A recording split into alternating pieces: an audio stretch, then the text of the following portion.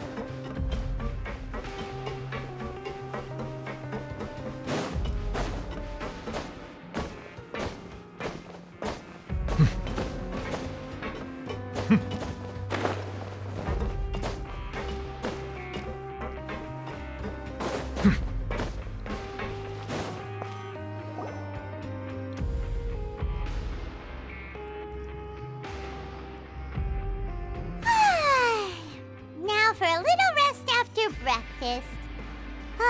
This is the life. Wait a sec. Isn't something important supposed to happen today? Oh, today's our big day! We're supposed to leave the Fortress of Mirapede! Come on, we've got to go complete the release procedures now!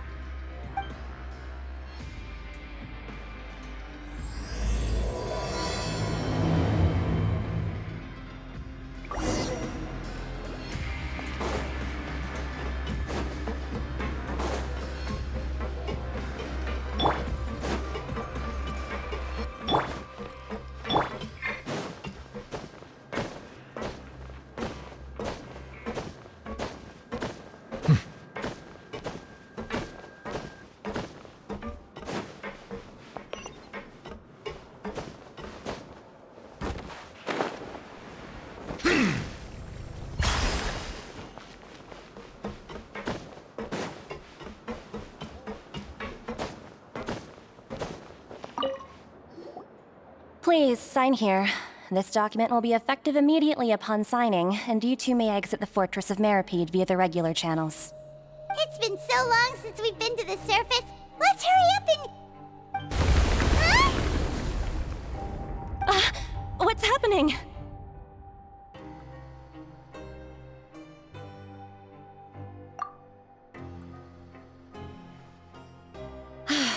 I'm fine, thanks. But I wonder what that tremor was just now. Let's go ask the Duke.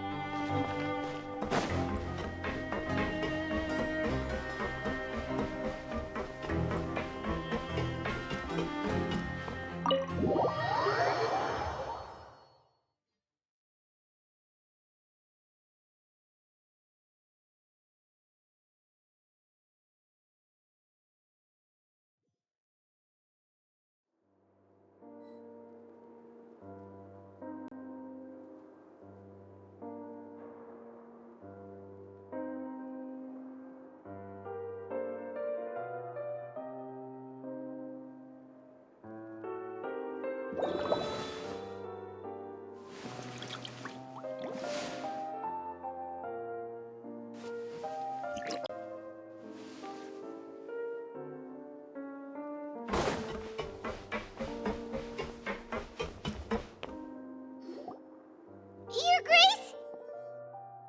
Ah, good to see you two. Is there something you wish to see me about? Yeah, what was with that earthquake just now? Ah, that. The tremor didn't originate from the seafloor. In fact, it seems it came from the surface.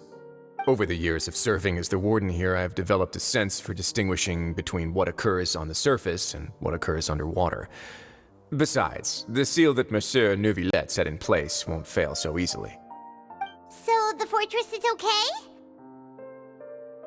If you recall our last incident, if there really were a problem, there would be crowds of inmates in a panic right now. Huh, you've got a point. Okay, seems we need to get back up to the surface and ask about what happened. By the way, do you know what day it is today? I believe today is this month's pipe cleaning day. Wait, seriously?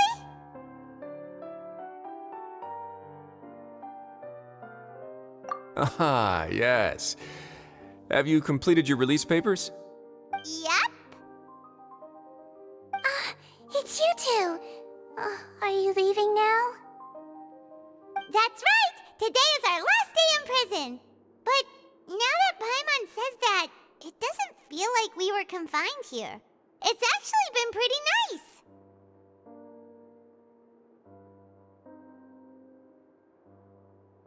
Oh yeah, Paimon feels fond of this place now. Then be sure to come back and visit. I'll miss you. If you've signed the release papers, then you're free to go. The guards will escort you out. You're not going to see us off? I knew you'd ask. All right, sure. Let's go. Well, you actually agreed. No worries, you must be busy. Paimon was just joking. Ah, so you do have a polite side, I see. After being down here for so long, I imagine you must feel like you're lacking companionship. Shall I come along too?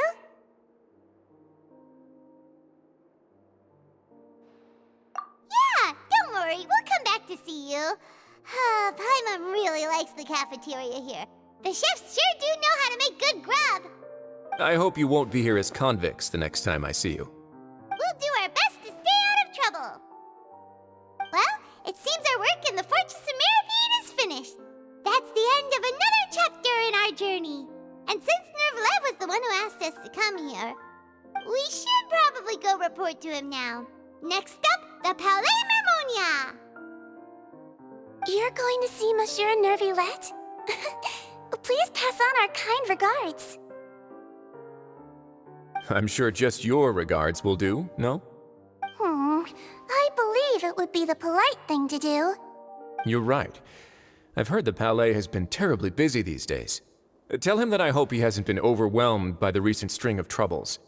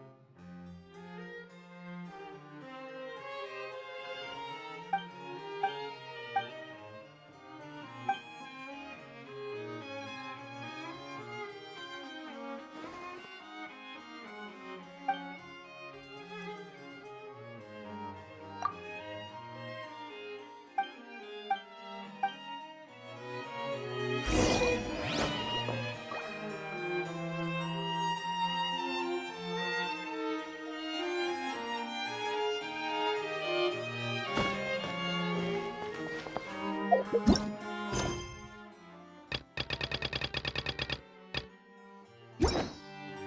newcomers are full of these.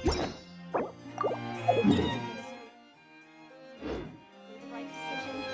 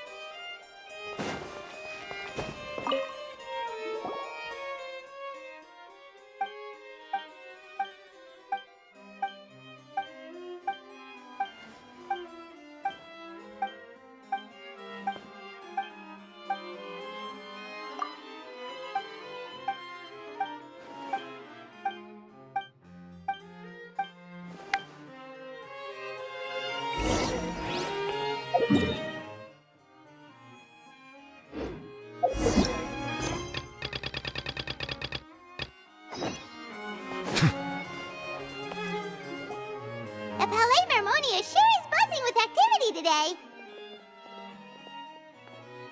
Halt! Huh? Oh, it's you two. Apologies. Monsieur Neuvillette did say you'd be welcome at any time. Excuse me, would you mind helping me take a look at this report? I'll be right there. Sorry, I've got my hands full here. You can see yourselves in.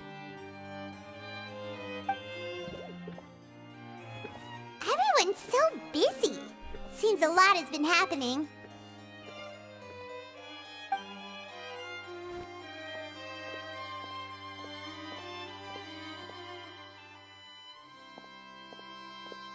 Neuvillette! Hello. You've come at the right time, but you'll have to wait for just a moment, as there are some urgent matters I must tend to first. In the meantime, please, have a seat. If you'd like to have something to drink, let the Melusine outside know. That's all right. We just ate. Very well, then. Let's take a break over there while we wait for him to finish his work.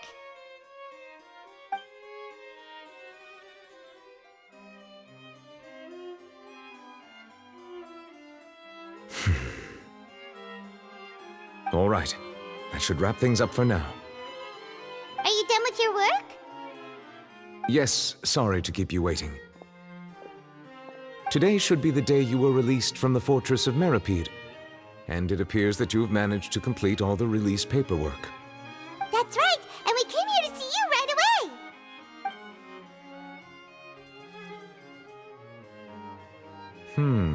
A massive whale. Do you have any idea what that might be? Judging from your description, that cannot have occurred in any ordinary waters, but rather something like the primordial sea. A whale of that size and shape cannot usually be found in the waters of Tevat. Therefore, we can only assume that Child is presently immersed in primordial seawater. Immersed in primordial seawater? But how? And is he okay?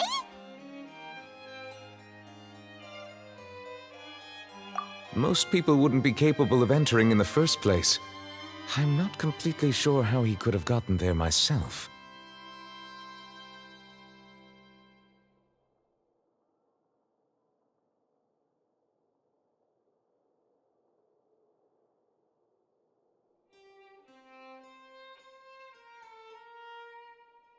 Yes? What is it?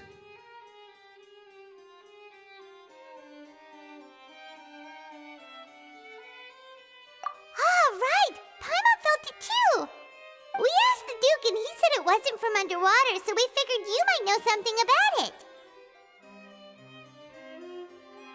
It turns out that I have just received a report about this particular matter. In fact, that's exactly what I was busy with a moment ago. The source of the tremor was here on the surface near Poisson. After the shaking stopped, the water levels in the Poisson area rose at an alarming rate. The water levels rose? Oh no!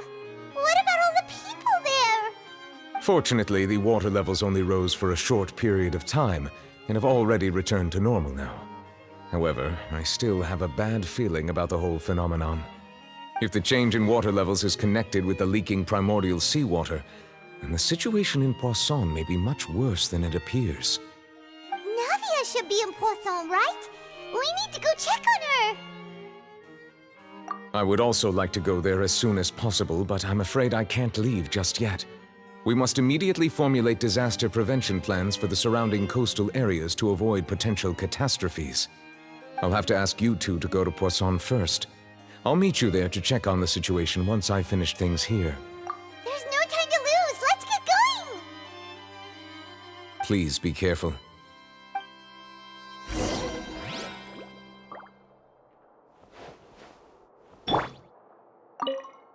The two of you have my thanks. If you need any help, just let me know.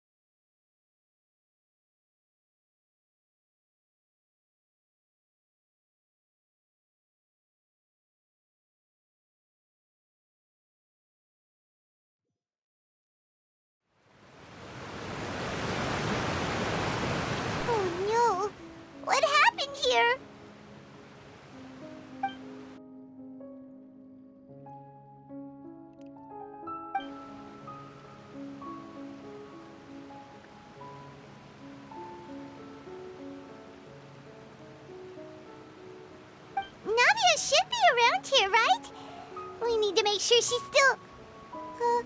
Hyma means we need to check on her.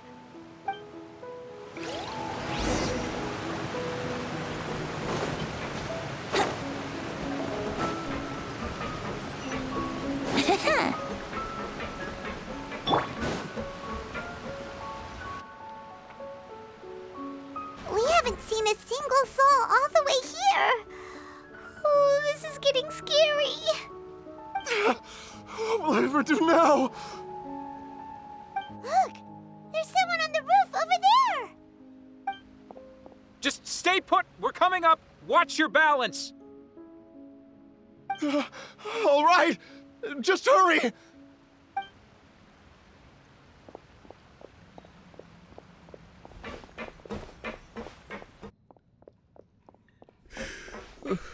I'm not young anymore. How will I survive on my own? My Desiree! Oh, he looks pretty sad.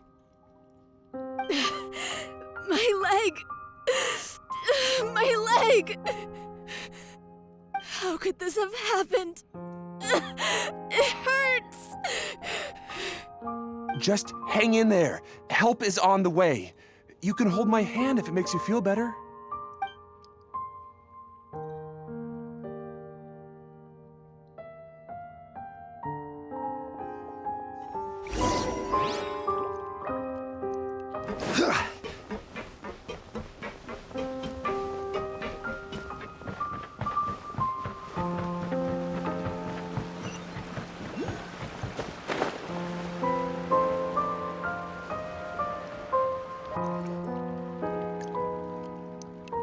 Oh, it's Navia. She's over there.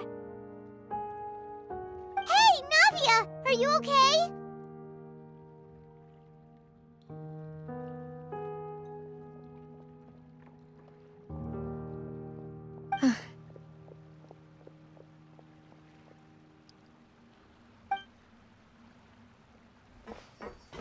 You're here.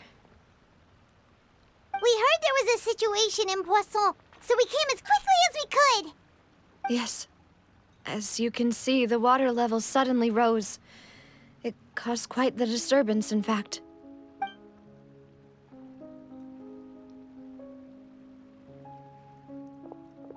Demoiselle! There was a wounded resident next to a building southeast of here. We've already transported him to safety, but we've run out of medical supplies. He's wounded? How badly? He fell, so it's probably a broken leg. He's pretty shaken up. When the water level rose, he desperately climbed up to the roof. Once the water receded and he saw the ground, he became terrified and eventually... He jumped down then. Find the leader of Squad 1 and tell him to take the wounded resident to see a doctor. He should know where to go. Understood. I'll take over his search and rescue mission in the meantime.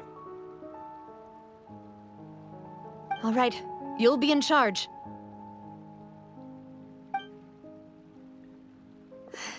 I'm sorry. Where were we? The situation in Poisson? Ah, right. Allow me to explain. A little earlier, we suddenly heard a loud noise. At first, everyone thought that something might have exploded in the waterways. But before we knew it, water started pouring out from everywhere. The rushing water seemed a little odd, almost like the unique color of primordial seawater. Some people didn't realize the danger and thought it was just ordinary water leaking from somewhere. Everyone on the street who happened to be close to the water didn't have a chance to escape. As the water levels rose, they suddenly disappeared. They were all dissolved. Those who realized what was happening started to flee in a panic, desperately trying to get to higher ground. Many were injured in the stampede, and some people fell from significant heights.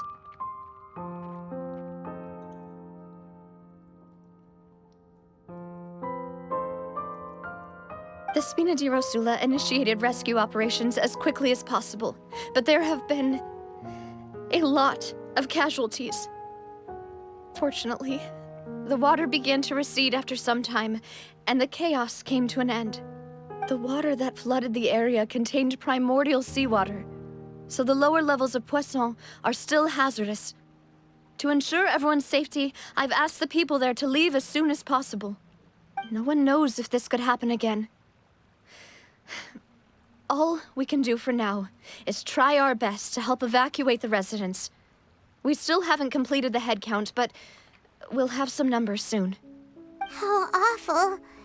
And all of this just came out of nowhere. It was quite frightening indeed.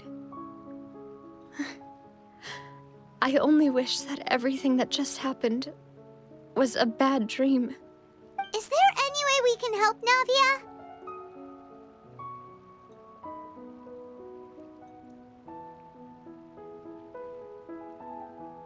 Thank you for being so willing to help in a moment of crisis like this.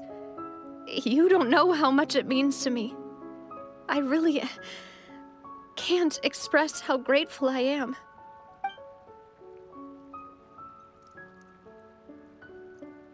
Don't say that, Navia. That's what friends are for.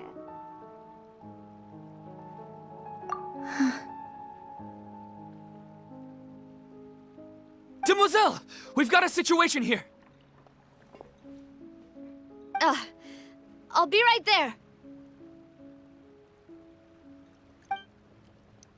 Sorry, I need to go for now. And off she goes.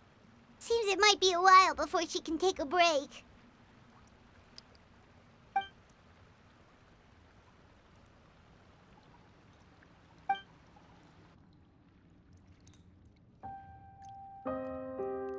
Okay, the wounded are being tended to, and we finished a preliminary head count. More support has just arrived, so I suppose I finally have a moment to focus on my own matters. Of course, we should remain ready for anything, and continue doing our best to rescue others. I'll be sure to have everyone at the Spina di Rosula ready to render assistance. Traveler, Paimon, would you two accompany me to my father's grave for a moment? Huh? Right now?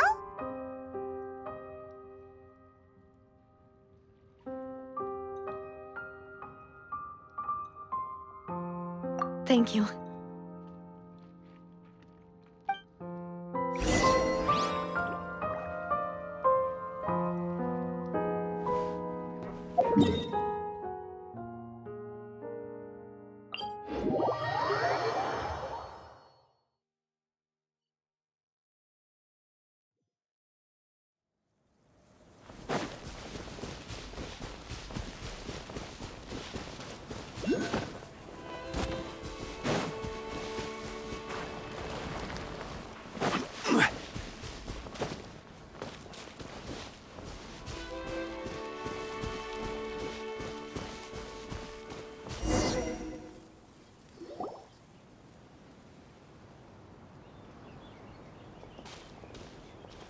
Not a lot of people here, huh? Well, given the time of day and the whole situation in Poisson, Paimon doesn't think there'd be a ton of people here visiting graves. Right. That's how things are now. The living are so exhausted that they've no strength to spare any words for the dead. Navia?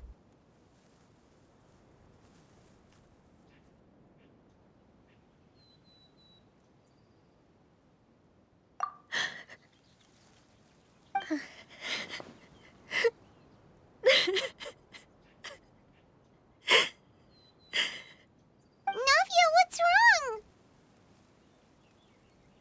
Sorry.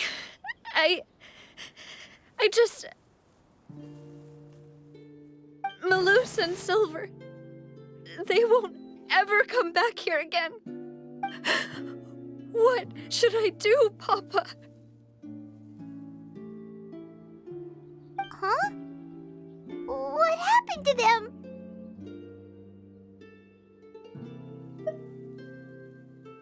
Everyone agreed on the rescue plan, but still, I was the one who initiated it. They were helping evacuate the residents, but they couldn't leave in time. And they were caught in the seawater.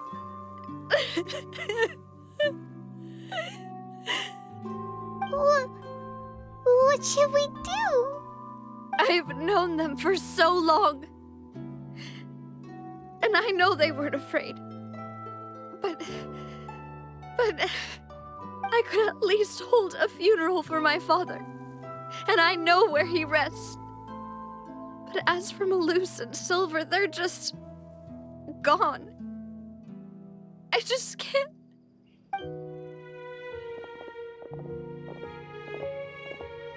Everything looks so clean after it rains. Even the gravestones.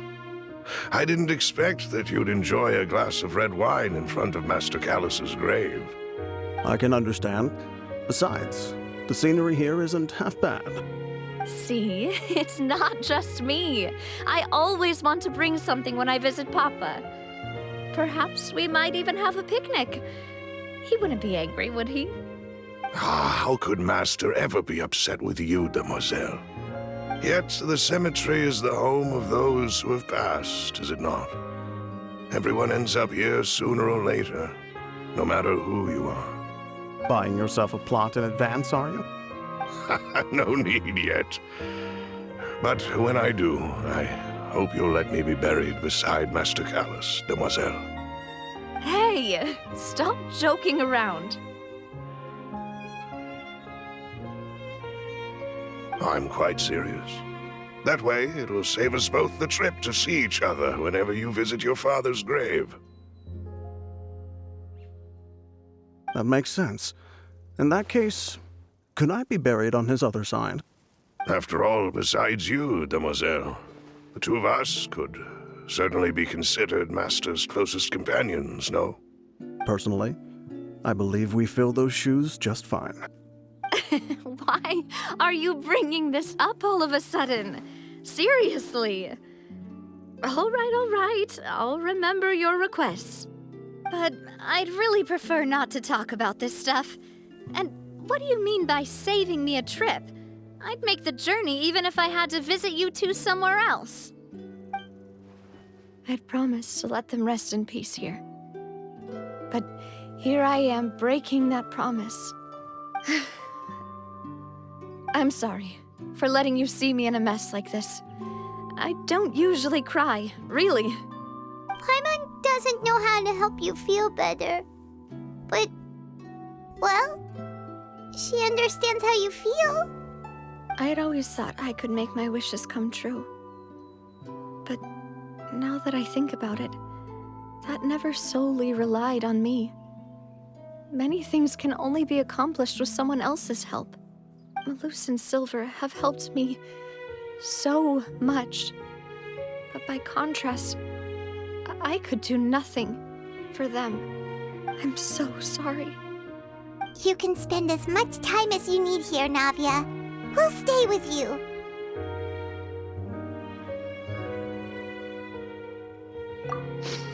Thank you. Right now, you don't know how much that means. By the way, you can have a look at this. It's a list of victims from the incident that took place here.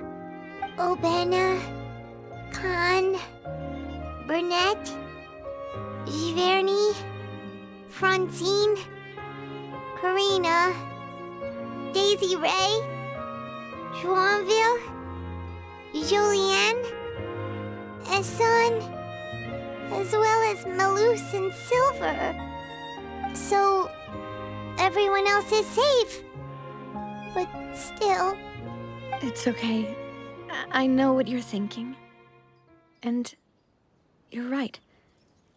We lost Malus and Silver. But we were able to save more than we anticipated. The overall outcome indicates that the cost was worth it.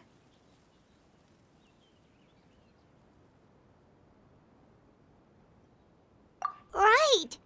Don't think that Navia. One person might be saved at the expense of another, sure, but that isn't something we should ever consider a trade. Malus and Silver were not the price for saving anyone. They're heroes. You're right. Thank you, Paimon. What you said just now was pretty amazing, actually. I'll remember your words. Oh, really? Seems you've become more eloquent in the time since we last met. The knave? What are you doing here?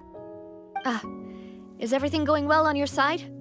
Yes, my people are carrying out the mission according to your request. All the residents of Poisson have been evacuated, and we're preparing to relocate them to higher ground. As for these supplies, we have everything taken care of. There is no need to worry. Thank you very much. Wait, do you two know each other? We just met recently. Right, Miss Navia? Usually, I would call this a coincidental encounter. But that doesn't quite fit this time. Besides, it never even crossed my mind that a Fatui Harbinger would come looking for me. Thanks to the Knave, Spina di Rosula received generous support from the Fatui, which allowed us to complete the rescue and evacuation work so quickly. Mutual aid is essential to fostering positive developments. We were already in the area, in any case, so it was nothing. That said, I must say that you're a lot sharper than you let on. I'm sure you understand what I mean. I apologize for all the ways in which I tested you previously. We've never worked with a Fatui before, and it's extremely important for us to know who we're working with. My subordinates have reported that Fatui soldiers have been observing water levels and taking head counts in various locations. I hear that they've also prepared a large amount of emergency supplies. I'm quite surprised. This is nothing to brag about, nor do I intend to. It is simply the way of powerful organizations to act forcefully, whether they are doing good or ill. You've witnessed that firsthand, in any case. As I've told this traveler before, I know of the prophecy, and I intend to prevent the impending disaster. Lending your organization a hand was a natural first step in accomplishing that. As such, do not be troubled by this token of our sincerity. Perhaps one day, you'll also be able to help me in the same way. Without your help, there would have been many more casualties. I won't forget your kindness. Furthermore, I sincerely regret what happened to Malus and Silver. I only wish that my people could have arrived a little earlier to prevent this from happening. Don't say that. You and your subordinates did everything you could. As Paimon said, Malus and Silver didn't choose to sacrifice themselves for any specific person. And they weren't the price paid for other salvation. They chose to become heroes themselves. I've never liked hearing people put it that way. It's like trying to relieve pain by saying some noble-sounding words. But right now, there's nothing more suitable. They really did become heroes. You're right. I'm sorry for your loss, Miss Navia.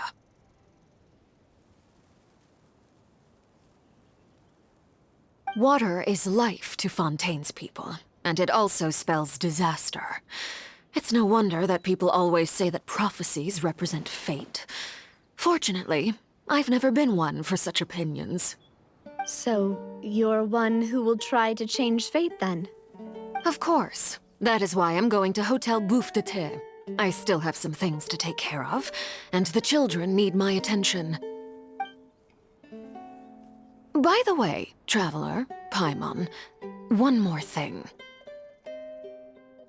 Alright, then we'll just... Huh?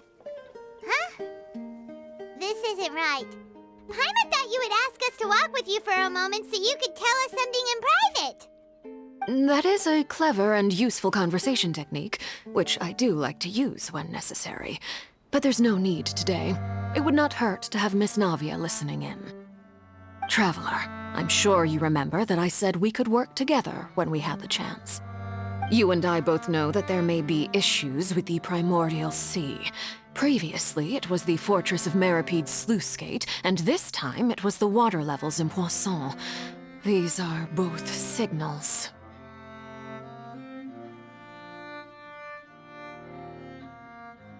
Indeed. Allow me to share the latest intel I've received from the House of the Hearth's intelligence network with you. During some recent investigations, a child claimed to have discovered some ruins near Poisson. The ruins date back to ancient times, and seem to be worth investigating in many ways.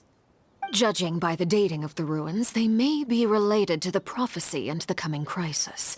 The situation is becoming more urgent, so any pertinent information will prove extremely precious. My people initially came to prepare for ruin exploration. Unexpectedly, this disaster struck, and at present, we're all busy prioritizing the rescue effort. So that's why the Fatui were already in Poisson. I wanted to take the children along, but unfortunately, Linny, Lynette, and Fremine have all been dispatched to higher ground to assist affected residents. Linny told me that outside of the house, the person they trust most is you. Which is why I want to give you this task.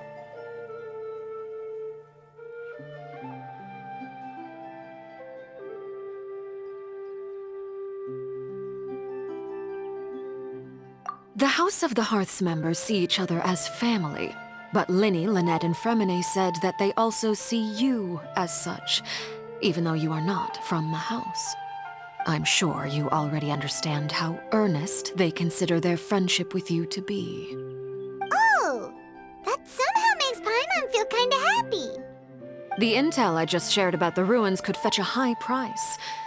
But since the children consider you family, it's only natural that I freely share it with you. Got it! So all we gotta do is go to some ruins, right? We can handle that.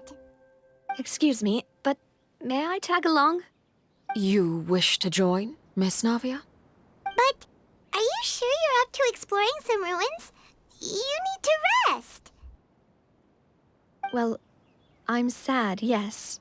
But I can't just go back and plop myself into a chair by the roadside and do nothing. There's no point in being depressed while we still have a disaster on our hands. As my father's successor, I must live up to the hopes he had in me. Besides, I'm also doing this for myself. I need something, a distraction, to keep my mind off Malus and Silver.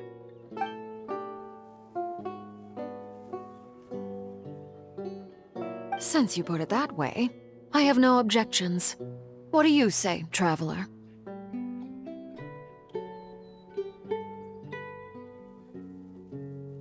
All right. The ruins are to the south of Poisson. Here's the map.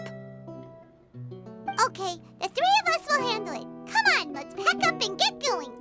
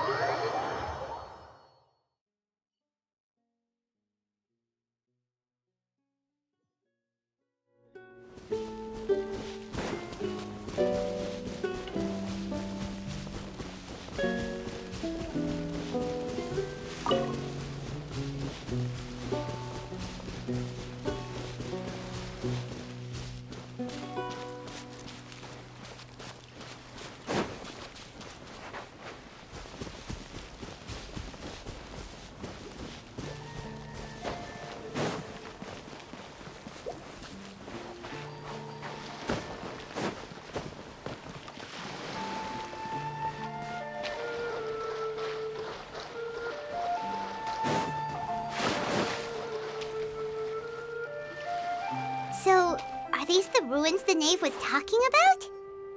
Whoa, talk about old. They seem to be pretty ancient, all right. Let's go in and have a look. Just be careful.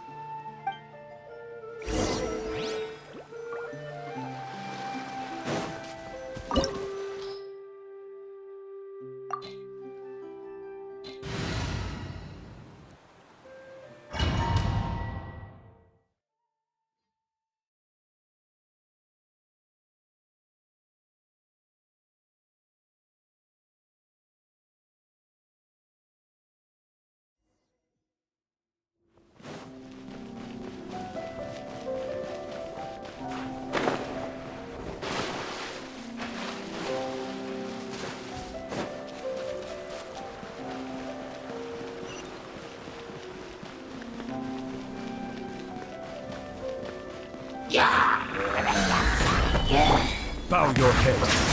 Here we go! Think you can get away?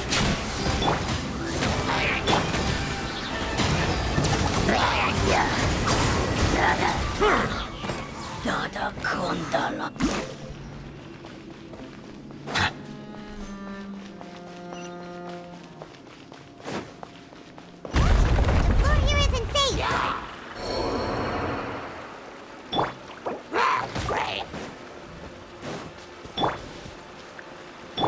Crumble! Oh, it's revealed. Yahoo! Silence!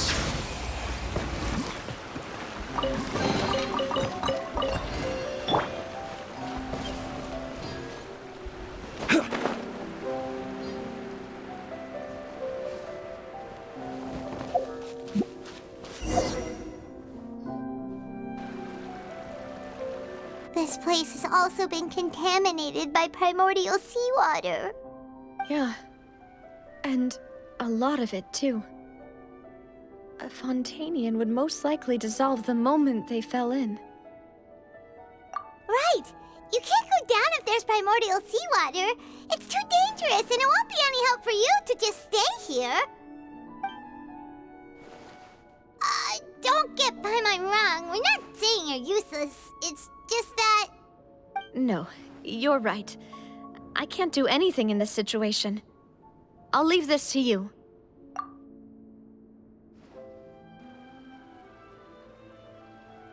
That complicates things. Maybe the only way left is forward. In that case, do you want to wait for us here? The water levels here are unstable, and there's a chance the water will rise. So staying here wouldn't be safe either. I'll go together with you. Perhaps we'll find the exit just up ahead. All right. Come with us for now then, but please be careful.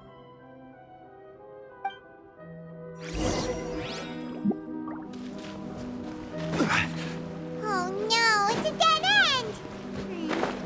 Let's try climbing over from the side.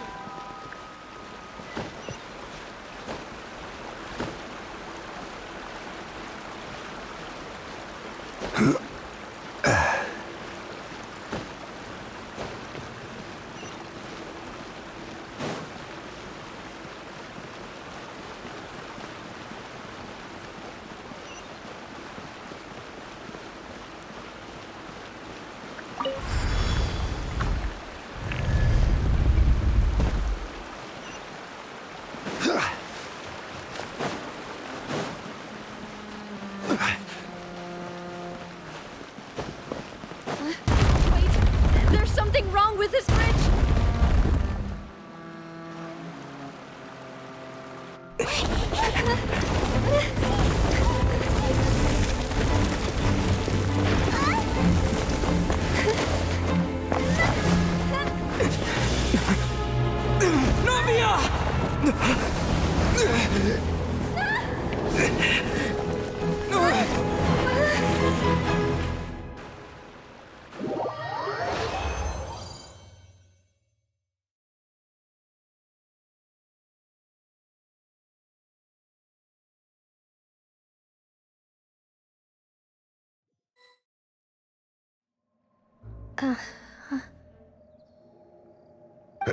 Demoiselle? Huh? Demoiselle, what are you doing here by yourself? Would you be standing here till dark if I hadn't come to get you? Maybe she just wants some time to herself, Maloose. Oh. Was I sleeping? Yes, it would appear so. I must be tired. That's quite possible. However, you were the one that suggested we go out for a walk. Oh, right. I nearly forgot. It must have slipped my mind when I dozed off. I haven't had a nap today yet. Have I? This is a familiar feeling, yet something's a little strange. Is something the matter, Demoiselle? Oh, no. No, I'm fine.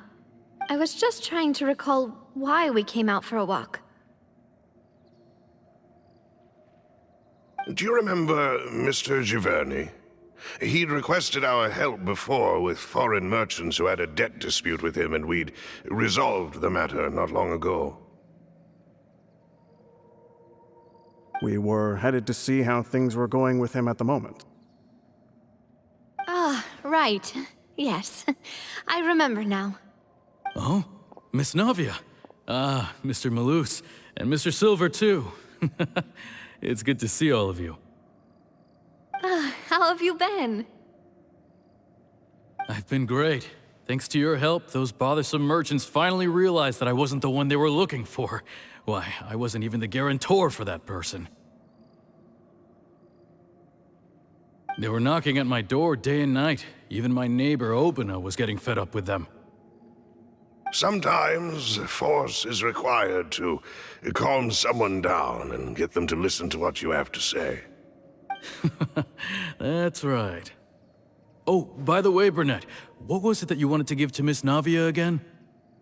Oh, yes. One moment, I have it right here.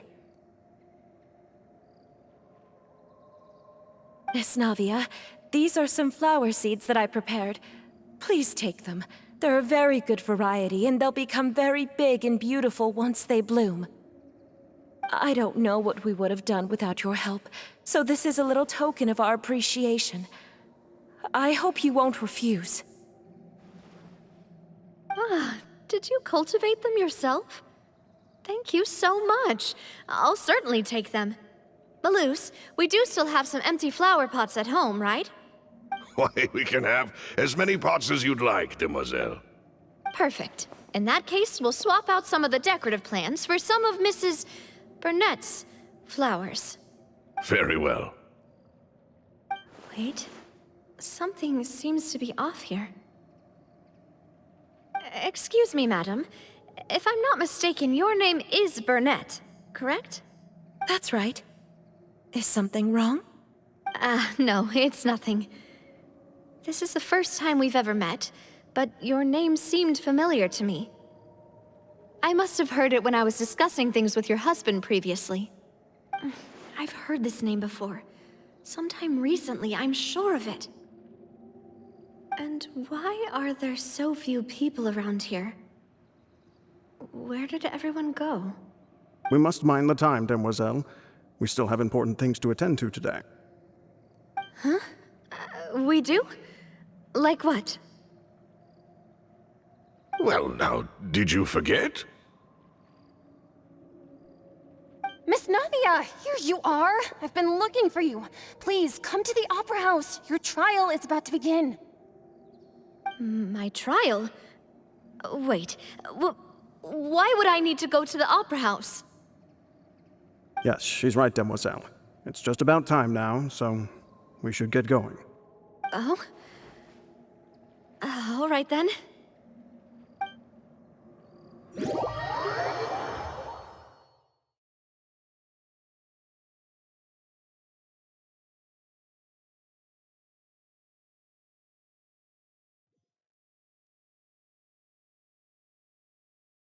Look, it's Navia! She's here!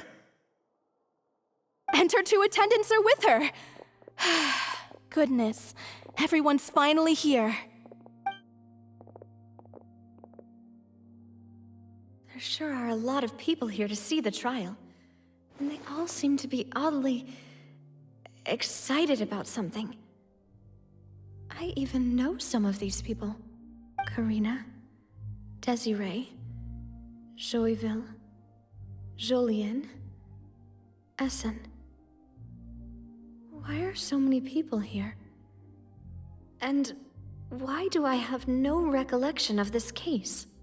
And as for the judge... huh? Where's Monsieur Neuvillette? Please sit in the defendant's seat. Don't worry, Silver and I shall accompany you. All right. But are you sure you can stand behind me?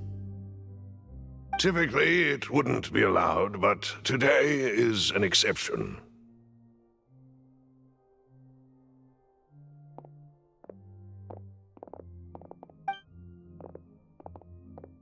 What kind of place do they think this is? Come on, do they have any idea what they're doing? Seriously. Enough with the whispering! Could someone please tell me where Monsieur Neuvillette is, and why I'm standing trial? My dear Miss Navia, have you not yet realized what you've done? In that case, allow me to explain. As all here know, you are Master Callus's successor, the head of the Spina di Rosula, someone held in high regard by every soul in Poisson. After you took over the Spina, you treated all of us just like the late Master Callus had. If anyone in need reached out to you for help, you responded.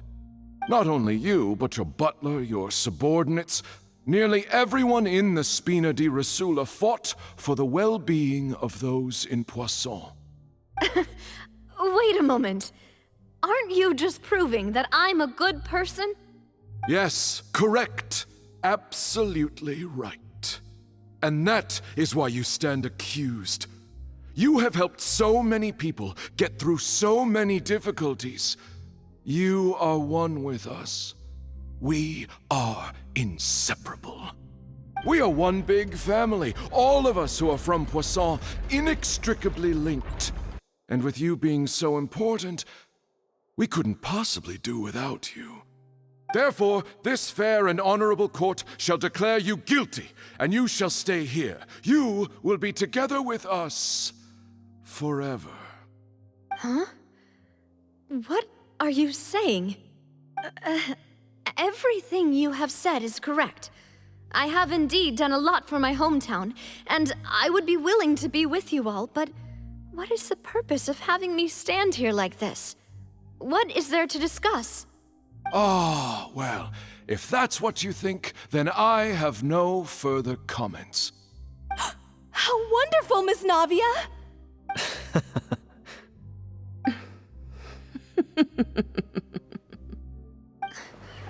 I know all these people. Why are they laughing? I seem to remember now. Yes, I get it. This trial is... Wait just a moment. This isn't right! Melus? What was that, Mr. Melus? Our conclusion is very clear and unanimous. Let the court judge her now. She's guilty! Stay here, Navia! You're one of us! Demoiselle, don't admit guilt. This trial means to keep you here forever. I wish to exercise my right to defend Our Lady. Mr. Joinville, you only know of Navia's goodness, but nothing of her utterly independent mind. She was born a free and independent spirit. She has never been tied down by anything. Indeed, even the death of Master Callus couldn't stop her. Her actions cannot serve as proof that she identifies herself as part of any group.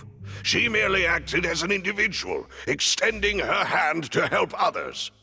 Please do not mistake her actions as being otherwise. Really? As an individual, you say? Don't forget, we are all Fontanians here. This is the nation of justice, the nation of Hydro. Even if Miss Navia only voluntarily rendered her assistance, that doesn't change the fact that her beautiful soul must return to everyone. Water accepts all, blends with all. It will surely accept her kindness.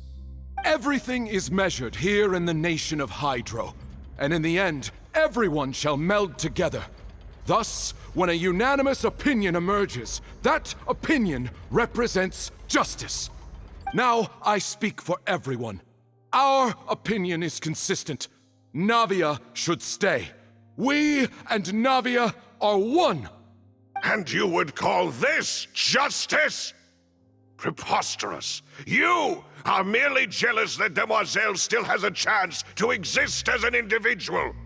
Have you forgotten how much you all once longed to become individuals, to become independent? Do you mean to defy our justice? If your justice is flawed, then why should we acknowledge it? As you said, we can also have our own justice. Silver and I shall defend Demoiselle. And that is how we will enforce justice. Ugh, my head... It hurts. Demoiselle. Silver, it hurts. My head is spinning. All I can see is stars swirling in front of me. I remember now. Everything that seemed odd from the very beginning.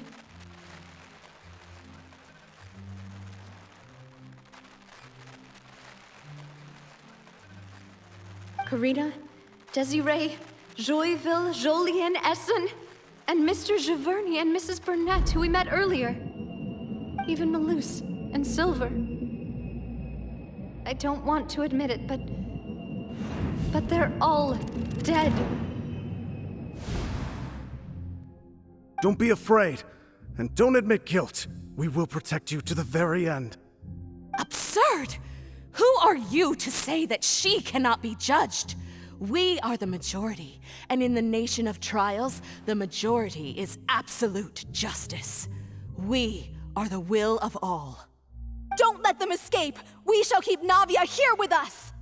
Mr. Malus and Mr. Silver, must you be so stubborn? How could the two of you possibly hope to stand against the collective? Do not resist. This judgment is fair and just. Navia belongs to us. After all that happened, she should not be left alone in Poisson. What are you saying? No more excuses! He says we're jealous. Jealous? How could she possibly be an independent individual? What's with these people? Who's jealous of her? She belongs to us! Miss Navia, she... Silence! That's...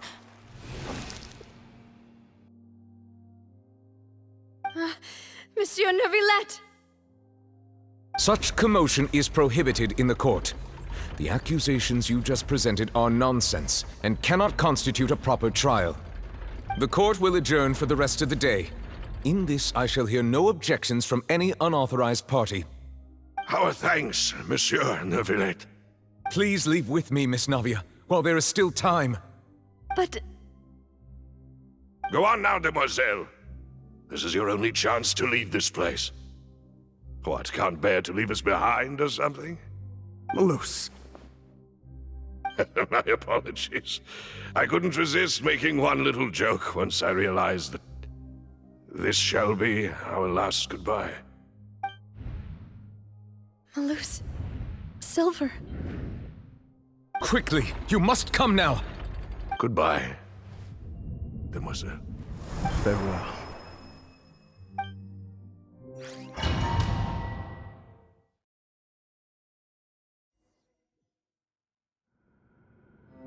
No, wait! Just a second! Navia? You're awake. Good. I must have been dreaming. Malus and Silver were still alive, and they were defending me at some insane trial. It looks like you're all right.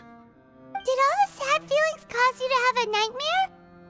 Paimon could give you a hug. The ruins you were exploring suffered a cave-in. When I arrived, I found you falling toward the water. You were just about to be dissolved within, but I...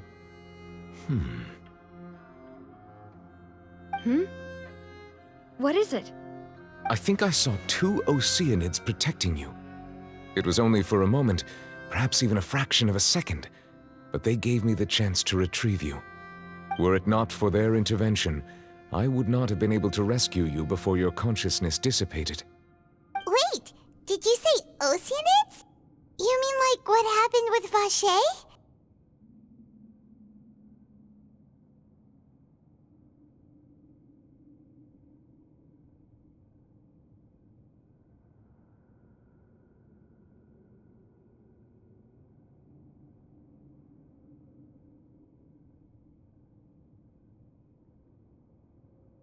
Perhaps those two Oceanids were the people you saw in your dream. I always told them that they didn't have to protect me. To think that they'd keep doing so even after death.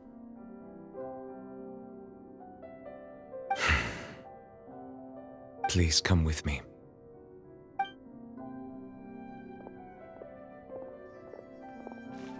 Neverlet, are you okay? Hmm? Oh, I am quite all right. Perhaps there's something we could chat about? Why do you look so stiff all of a sudden? Oh, Paimon knows. You're the type who feels awkward when there's nothing to talk about, right? I merely thought that we should give Navia some time to herself. Huh? Why didn't you just say so then? Don't you think it's even more awkward to call us over like this and then have nothing to talk about? I suppose so.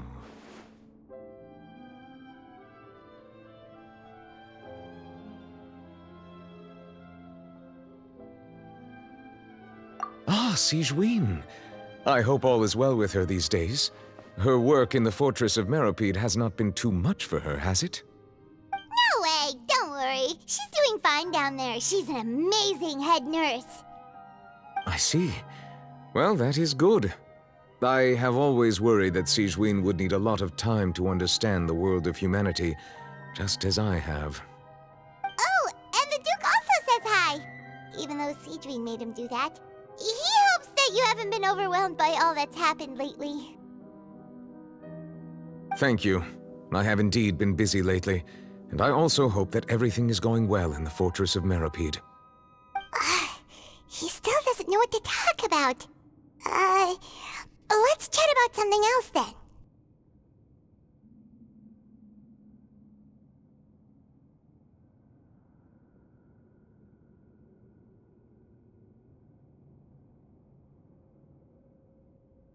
So, Neverlet, you're probably quite the swimmer, huh? Yes, of course. This isn't going anywhere. Let's try something else. How did you find these ruins? Did the knave tell you? Yes, in fact. I had arranged to meet you in Poisson, but when I arrived, I discovered that the Fatui were helping the residents evacuate. They had even transported a large quantity of supplies to the area. Amid my astonishment, I ran into the knave, and we had a chat. She informed me that she had asked you to investigate the ancient ruins here. Yeah, we originally planned to meet up with you, but we thought you might still be busy with all those official documents. We didn't think exploring the ruins would take very long, and who would have thought you'd wrap things up so quickly?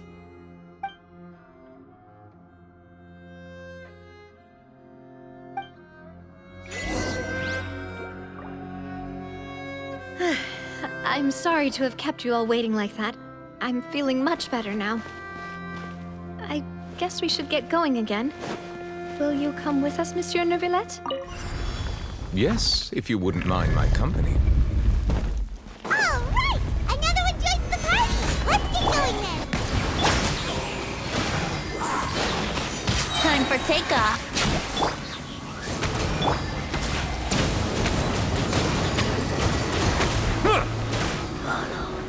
Nada Kundala.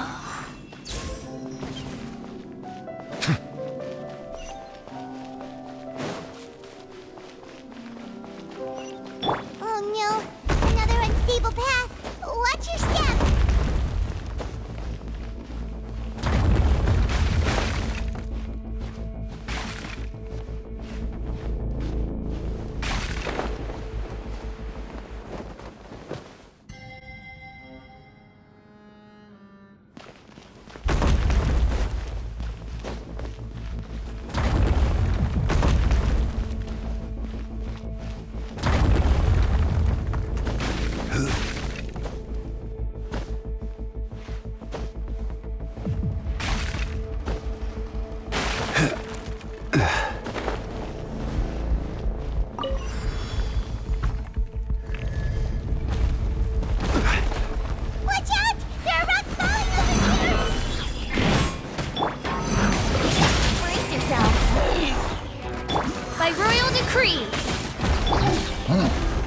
sanctified.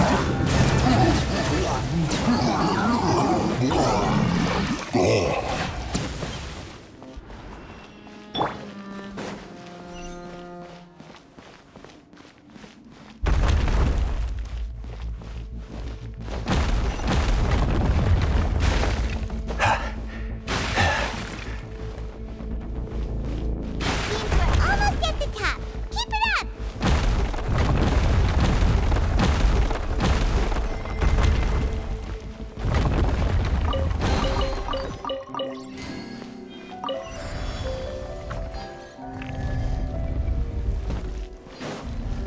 Yeah. Solidify! Settle down! Think you can get away? Oh, it's revealed by... The tide's beckon.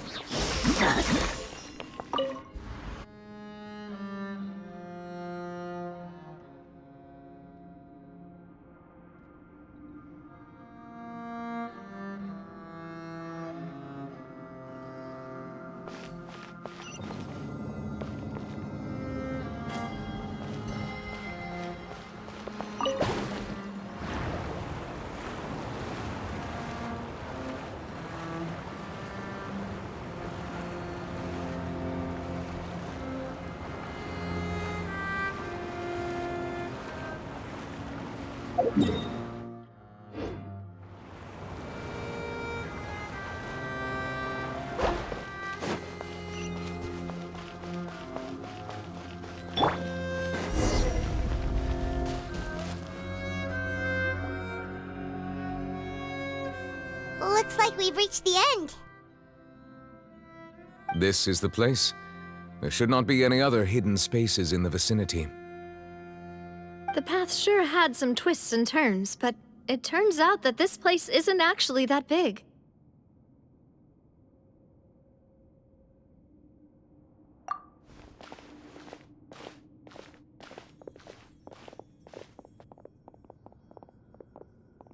Stone slates. It seems like they were put here as an offering. Could we take them down and have a look? Perhaps we should just leave them be for now.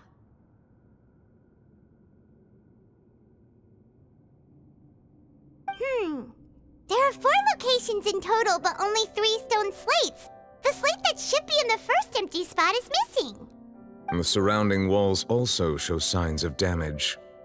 There's something written below. Let Paimon see. Reason dictates that this nation be destroyed. I shall record the history of its future here in its past. Say what? It feels like someone left these slates and these words here for a purpose. But does he mean that Fontaine should be destroyed? That would fit the circumstances dictated by the prophecy, yes.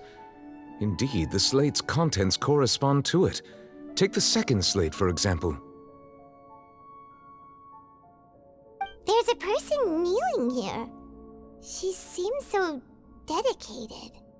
And there's a whole bunch of other people behind her doing the same. She's facing this... what is this? Some kind of island in the sky?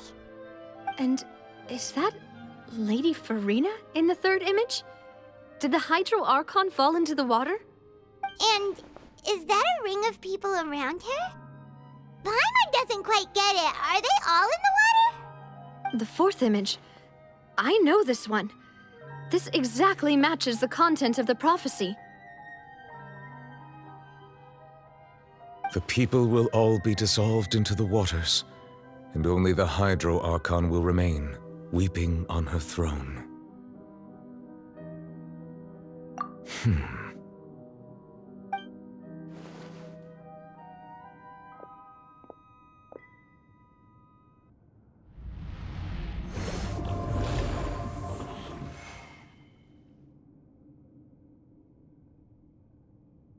More information should be hidden in these slates, but I fear I cannot easily uncover it, most likely due to us missing the first slate. I am very sorry. Don't blame yourself, Monsieur Neuvillette. Deciphering ancient stone slates isn't one of your duties. Ooh, Paimon's getting the chills just looking at these slates. This says that it's the history of the future, right? That means the prophecy's sure to come true. I really hope it doesn't mean that. Still, Paimon feels like these images are kind of weird when you look at them together. Huh.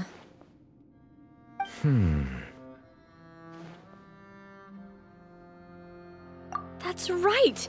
If the images are in chronological order, shouldn't the fourth, the waters drowning Fontaine, come before the third, where the Hydro Archon herself falls into the water? And yet the order is reversed here.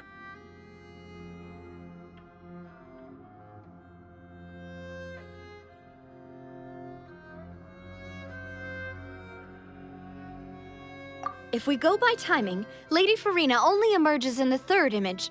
That means that the person in the second image might be the previous Hydro Archon. Egeria, then. I had never met her, but her appearance here does match the records. The previous Archon kneeling before the floating island in the skies, as if confessing a sin. Did she herself commit that sin? And if not, why would she be in such a posture? Also, I'm still wondering why these ancient stone slates are here at all. Judging from their contents, could this place be the origin of the prophecy? Does that mean that someone, or some people, once saw these slates? But who would have created these slates and left these words here?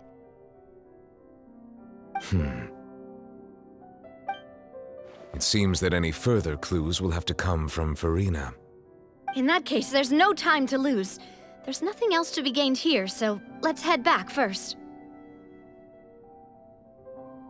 Yeah, we better get somewhere safe for now.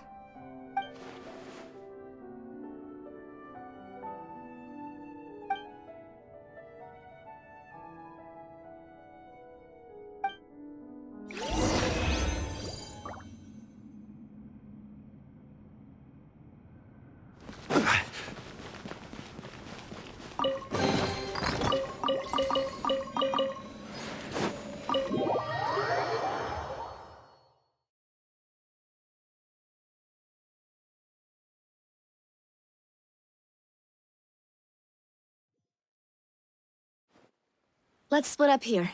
I'm going to check on what's happening with the Spina. You know how it is. There's some things you just need to be there for yourself. You still have energy for that, Navia? Paimon's already beat. Just head back to the Fleuve-Cendre and have a rest then. Thanks for keeping me company all this time. I'll depart as well. Thanks for your hard work today. Rest well, everyone.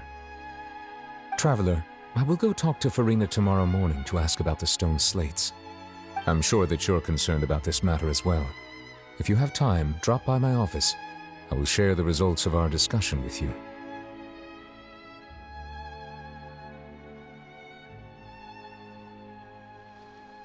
Are you really gonna talk to her about this directly? Will that be a problem? Paimon's getting a little scared now that it's come to this. She has long been harboring secrets and will not give them up easily, which makes it all the more my duty to ensure that she understands the present situation. All right, we'll leave it in your hands then. You're probably the best person to talk to her anyway. I will be carefully considering my words tonight. Traveler, Paimon, our safe house at the Fleuve-Cendre is always open to you, as ever. So please don't think you're an imposition. All right. I'll be on my way then.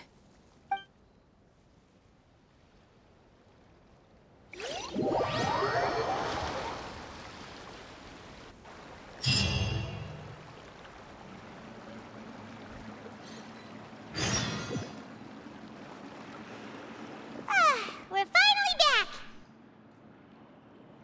Welcome back. We've got a special menu prepared for you two tonight. Yay! And there's good food too! Navi, is the best. Ooh, desserts. Nice. These are all Paimon's. Paimon's already starting to forget what happened today. Oh, that voice. Is that who I think it is? Huh? It's you two. What are you doing in Fontaine?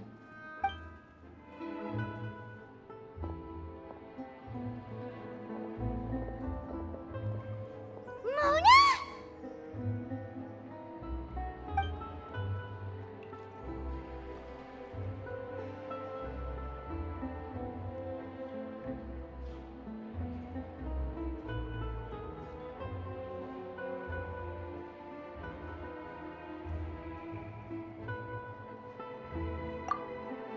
Seriously, nobody just uses a scry glass whenever they've got time to just see who they'll meet on the road. Still, we didn't expect to see you here. Wait, you're not a Fontanian, are you, Mona? Well, I have some business to attend to here, so I booked a hotel in the city. I was just out for a stroll when I bumped into you. Quite unexpectedly, if I might add. Why did you think I was from Fontaine, though? Is that because Magistus doesn't sound much like a Mondstadter surname? Yeah, let's go with that. Well, I used to have my own surname, which was, well, some other thing. Either way, the old hag told me when she took me as her disciple that the first step to being a great astrologist's pupil was to change that name. There was nothing for it, really. She really is amazing at astrology, so I changed my name to what it is now according to her wishes. To my surprise, however, Magistus is not the name of some ancient house or clan. It isn't? Nope. Although it is used by us in place of surnames, it generally just means great. Wow! Imagine including a boast in your name. Wait, are you gonna have to put that into your genealogy as well? I reckon so. In any case, I'd give my disciple a name like this as well, if I were to take one. Astromancer Barbeloth Trismegistus. Whoa, that's a long one. Does it also mean great or something? My name means Mona the Great Astrologist. As for the old hag, hers is, in plain speech, the thrice-as-great Scholar of the Stars. Just take it as a title specific to astrologists. Thrice as great? That's so petty. I know, right? That's just how she is. She used to call herself Magistus, actually, but when she took me in, she changed her name to Trismegistus. Talk about excessive. Magistus is thus the calling card of our school, so to speak, which makes it about the same as a surname. It's all right if you don't get it. You can look into it further should you need to study astrology more deeply.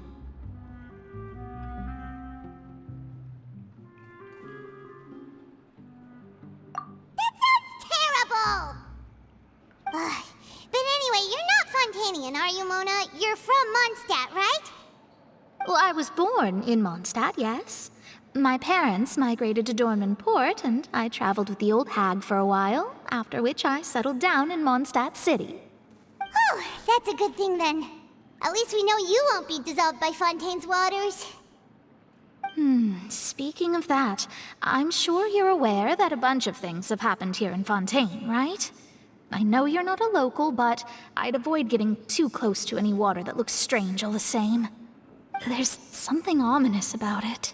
Well, the water, I mean. That was the main reason, yes. Just a while back, the Steambird invited me to take part in a panel and speak about the circulation of the prophecy as an astrologist. The invitation was sent quite early on. I don't think anyone expected Fontaine to be in this much trouble. What do you make of that prophecy, Mona? Just tell us what you think as an astrologist. Your word would go a long way to make things more certain and less scary. What I can tell you is that I'm an astrologist, and that this prophecy concerns the fate of Fontaine. even that of all Tevat. Ascertaining this is akin to reading the fortune of the whole world. I'm afraid that this is not something that just anyone can do. If I could do it, you would no longer call me an astrologist, but a visionary. But on the flip side, the prophecy is so huge and powerful that it must surely come from a powerful visionary. Its contents involve the fate of the world. Disregarding it would be a mistake. A visionary? Sounds really powerful and all, but does such a person really exist? Of course. The old hag could do it, and I'd bet there are others amongst those Hexenzirkel colleagues of hers who could do something similar.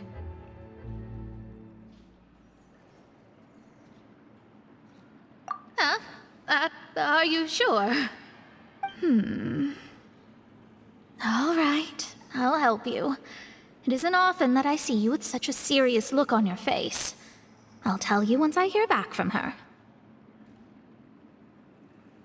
Thanks, Mona! You're amazing as always!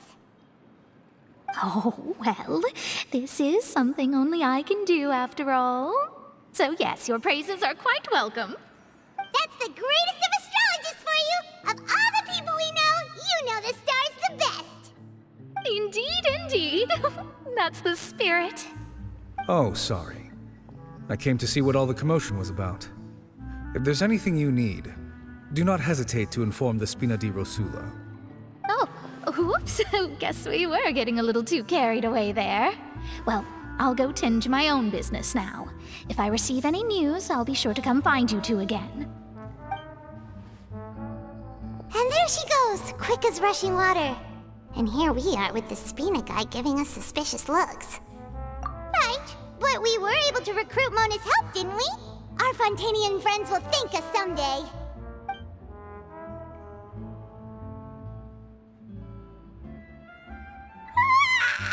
Good morning. To be honest, I'm still feeling kind of sleepy.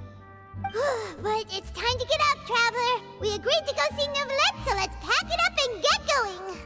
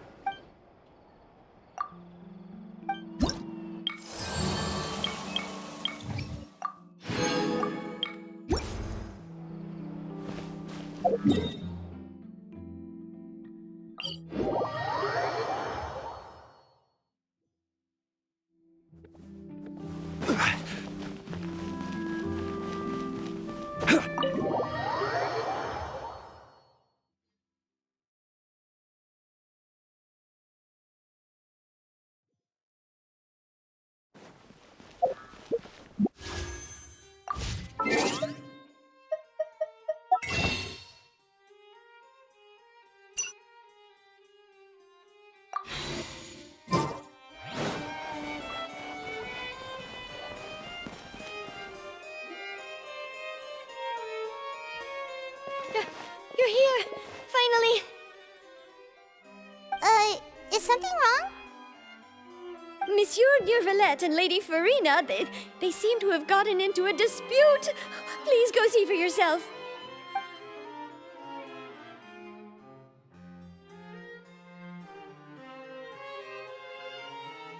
Like I said, I've already explained everything! And yet the problem has not been properly solved. There is little space for excuses between us.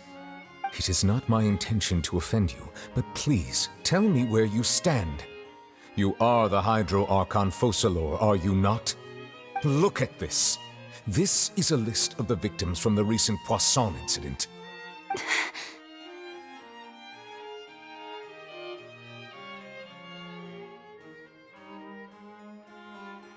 You mean... they're all...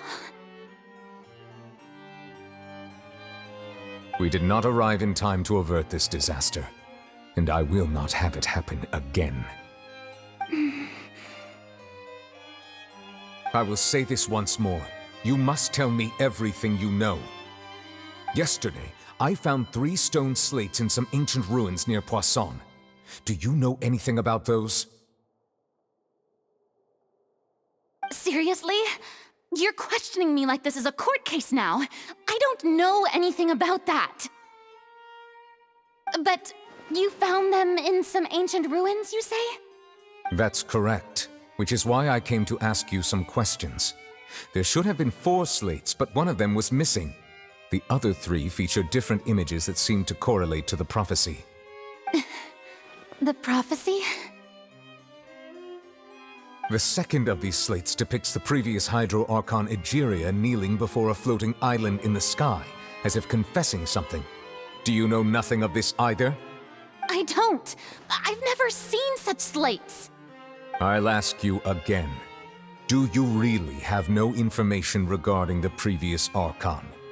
My deciphering of the slates indicates that the Hydro Archon Egeria once had to confess to, or apologize for, a certain sin. If anyone would know about it, it should be you. All gods don't have the same secrets, you know. She was herself and I'm me. Is it really so strange that I know nothing? I understand your concerns, but I'm sorry. I just don't have anything to tell you. Forgive me for saying this now, Lady Farina, but I have long known of your various secret investigations into certain matters. There are several indications that you have been investigating the prophecy on the sly. This is not strange in itself, considering that you are the Hydro Archon. But it is strange that you should also claim to not know any of Egeria's secrets, as well as do nothing following your inquiries. You have never been as superficial as you have presented yourself to be, nor are you a fool. And yet, your behavior is very inconsistent.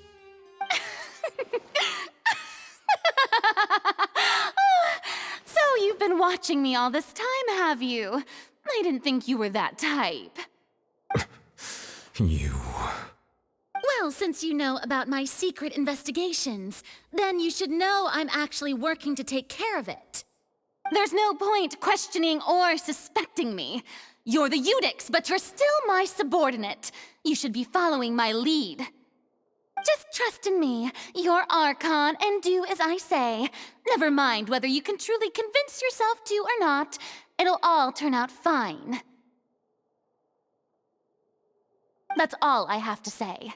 We do not discuss this matter again.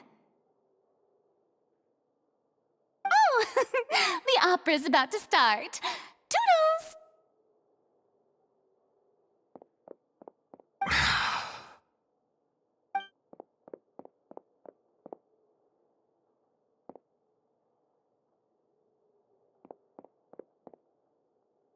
Did Farina not notice us standing by the door? Wonder what's up with her. She was smiling.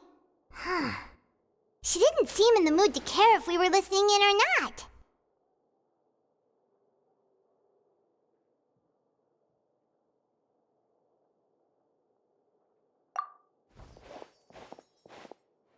I assume you've been outside for a while now? Oh! You noticed! Seems Farina didn't even realize we were here. She was in a great panic, though I cannot discern the reason. Our discussion reached impasses time and again, a state of affairs that we cannot allow to continue. Still, I do not understand. Dialogue is the basis for understanding, so why did she keep refusing to engage?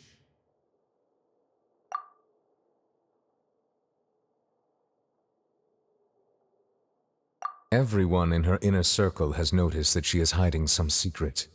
The issue is her attitude. I fear that she will not reveal anything unless absolutely forced to. We may have to create a situation in which she will have no choice but to speak. Oh? Like what? Normally, people will only reveal the truth when standing trial. Perhaps we must have the Hydro Archon experience just such a scenario. But Farina's seen so many trials, and she's really good at dodging questions. How do we make sure that she won't just slip away at the first chance she gets. We will need to consider this thoroughly, join forces with various parties, and then do what we can. If at all possible, I would prefer to recuse myself from this affair, but we must prevent the prophecy from coming to pass. This may be cruel to her, but all Fontaine is in crisis. The information a god possesses is too precious, and so we must take a chance on this. But who will lend us their aid to do such a thing?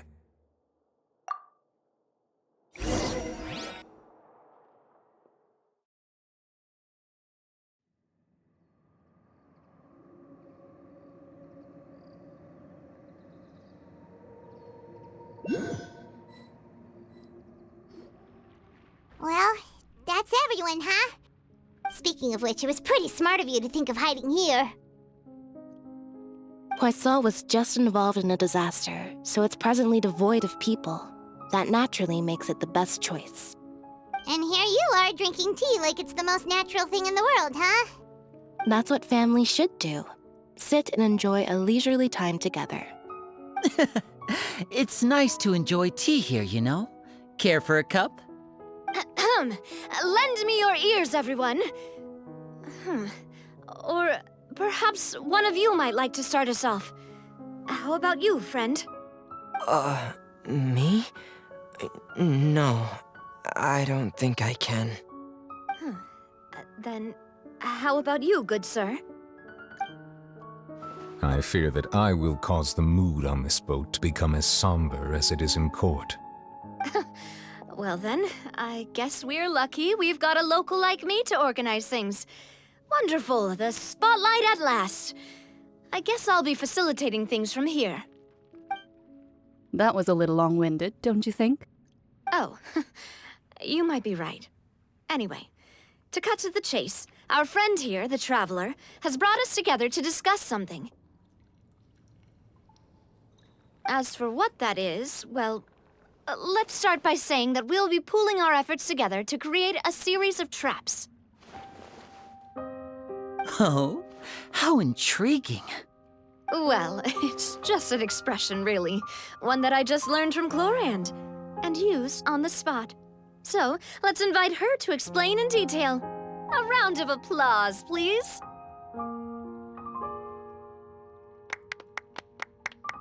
Huh? Didn't you say that you would be facilitating this? Oh, come now. Your work doesn't involve much public speaking, right? This is a good chance to practice. You might even pick up some fancy oratory tricks to impress your boss with in the future. I see. And what does my boss say? He is glad that you consider him your boss. Do go on.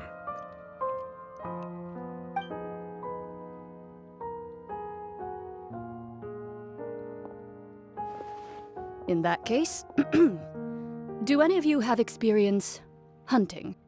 Not that I recall. Fremine and I once used a wooden stick in a basket to catch wild rabbits when we were younger. As for Lynette, oh, right. You were sick that day, weren't you? I've also gone diving to catch some fish before. Does that count? I'm afraid not. You may or may not have heard, but Fontaine once played host to a group known as the Marechaussee Hunters. Though that was their name, they did not hunt animals, but rather various monsters left behind by the ancient dynasty of King Remus. Today, Fontaine's monster population has already thinned greatly, so the hunters have blended back into society, taking up arms in other lines of work. They even left a unique methodology of hunting in their wake. A trap comprises of the following components: bait, a trigger, and a containment device. Sometimes a lethal implement will also be necessary to deal with the prey. So, if we were to build a trap together, right now, what would you choose to build it with? For me, I would prefer something basket-shaped. Pigeons and rabbits will see the bait and naturally enter the snare. Our line of work requires a deft hand, and we're some of the best in the industry, so you can count on our techniques. You used some of those techniques while moving the people of Poisson, didn't you? My subordinates mentioned that you even performed some magic for the bawling children. Yes, and I even managed to gather some intelligence in the meantime. I'm quite the multitasker if I do say so myself. I'm afraid I can't claim that as my strong suit. I prefer more stable methods, like placing bait in the water and waiting for the fish to come within reach. That's the kind of method I would count on. Calm and steady. Exactly the kind of person who would catch loads of fish. And I can be their assistant. With discretion, I'm sure. I'd probably use some sort of mechanical animal. Papa once bought me some small clockwork squirrels, mice, and such. When placed in the forest, they can attract others of their kind. I remember that you liked those too, didn't you? I did. And that would be a good way to go about it. If they're realistic enough, animals of the same kind will follow them all the way to the trap. What about you, Monsieur Neuvillette? I fear I do not have any related experience. That makes sense. You usually solve problems directly, without the use of any such tricks. But I do have one more question for you, Monsieur. If we were to create a trap now, how would you design it? I would like for it to be effective, but bring no harm to the prey. A more gentle trap would be ideal. Kind, as always. However, our intention doesn't necessarily change the containment device and the type of implement we need. If we wanted to kill the prey in one strike, we would need a powerful implement. However, that also goes for prey that must be captured and safely contained. Wait, why's that? Only a hunter who's a true expert at subduing their prey can snare it without harming it. The line that divides life and death is often exceedingly thin. So are we going hunting together? We hadn't thought of seeing ourselves as hunters. It kinda works, but maybe it's still not the best metaphor. If our means of capturing and dealing with our prey is to put them on trial, then the hunting metaphor is actually quite accurate. But we shall require much more courage than any hunter to judge a god, a being whose seat is an exalted throne.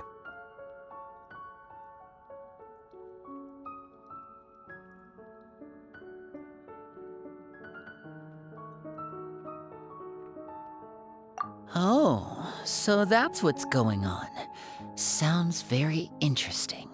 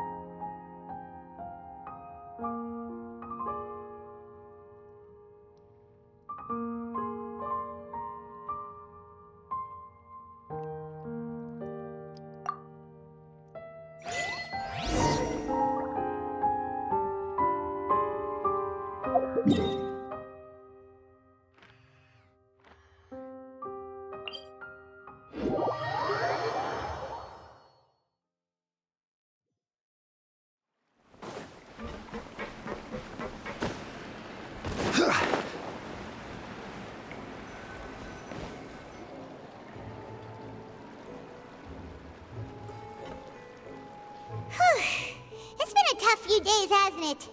So much has been happening. Paimon didn't think the meetings would go on for so long, but everyone seemed pretty fired up, huh? Paimon thought they'd be at least a little frightened. Well, Fremine was, now that Paimon thinks about it, but everyone else just looked a little surprised.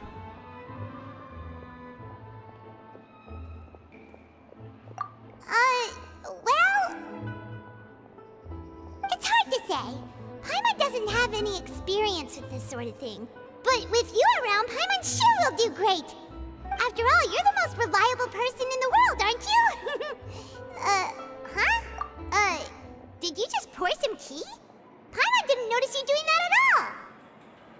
Then what's that? Paimon's never seen that cup before. Don't be frightened. I'm just joining you two for tea. I merely refrained from saying anything till now. Who's that voice? But there's no one here. Ah, have you forgotten me already? Wait, you are familiar. You're the voice we heard from the sky in Sumeru. The voice from the sky, I fear that description is wrong. Though, not completely wrong. You're feeling lost now, just as you were feeling previously. I sensed that confusion and thus came to you. Guiding people is an irresistible hobby of mine, after all.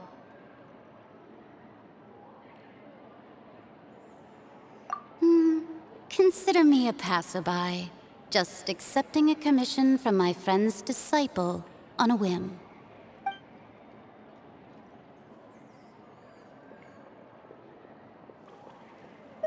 The prophecy.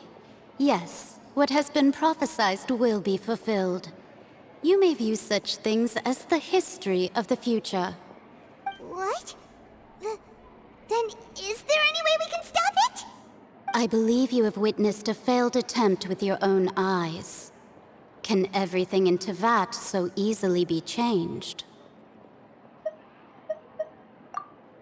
Ah, so you've caught on. Just as prophecies are usually only the future as seen from the perspectives of the gods, could things be happening in hidden corners where the gods' gaze does not fall? Are the things that you shall see different from the fate that the gods perceive?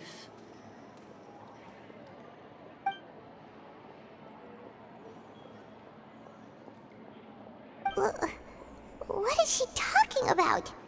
It all sounds really impressive and important and stuff, but it also sounds kind of scary. I believe that you understand, right? Some things are insignificant, but others you must reach out to change. Ultimately, fate shall serve as your only guide, no matter what will happen in Tevat's future. All you need to do is to play your part. This was good tea, by the way. Thank you for your hospitality. Well, that'll be all for today. The voice. It's gone.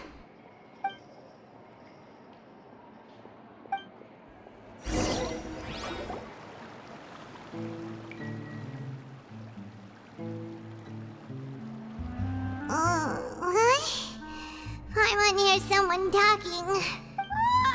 Alright, hey, it's you who's getting lazy, okay? Well, I see I've walked in on some lively banter. Mona! Fine, just fine. I went to take part in that Steambird panel. It turned out to be more interesting than I expected. Not all Fontanians are pessimistic about this. One journalist mentioned that sitting around and waiting for the end to come would be wrong, and that they should make their own rescue preparations. I agreed, so we had a brief chat with her. Did she have pink hair by any chance? Why, yes! It was Charlotte. You remember her, right? That daredevil journalist? I'm in full support of her view. Prophecies are very important, but how can people allow their lives to be commandeered by just a few words? That's right! Paimon's glad to hear something sensible for once. Ah, yes. About what we had discussed before. I did try, but I'm afraid I couldn't reach the old hag. I'll try again tonight, but I wouldn't get your hopes up. Huh?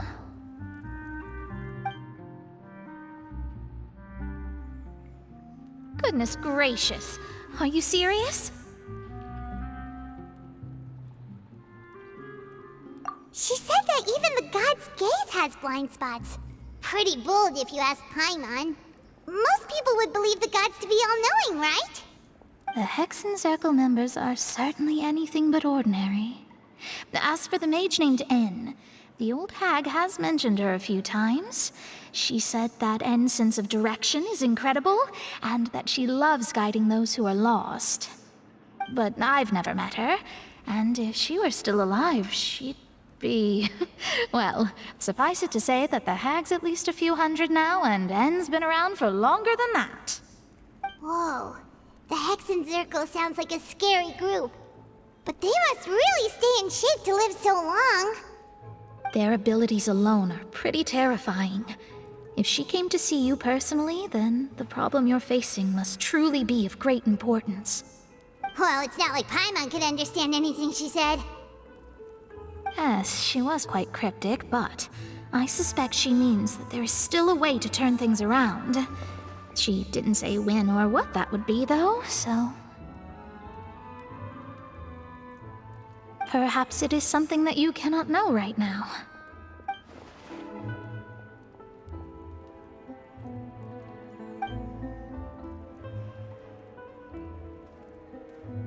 Traveler, Paimon... Oh, we're fine. We're just a little down right now. It kind of feels like the end is coming, you know? I see. I feel that same sense of desperation, too. I guess you could consider me someone who has often witnessed fate. So far as I have seen, it cannot be swayed. But even so, I still hope for, and believe in, miracles. Astrology is eternal and rational, but fate may not be. It is cruel, but it can also be beautiful. Perhaps that's what En was trying to tell you. Not to lose heart, and to believe that what you are seeing playing out before you is not yet set in stone. I did originally think of steering clear of all this, but I couldn't. Even if this is all futile, I still wish to help everyone. If we don't struggle to the last, then how can we face the end when it comes? Huh. You do have a point. There I go, talking about astrological principles again. Sorry about that. The moment I start talking about work-related stuff... I need to get going.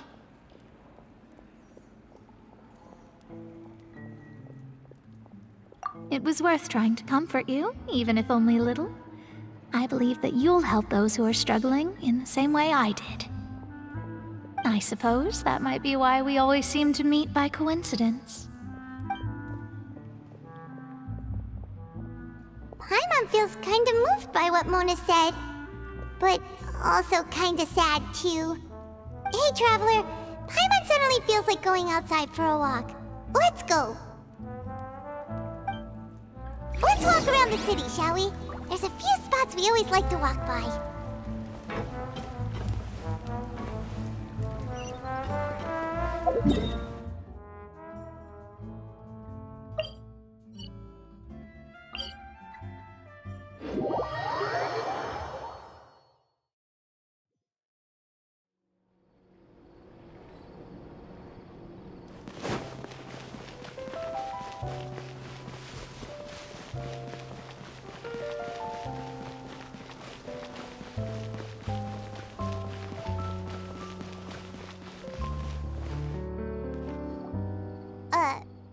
Huh? Our names are written in this newspaper. What's going on? Let Paimon see! The underwater stronghold, the Fortress of Meripede, has continued in its noble autonomy, but that does not mean that others cannot interact with it. My recent attempts to enter the fortress bore little fruit. Huh. Guess Charlotte still hasn't given up on that. Thus, did an Outlander friend become the focus of this report, a blonde adventurer with their white fairy legends trailing in their wake. It is said that this mysterious traveler once visited the underwater fortress. So while the fortress's interior remains a mystery behind closed doors, do not fear, for the Tales of the Traveler contains surprises in spades. Journalist Charlotte's biggest scoop yet, The Traveler's Trail, World Walker. Huh. Charlotte took so many awesome photos of us and we never even noticed her. She hasn't been able to get a hold of anything at the fortress, so since we're easier to find, she's using us as the subject matter instead? Ugh, seriously? Well, fine. Those headlines and photos do look cool, so Paimon will forgive her this time.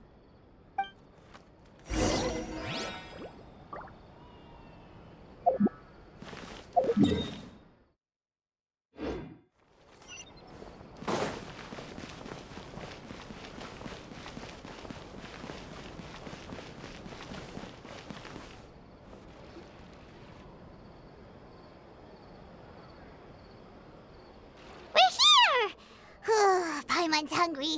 Should we go in and get something to eat?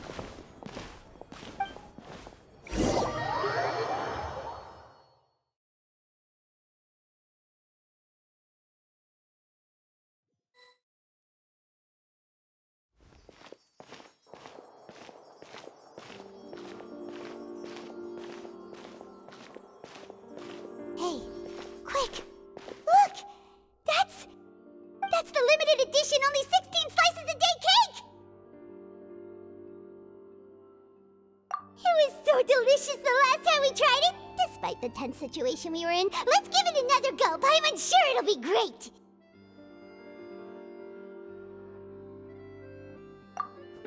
One slice of cake, please. Someone showed up after all! Oh, wait, you're the one from the Palais Mermonia.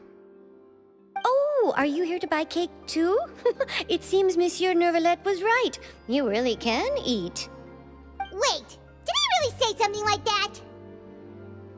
That's right. Even he has his own preferences when it comes to food. As for me, I love the cake and coffee here. Do you come here often?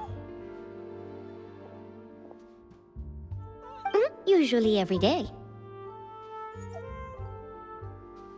Every day? It's part of my daily schedule, apart from work. I shall have my cake and coffee. Then what if someone told you one day that this place would be closing soon, and you wouldn't get to eat cake here anymore? What would you think? But why would it close? Well, Paimon doesn't know either, but maybe the waters will rise tomorrow. You know, like in the prophecy. Oh, the prophecy.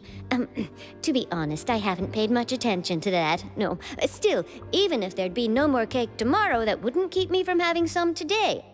No, it's the same for eating in general. You might not be able to eat tomorrow, but if you can do so today, then you should carry on. That's what people call living, you know. Huh. Don't be sad. Excuse me, could I have 2 more slices of cake to go? These 2 slices are for you. Sijuin said that this kind of expression you're making is what humans call being sad. Oh, you know Sijuin? I sure do. She was born before me, and she sometimes comes to the surface to teach us things about humans. She said that humans are creatures that are saddened easily, yes, and you can only lift their spirits by feeding them delicious food. So please try the cakes here. I've got something else to do, so I'll be going now. You two try to stay in a good mood after eating, all right? Bye!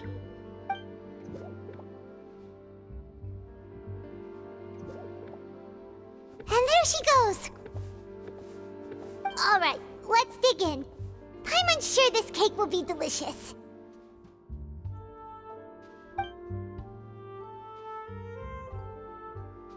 It's more delicious than last time! And the flavor gets even better with a sip of tea. It sure would be nice if we could come again tomorrow. Sure would be nice if we could always eat delicious food here.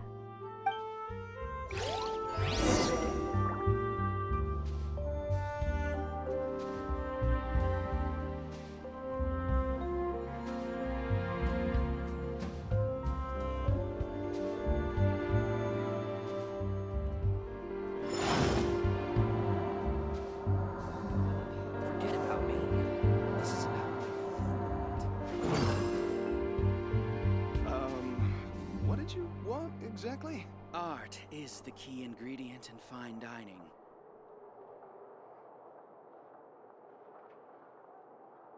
Every journey has its final day. Don't rush.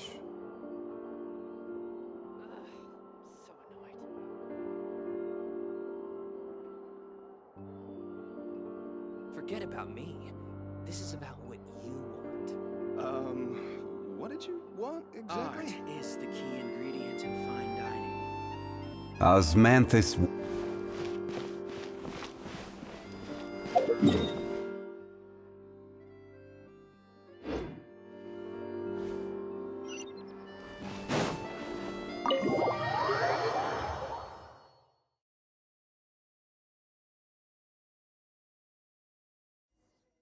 Oh, we're near the Steambird office.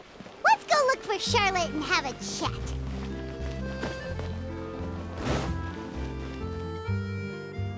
Wow! If it isn't the Traveler and Paimon! Oh, have you seen the article I wrote about you? Ha! You've got some nerve! You just used us to make some quick mora!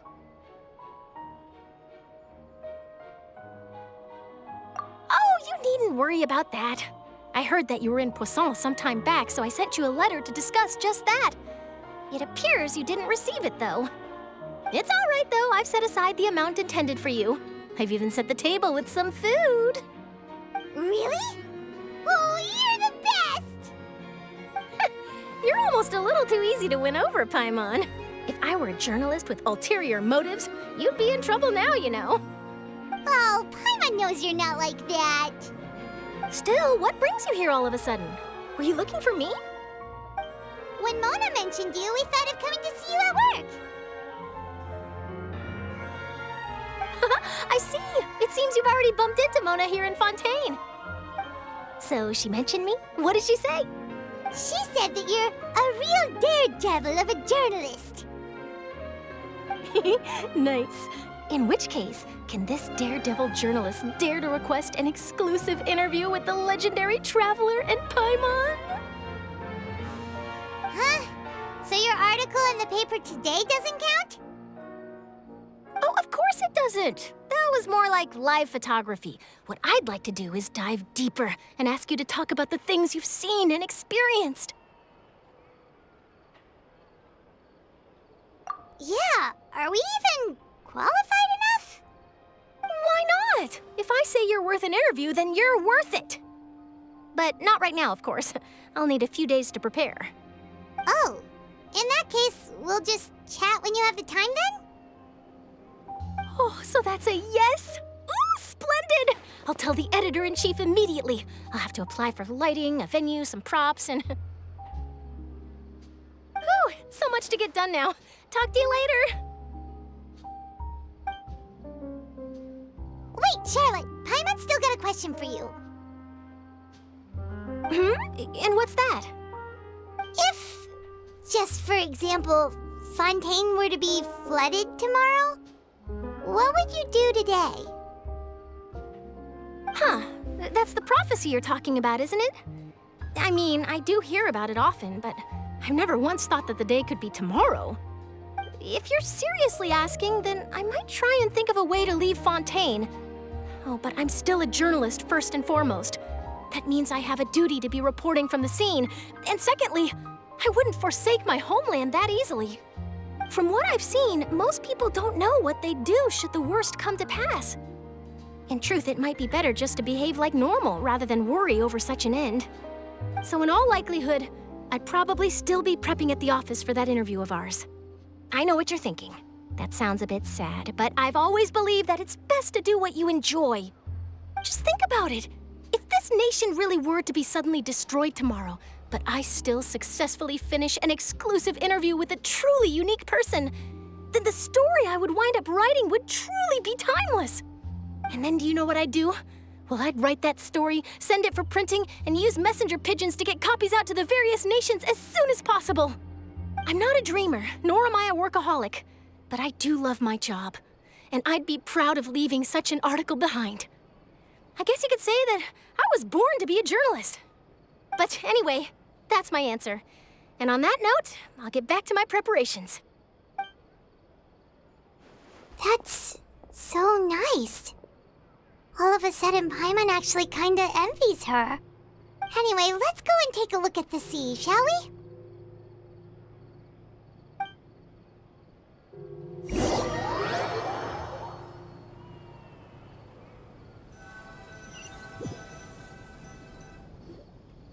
The sea breeze and scenery can be a pretty soothing combo, huh? Paimon's been thinking.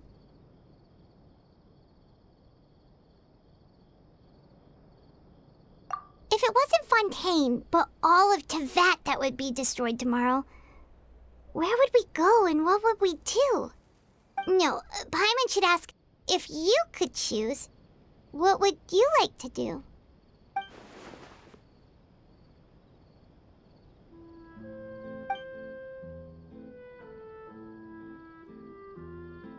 We've always been moving to the next destination, so we haven't spent much time thinking about these kinds of things. We didn't have to either, with us always being on the road and whatnot.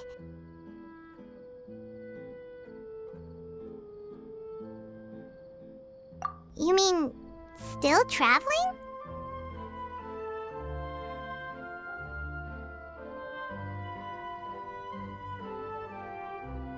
Huh. Wait, isn't that what we've always been doing?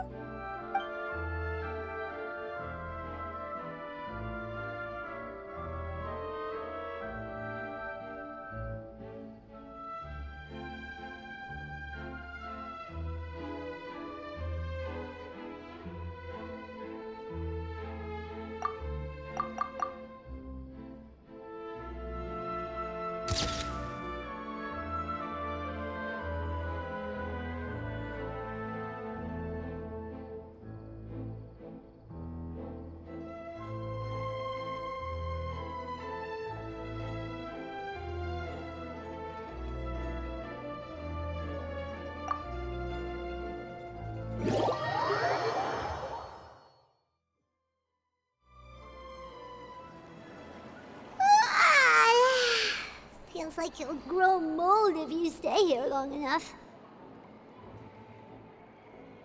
But it's still better than the Fortress of Meropide, that's for sure.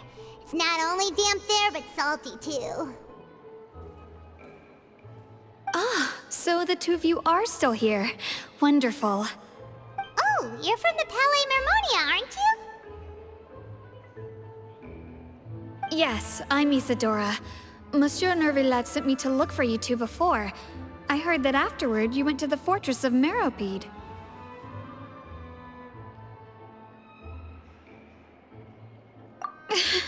Not at all. I'm well aware that you're friends of his. Actually, I'm here to pass along a message from him.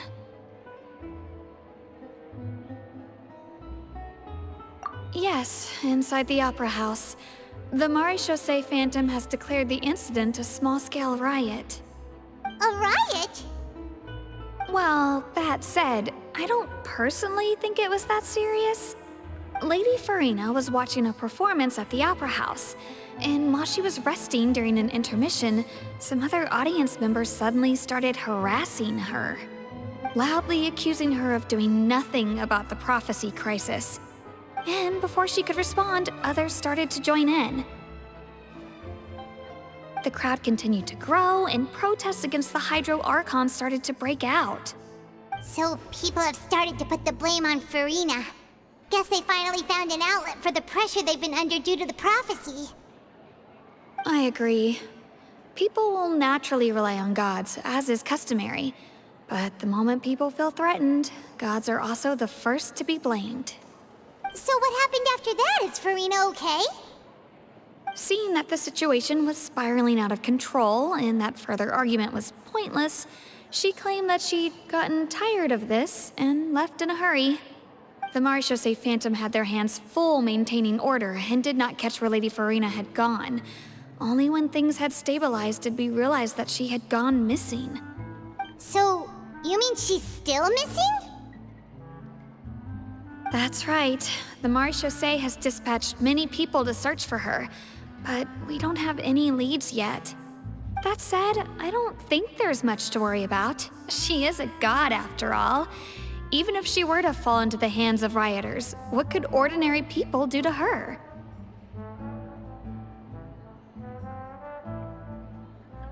Good.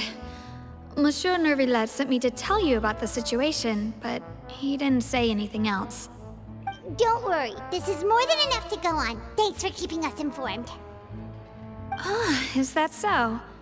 Well, all right then. In that case, you two take care. I'll be heading back to the Palais now.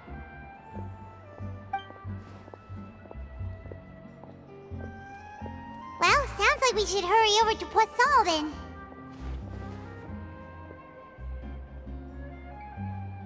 If we know Farina, she won't try to fix things in this situation. Instead, she'll look for a place to wait out the heat. And as we also know, she may be loud and dramatic, but she doesn't have a heart of stone. When Nervillet was talking to her in the Palais Mermonia, and she heard about Poisson, she couldn't hide her sadness and remorse. It would be hard for her to ignore being accused by the public today.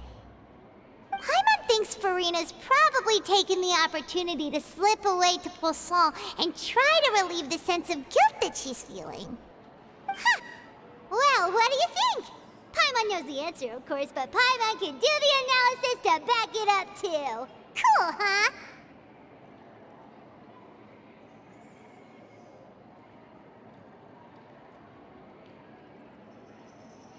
In that case, there's not a moment to lose!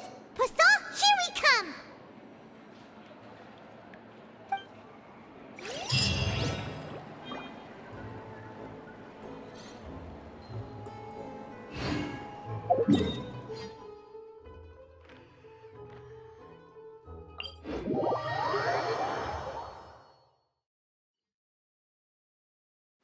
This place looks deserted. Guess all the survivors must have evacuated already. All that's left here are signs of devastation. Could Farina really be here? Let's try to find her as soon as possible.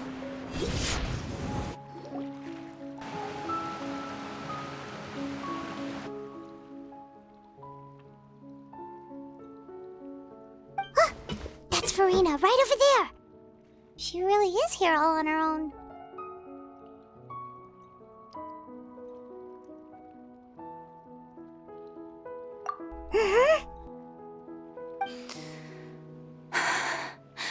Should I just give up? This is all meaningless. What was meant to happen did happen after all. Everyone's dead. I'm sorry.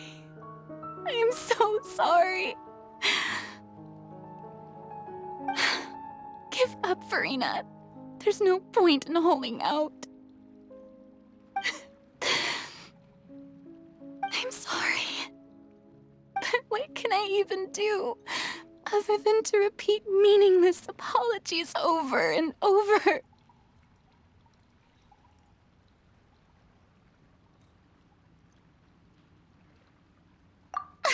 Who's that? Don't worry, Farina. It's just us.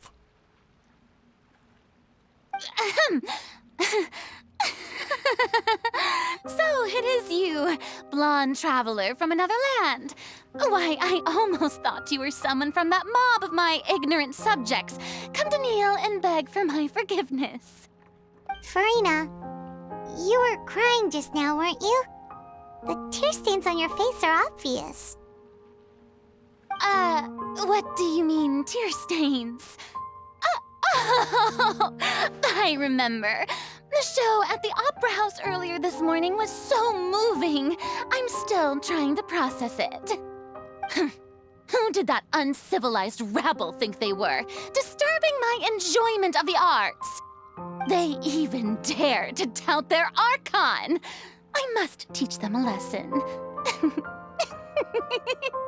I can just imagine their twisted and frustrated faces once they realize that I'm nowhere to be found. Oh, and I'm sure Neuvillette and those people from the Maréchaussée Phantom are freaking out right next to them, too.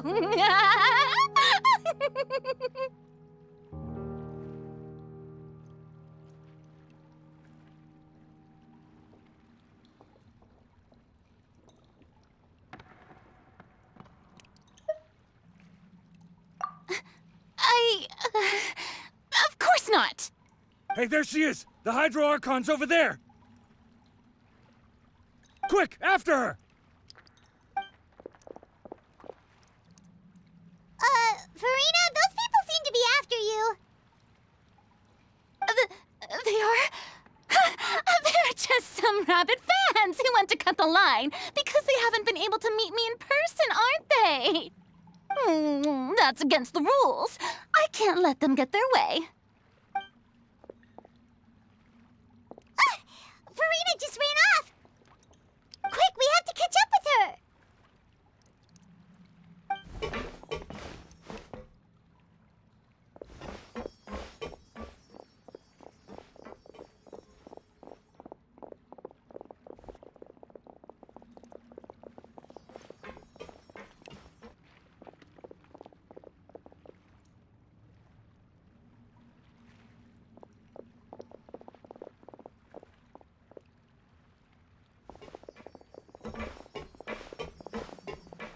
This should be the place, right? Hey, Farina! There's a good hiding spot over here. Quick, come to Paimon before the rest of them catch up to you. What is this place? Hurry, they're almost here! Fine. I suppose haste is warranted. Lead the way.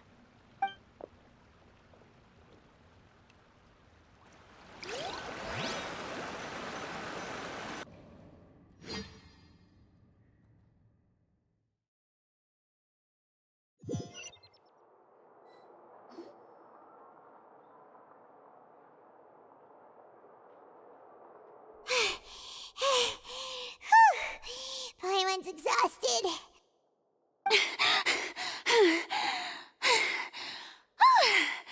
I'm so tired. I totally thought they had caught me. No, I merely gave in to the sheer enthusiasm they displayed.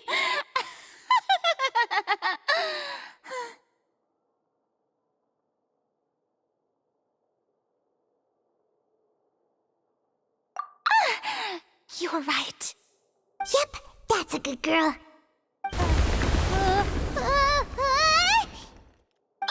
What's happening? The ground's shaking. Is it an earthquake? Yeah, a quake of this kind preceded the flooding in Poisson, didn't it? It can't be. It's happening again. Well, there's no need to worry too much about that. Novelette's made some emergency plans, so the evacuation should go a lot smoother this time. Yeah, I hope you're right. But the people of Poisson, they've already...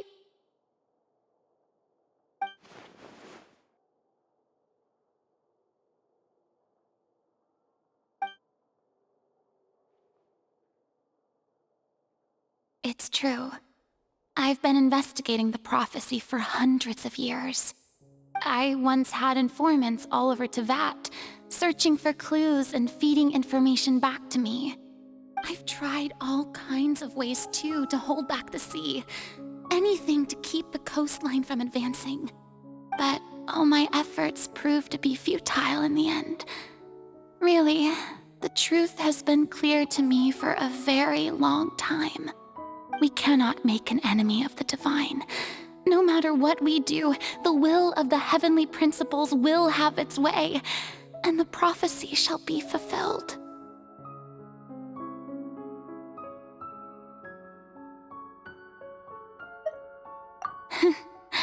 Give up. I do love the sound of that phrase. It would mean finally coming to terms with fate, but also for me to finally be free.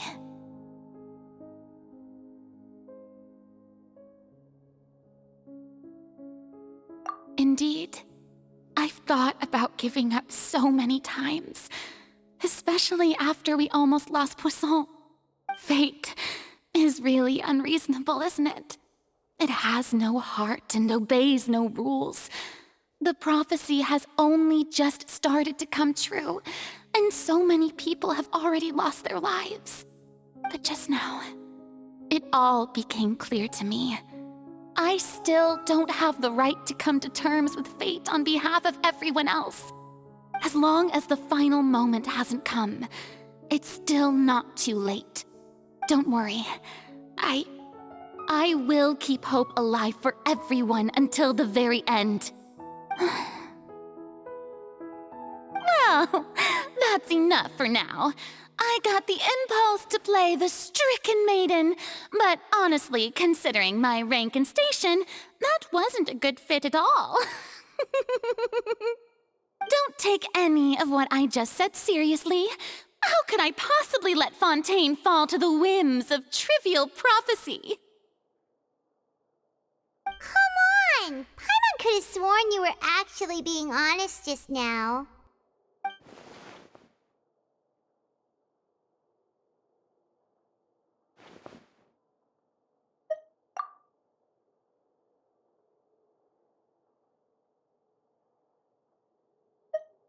Share my burden. That's impossible. It was fated right from the start that this would be my duty alone.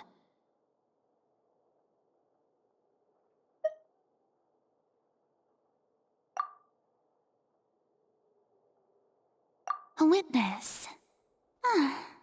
Yes, I've heard that you came to Tevat from beyond the stars, yes. In other words, you never belonged here. And if Tevat is, in its entirety, a show on a stage, then you're just a spectator, aren't you? If that's the case...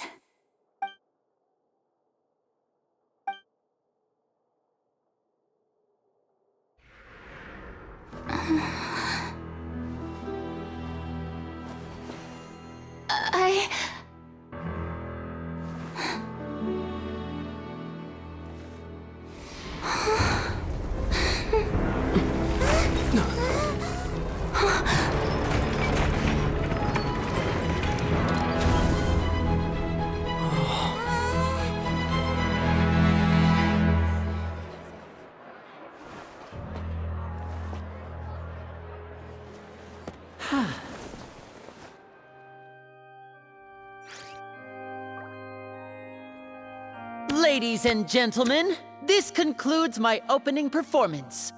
Now, without further ado, we may proceed to the trial of our god. So this is what it is. Yes, you deserve praise for the effort you took to raise the dramatic stakes. Do not forget, however, that I am Focalor, the god of justice, the embodiment of justice itself. Does it not strike you as even the least bit absurd to bring the very concept of justice to trial? May I interpret these words as your refusal to stand trial? In that case, you will have the opportunity to defend your honor through a duel. You would draw your blade against a god? I see. It seems like you have made up your mind.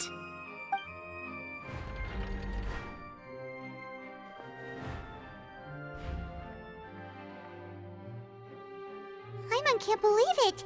She just surrendered. What the heck is going on? Did I just see an Archon surrender to a human? Wow, how utterly humiliating. Lady Farina, what is the meaning of this? It would seem that there has been a misunderstanding. To be clear, the raising of both hands is not always an indication of surrender. Looking for excuses again, huh? I raised my hands just now to indicate my acceptance of the trial.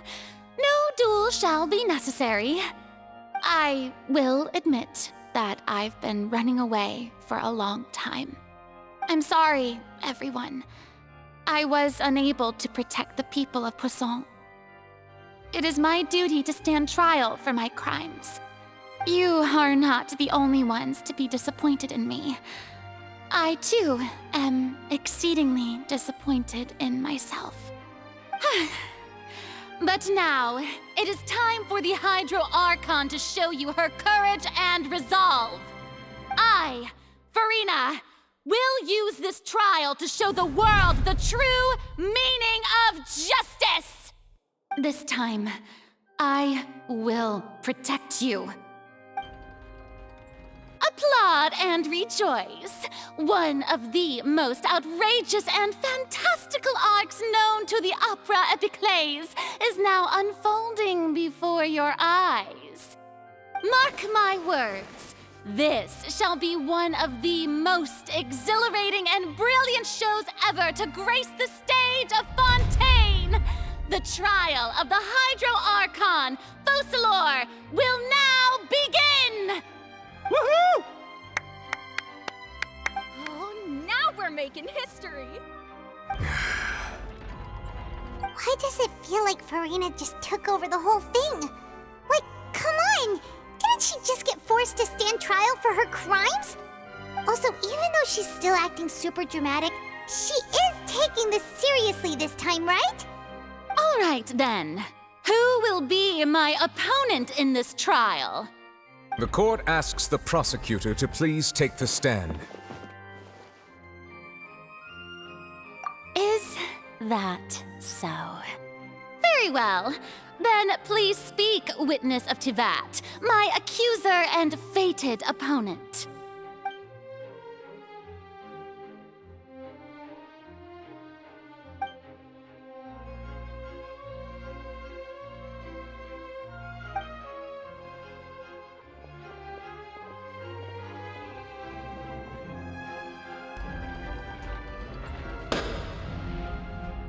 Also, please allow me to ask, as a final question before the trial begins. Just how much work did you do to force me onto this stage? Well, we did do a lot of prep after the meeting that day.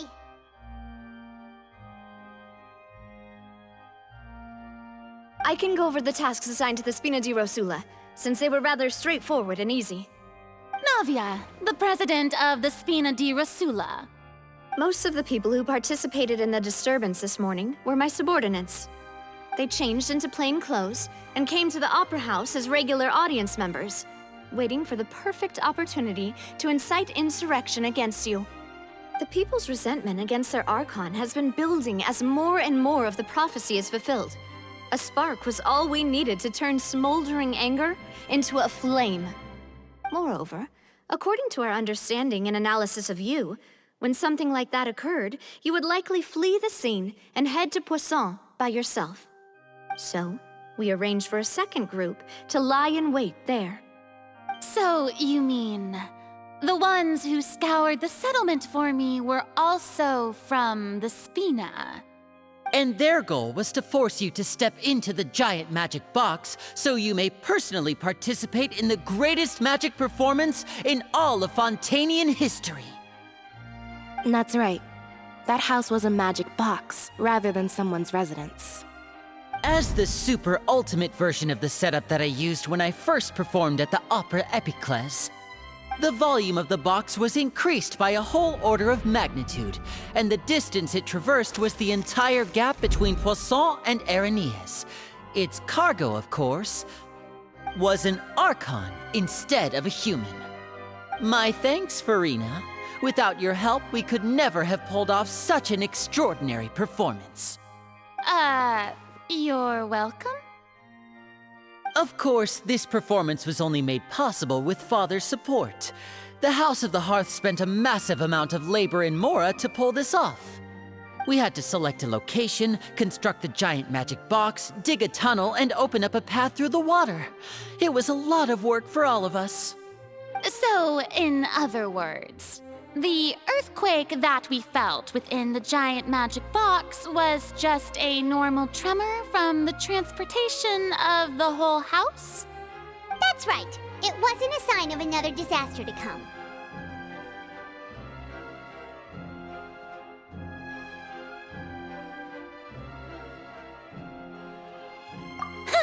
Then, I can guess Nervilette and Cloran's parts. You gathered a crowd, prepared a stage, and made sure that the champion duelist would be immediately ready for a fight. Also that as soon as I appeared on the stage, the trial may commence without a hitch. Am I right? Yes, that is correct.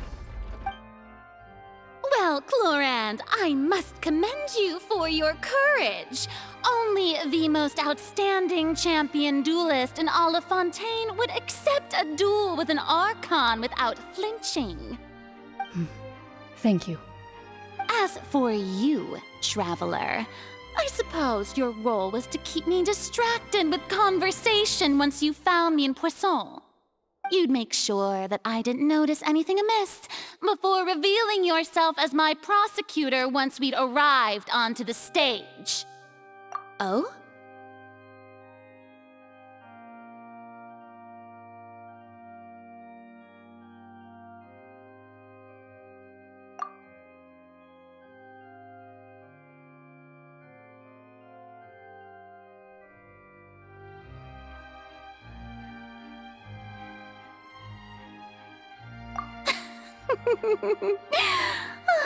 Is that so? Then I suppose I must have missed my final chance. It's fine. It matters not. What's done is done. The stage is already set, so there's no reason to disappoint the audience. Let's see this trial through to the very end.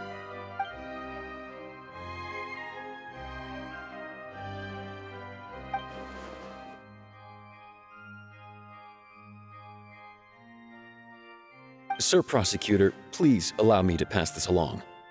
This is a document that Miss Charlotte applied for and received permission to share with you during the trial. According to her, it should speed up the proceedings. Huh? Charlotte wanted to give us something? Oh, so she's here too! Hey, Charlotte! Oh, let Paimon see. Isn't this the exclusive interview that she did with us before? So she's already finished it, huh? Wait, then that means this document is a perfect timeline of everything that's happened ever since we stepped foot in Fontaine! So in other words, we can refer to this anthology of evidence every time we want to use something from our journey as evidence for an argument! Let's quickly confirm the information in it. Just think of it as a refresher, alright?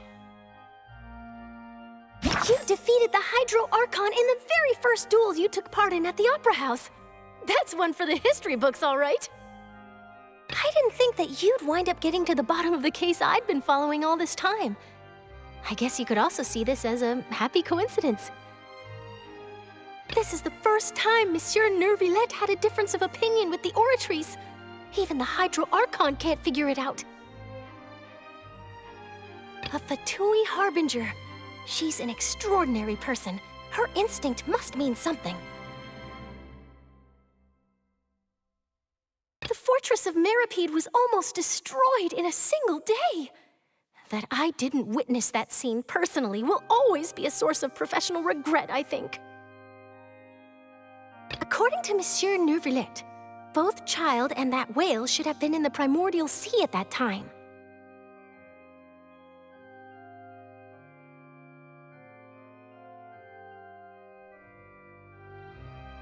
I nearly lost my awesome friend Navia. To be honest, that still gives me shivers. The words of someone as extraordinary as a witch can probably only be truly understood when something surreal happens to you.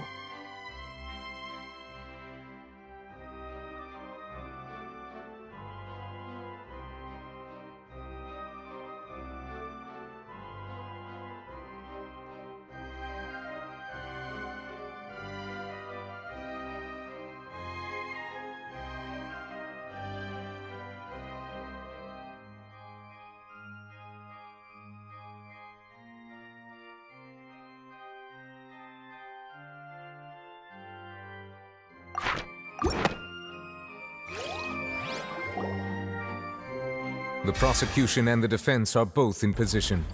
The trial shall now begin. Oh, come on, Neuvillette. There's There's no need to repeat all the unimportant legalese. Just fast forward to the part where the prosecution lays out my offenses.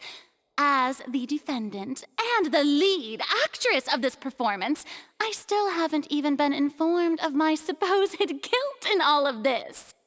Of course, it is only natural for humans to struggle to understand the actions of a god. However, you will need more than that to convict me of a crime. That's true, but my charge here is unrelated to your conduct as an Archon. Instead, I would like to charge you as a fraud who's never been the Archon in the first place. Wait, what was that? Lady Farina's a fraud? Hey, I came here thinking that we were going to try the Hydro Archon for forsaking her duty, but did I hear that right? She's not our Archon at all? Charge accepted. Lady Farina, do you plead guilty to the charge?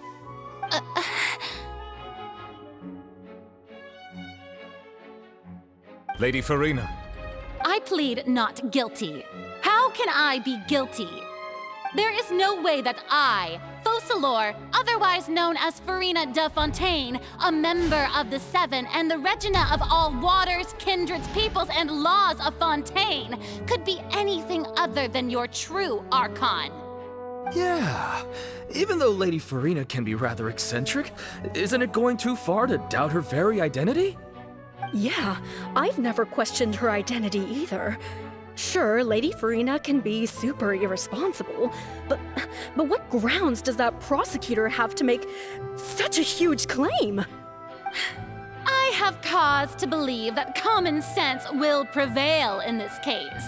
Many of the members of the audience have known me as the Hydro Archon ever since they were born. There would be no fooling their memory. See? Even the Oratrice has decided to show me its favor. Are you sure you want to commit to a charge that will never be upheld?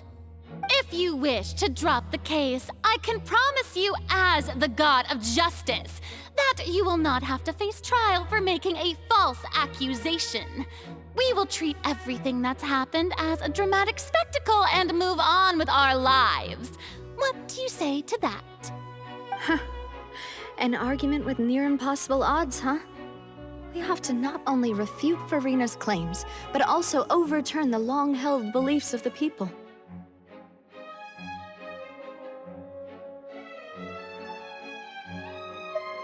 Well, I tried to give you the chance to surrender. If you must persist, then let me ask.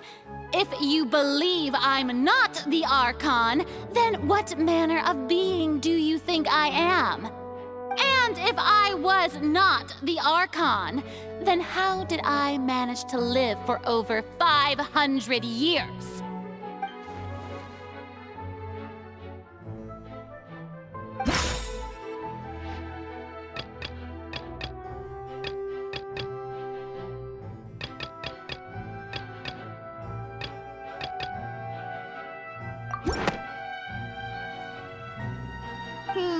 That doesn't sound right. First of all, you may be a member of another long-lived race, which would allow you to naturally possess an extended lifespan. And second of all, even if that wasn't the case, there could be other ways to extend your life. Who gave you that idea? Was it the knave? You'd sink so low as to use a harbinger's words against me. A curse? I once thought it possible that the aura of an Archon might naturally resemble a type of curse. But in light of this claim, perhaps what I sensed was not your divinity, but a curse after all. You sensed it too, huh, Neverlet?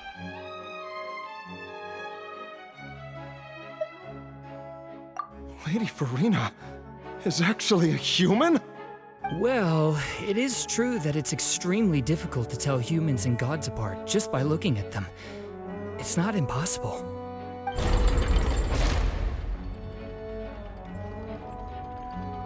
Well, don't start celebrating too early now.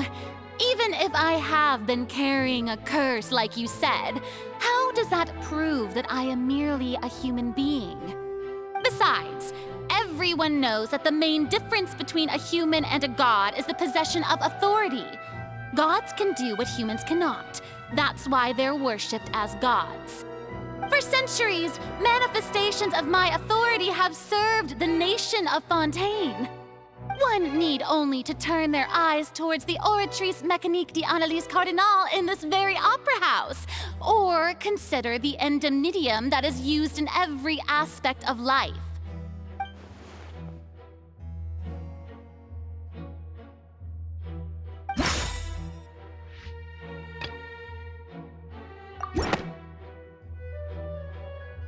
You tried to reference the Oratrice, but weren't you as confused as all the rest of us when the Oratrice declared Child to be guilty without any proof? Otherwise, you should have come up with a good explanation for that by now. Didn't I make myself clear at the time? The decisions of the gods are naturally difficult for humans to comprehend. There is no need to provide an explanation. Lady Farina, I believe a reminder of your current circumstances is in order. While the court is in session, the principles of justice and the law must come before all else. While you are an Archon, you are also first and foremost the defendant in this trial. You will prove yourself unable to defend against the prosecution's charges if you continue to withhold vital information against the rules of the court. I never thought you'd use that kind of rhetoric against me. That was no trick of rhetoric, Lady Farina. I've merely reiterated the rules of the court. Rules that all should respect and follow. So, you neither knew why Child was declared guilty, nor did you understand the structure and operations of the Oratrice. Instead of having been created by you, the manifestations of authority you mentioned have been made by the real Hydro Archon, haven't they? The real Hydro Archon? Well, now you're really losing me. It is true that I did not know why the Oratrice gave out a guilty verdict that day. But the Oratrice handed out that verdict unilaterally, and it has been operating independently ever since it was first created. You can't argue that just because a divine creation is flawed, that the god behind it must also be no god at all. She's still throwing out all kinds of excuses. Seems like she's confident that we won't be able to produce proof that she has no power over the Oratrice. My power as an Archon. There are many ordinary citizens in the audience. How can I just carelessly demonstrate the formidable power of an Archon? If that poses a concern, I'm prepared to extend my protection to the audience. You don't need to go that far.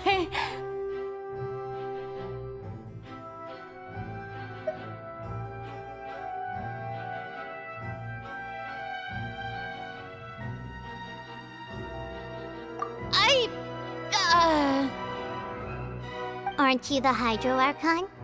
Or is it that you can't even wield the power of Hydro, much less the authority of a god? Indemnitium! Yes! It's all because of Indemnitium! All Archons derive their power from the faith of the people, and I've converted the people's faith in justice into Indemnitium! Thus did I give up all of my divine power to provide everyone with energy for their daily lives. Have you ever seen a more magnanimous god? Isn't that a huge stretch? Yeah, no matter how generous an Archon can be, how could they give up all their power? Can a god with no power even still be called a god? It seems like nobody's buying Farina's excuse. Hey, come now, everyone! Please don't stare at me as if I was a liar! I'm still the same Farina you knew, right? The one that you loved! Shouldn't you want to believe in me? Please? You've got to believe me! If what the prosecutor said is true, she really has committed a grave offense. Did she deceive all of us? And all of our parents and grandparents too? And all of our ancestors? Ever since they were born? Enough! That's enough. Tell me then, if I'm not the real Hydro Archon, then who is? If you have no evidence of another Hydro Archon's existence, nor can you find anyone who can back up their claim to be such, then what grounds have you to say that I'm not actually the real deal? Wow, she came up with yet another argument. How can we refute her now? Seems like she really doesn't want to give up.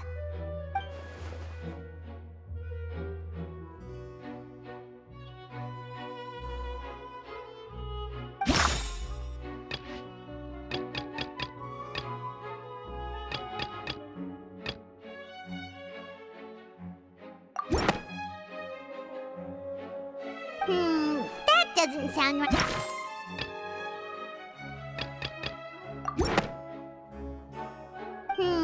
That doesn't sound right. Paimon doesn't think this clue can be used as compelling evidence.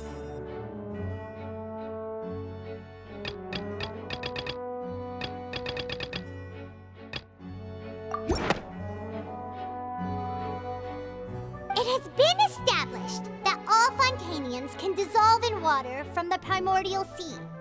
And that means... Since you insist on claiming to be a god and not a human, then there's a method that you can use right here and now to eliminate all suspicions of you being the latter. Miss Navia, please apply to serve as a temporary attorney for the prosecution before addressing the court. Though you act in partnership with the prosecutor, you must still adhere to proper procedure. Super sorry, Monsieur Chief Justice. I swear this really will be the last time that I'll speak out of turn. Now, I've brought some seawater from Poisson.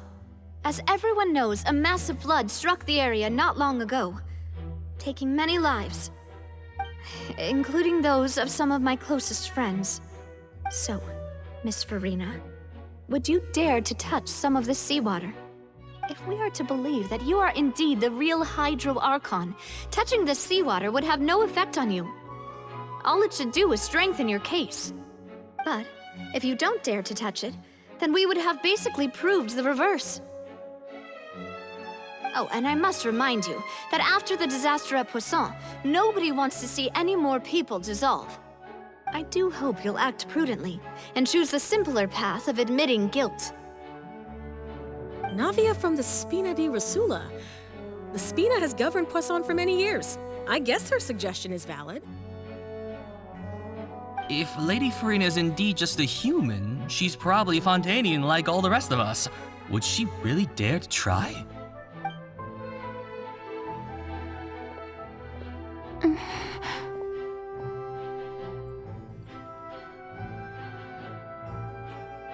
Lady Farina, this test has been unilaterally proposed by the prosecution.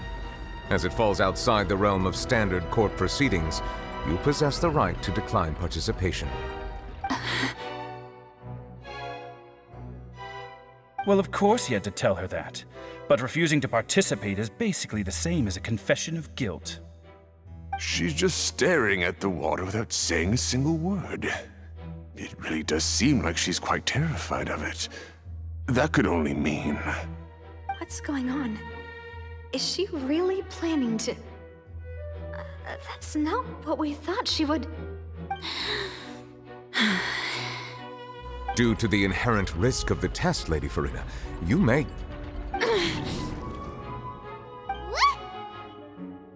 Hey!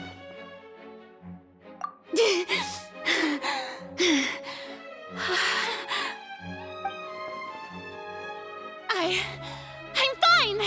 Look at me, everyone! My hand is still here! I haven't been dissolved! Will you believe me now? I really am your Archon! I'm nothing like a normal human who would fall apart as soon as they touch this water! Really, was this not the most obvious thing in the world? Miss Siegewien? If you're present, Miss Siegewien, please come forward and attend to the defendant. Siegewin?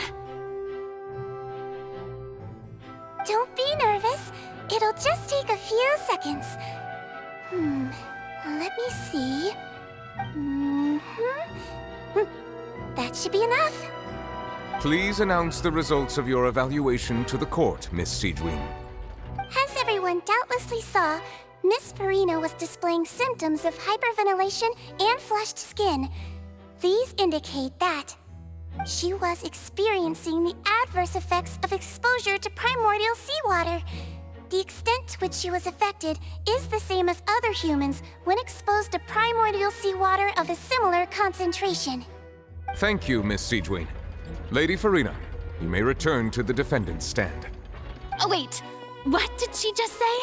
I didn't get dissolved. Shouldn't that be enough to prove my innocence? Well, considering your tendency to run from your problems, we did originally prepare a direct sample of the seawater around Poisson. However, after extensive discussion, we exchanged it for a sample that is not concentrated enough to dissolve an actual human. After all, on the off chance that something entirely unexpected might occur, we don't want anyone else to lose their life to the sea. Yeah, so out of regard for Farina's life, you secured a low-concentration sample and asked the head nurse to serve as an expert witness. It's a great thing that the direct sample wasn't actually used. Farina could have... I can't believe... you...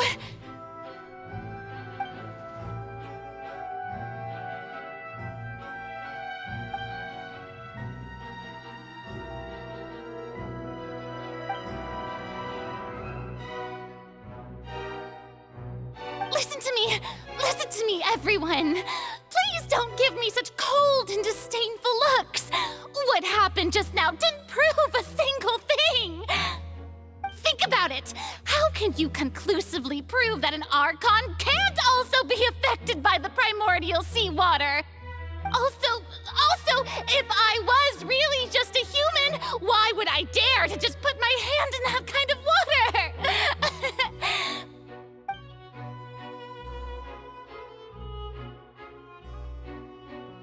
Please, everyone, anyone, just listen to me! I swear, I really am your Archon!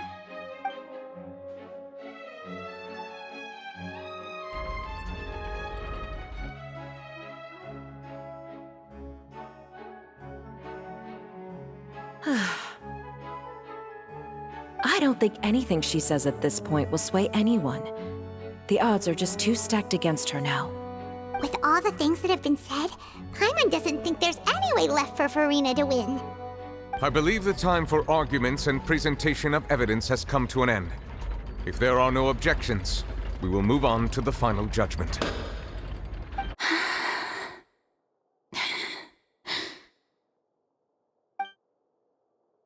I don't think anything she says at this point will sway anyone. She's too stacked against her now.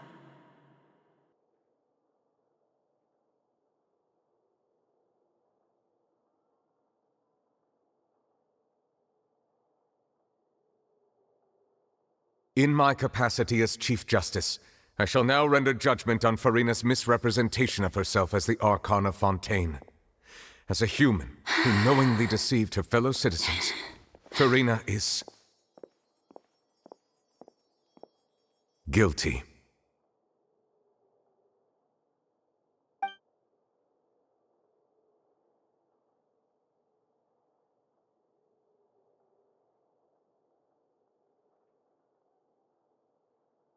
We shall now turn to the Oratrice Mécanique d'Analyse Cardinale to render the final verdict on the charges.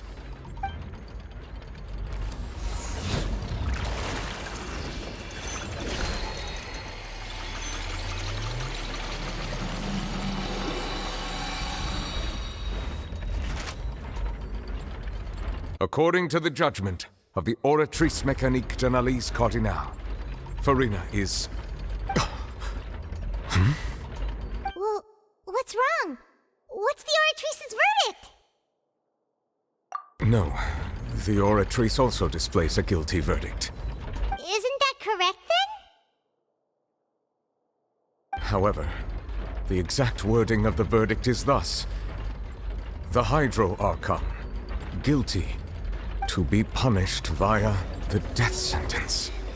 The death sentence? That's actually one of the available sentences? I've always thought that it was just a myth. The one and only time the death sentence has been handed out at the court, and it's been given to the very person we've worshipped as the god of justice? What an unexpected twist. Furina's been sentenced to death by the Oratrice? We just wanted to use the trial to show her the seriousness of things so she'd tell us the truth. How did things escalate this quickly? This outcome is indeed quite strange. According to Fontaine's current definitions of justice, as well as its recommendations for criminal sentences, is this sentence really appropriate for the crimes that have been committed? Yeah! Even Vacher wasn't sentenced to death by the Oratrice. You know, the real evil mastermind behind the serial disappearances case. Indeed. Not only is Furina's sentence overly excessive, the very point of our trial today was also to prove that Furina has never been the Hydro Archon in the first place. But now, the Oratrice seems to have deliberately invoked the title of the Hydro Archon. What does this mean?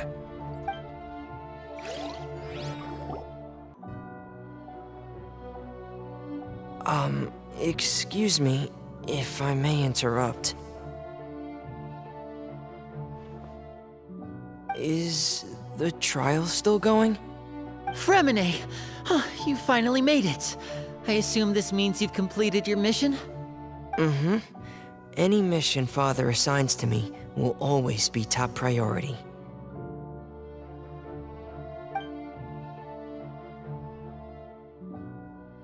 Is that the first prophecy slate? Huh. So the knave privately arranged for Fremine to try and find the missing slate. I looked everywhere and finally found it at the bottom of the sea. It took me a long time to get around some dangerous stretches of water. But has the trial already concluded? Then doesn't that mean I've come too late? Oh no. Father will be disappointed in me. Thank you for your hard work, Mr. Fremine. Please allow me to review the record left on the slate. Traveler, I believe that you have already seen the other existing slates, and would like you to come here and confirm their contents.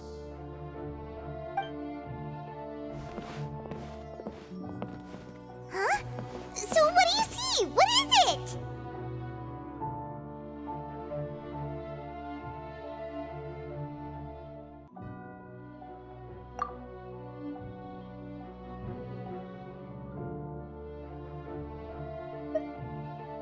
I believe I've now made sense of the Hydro Archon's crime. It has to do with Fontaine's lost history. Huh? Isn't the Hydro Archon just guilty of deceiving her people? Oh, wait, no, that's Furina, and we've already proven that she's not the Hydro Archon. So when you say Hydro Archon, do you mean the real Hydro Archon we've been kinda talking about? In truth, everything that you've encountered in Fontaine up until this point can be traced back to the contents of these stone slates. However, I'm uncertain as to how much sense they currently make to you. Okay, let's try to recall the contents of the other 3 stone slates. Paimon will do her best to help you remember.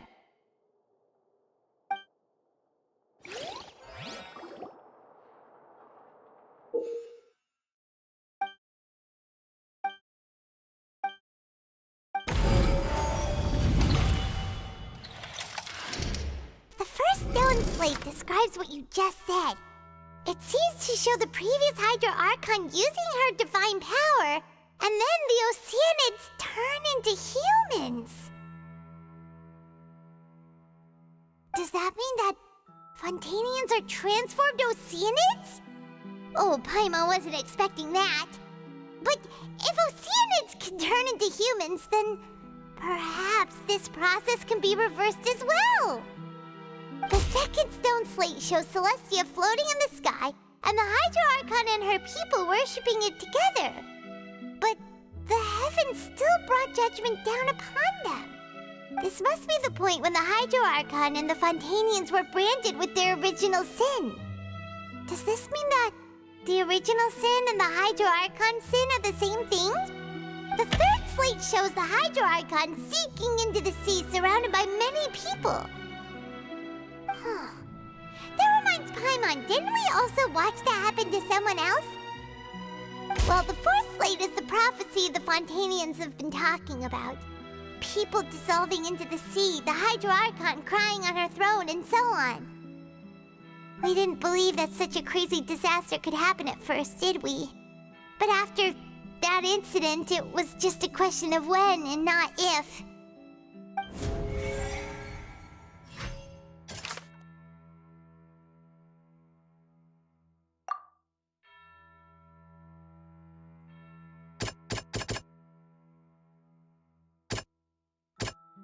That doesn't sound quite...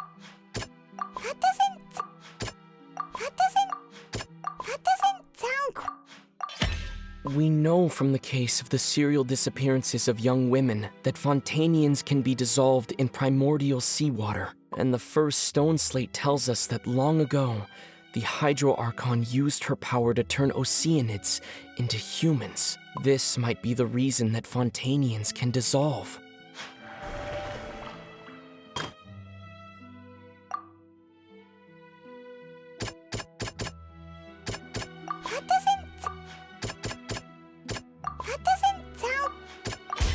Perhaps what is about to take place has all happened before. The true sin of the Hydro Archon that Nervalette mentioned, and the original sin cast down on the people of Fontaine by Celestia, as recorded on the stone slates.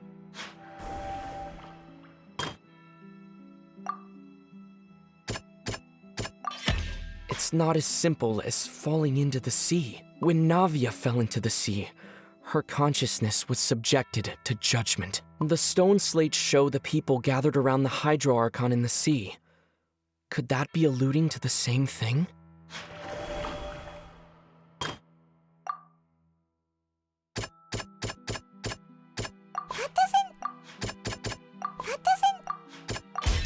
The prophecy from the stone slates found its way into society, but not many people believed it at first. The fortress of Meropide was nearly flooded with primordial seawater, which we know can cause Fontanians to dissolve. It seems increasingly likely that the prophecy may come true if... They'll dissolve into the primordial sea but won't cease to exist. Their essence will flow in the seawater, converge, and take the form of an Oceanid. The Hydro Archon was sentenced to death in court, shocking everyone present. Navia fell into the water inside those ruins, and she nearly dissolved. She was surrounded by the people of Poisson in a court within her consciousness, and was forced to take part in a trial meant to make her stay. The eruption of the primordial sea at the fortress of Meropide was the surest sign that the prophecy was about to come to pass no matter what. The prophecy's contents can all be verified by recent events. If we combine what we know together, loads of truths should come to light.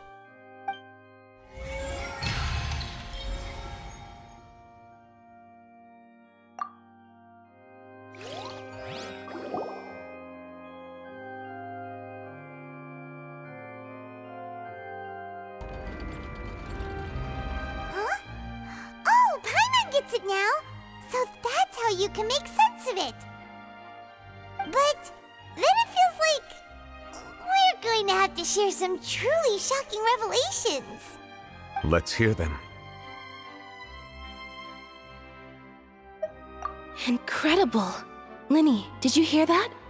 We're not real humans. All Fontanians were originally created by the late previous Hydro Archon, with Oceanids as their basis.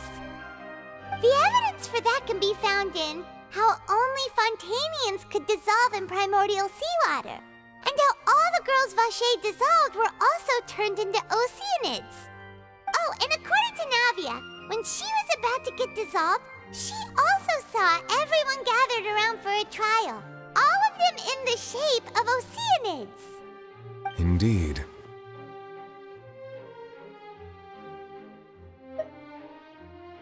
Yeah, and it follows from the content of the first slate that she probably angered Celestia by creating humans without prior permission. That could also explain why the Oratrice judged the Hydro Archon to be guilty. It's to account for that ancient sin. The Hydro Archon's true sin was creating us? And yet, after many hundreds of years, the Hydro Archon's creations have turned around to try to judge the Archon within the Opera Epiclese. The twists of history are often the most unexpected of all. Yeah! Isn't the image here just like when Navia fell into the sea? So wouldn't it be trying to show the image of the Hydro Archon also falling into the sea once the prophecy has been fulfilled in the fourth slate? In the end, the people will all be dissolved into the waters, and only the Hydro Archon will remain weeping on her throne. Only then will the sins of the people of Fontaine be washed away. Did Paimon get all that right? You've made some keen deductions. I must say, given how much you still don't know, it is impressive that you've already managed to connect so many pieces of the truth. However, while you were able to decode all the information on the slates, they've also been etched with an additional layer of hidden information using a different power source. When we were at the ruins, I tried to decipher the hidden information recorded in the slates. But since we only had 3 slates at the time, I was unable to come to a full conclusion. Now that the slate collection is complete, I shall make another attempt to decipher the narrative recorded within. If everything goes well, we should finally be informed of the unadulterated truth.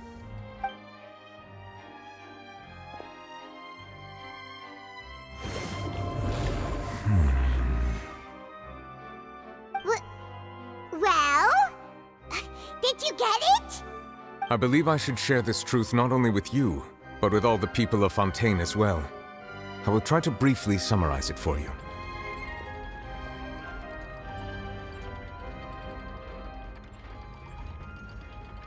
Your hypotheses regarding the origin of Fontainians and the sin of the Hydro Archon were both correct.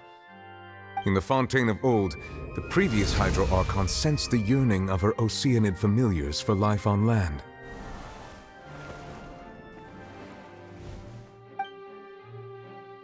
The Oceanids were enamored with the beauty and romanticism of human beings, and wishing to have those experiences for themselves, expressed to the Hydro Archon their desire to become of a similar kind. However, even though water as an element is intricately linked with the power of life, the Hydro Archon, as one of the 7, did not possess the authority to create a new form of human life. Not one to give in, she eventually found a way to create permanent humanoid bodies for her familiars by appropriating the power of this planet's primordial sea. She poured primordial seawater into the Oceanid's blood vessels, creating humanoid mimics in the process. But if Fontainians were to ever come into direct contact with water from the primordial sea, the power within their bodies would escape these artificial restraints and return to the sea. As a result, their forms would collapse, and they would be reverted to their original forms as Oceanids. Of course, the Hydro Archon never received permission from the heavenly principles to create a new human race. And thus, the Hydro Archon and all of her creations came to shoulder the original sin of appropriating the power of the primordial sea. That is the true history of how the people of Fontaine first came into being.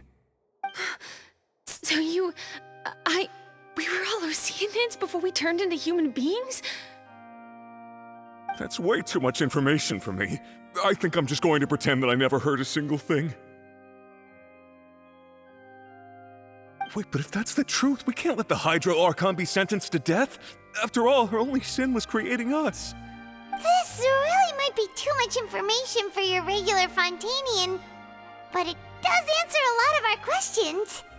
Alas, your hypothesis regarding the third and fourth stone slates was inaccurate. The slates' respective positions are, in fact, correct. A key point of the visual on the third slate is how all the individuals depicted in the water are humans rather than Oceanids. They have not been dissolved, which implies that the water depicted in this slate is not water from the primordial sea. The nation of Fontaine is the nation of Hydro, as well as the nation of Trials and Justice. Instead of being the literal element, the water in the scene symbolizes judgment and justice. You may also recall Navia's experience. When she fell into the sea, her consciousness was surrounded by that of many others who intended to hold a trial to determine her fate. Therefore, the meaning of the third slate is that the people of Fontaine shall try the Hydro Archon at the Court of Justice. Yes, it refers to our present situation. I think I'm following now. So, what you're saying is, even though we decided to put on this trial to avoid fulfilling the prophecy, in truth, everything we've done has happened exactly as the prophecy foretold. So now, it seems, we're the ones making sure it comes true. What should we do? Huh. No matter what, the prophecy will be fulfilled. Is this what it feels like to be a prisoner of fate? If that's the case, does that mean the scene in the fourth slate will also be fulfilled soon? Traveler, I would like to point out another small fallacy in your deductions. About the fourth slate, you probably thought that the eruption of primordial seawater beneath the fortress of Meripede served as the surest sign that the prophecy was about to come to pass, yes? However, I believe that rather than being a sure sign, that eruption could in fact only be a small warning of something far worse to come. As for the root cause of the catastrophe, I believe you've already encountered it once before.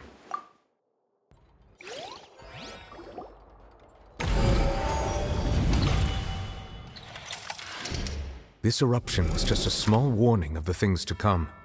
We must find the root cause of the disaster.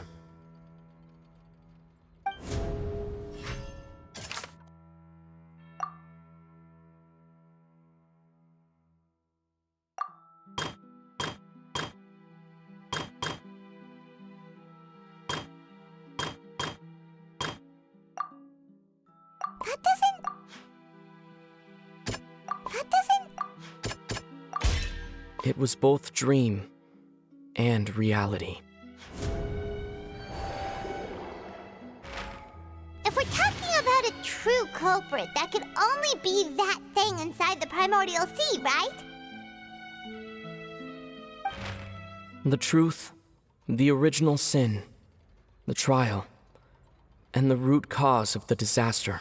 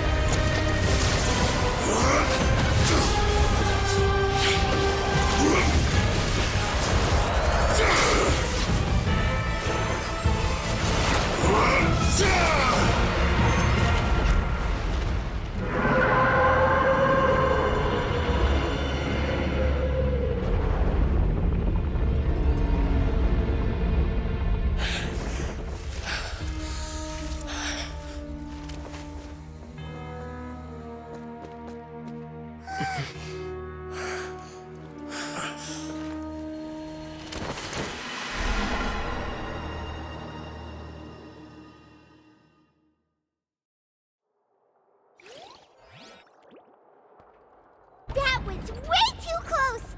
How did that thing just burst into the Opera House? Wait, was that the huge whale you saw in your dream? So we've met it at last. I understand very well why it has chosen to make an appearance here. That whale does not belong to Teyvat. It is a monster that has traversed the stars, weeping all the while. It has been greedily consuming the energy from the planet's primordial sea, using it to grow. That is the main cause for the rising sea levels. And once it has finished consuming all of the energy contained within the sea, its next step will be... You said that when the Hydro Archon first created Fontanians out of Oceanids, she filled their blood vessels with primordial seawater. Precisely. That whale finds the blood of Fontanians nigh impossible to resist. Therefore, when it left the primordial sea, it decided to make its next stop a packed opera house full of food. Food in the form of Fontanians. We just barely managed to push it back, right? In that case, won't it come back to target the people again once it's managed to recover its strength? That is correct. Indeed, it is more accurate to say that we should thank that Harbinger for buying us some time. Without him, the whale would have likely come onto land far sooner. From the way he looked, he must have been fighting the creature for quite a long time.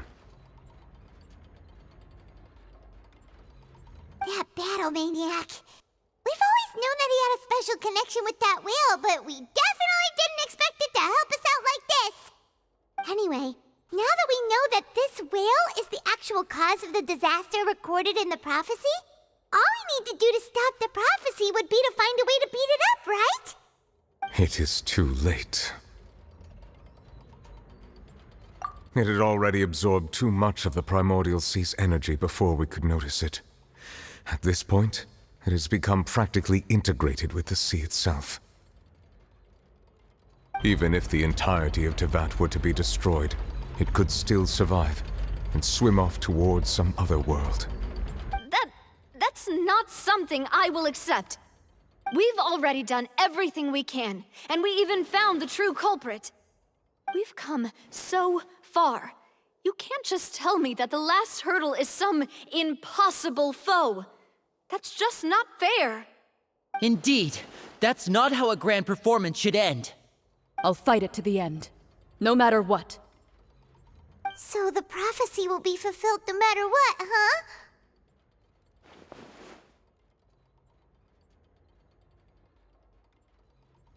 The prophecy. Yes, what has been prophesied will be fulfilled. You may view such things as the history of the future.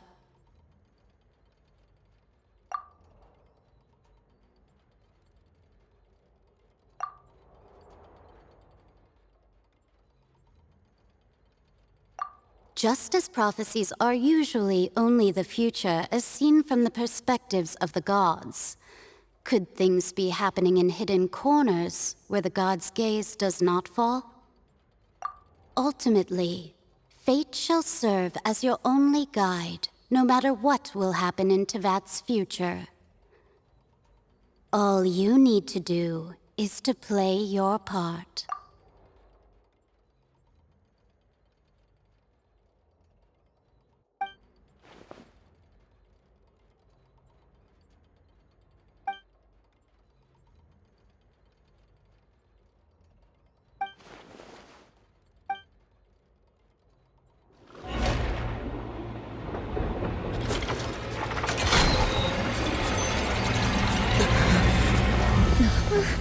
What's happening with the oratories?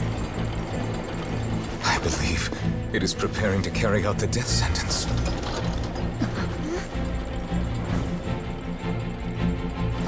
Farina!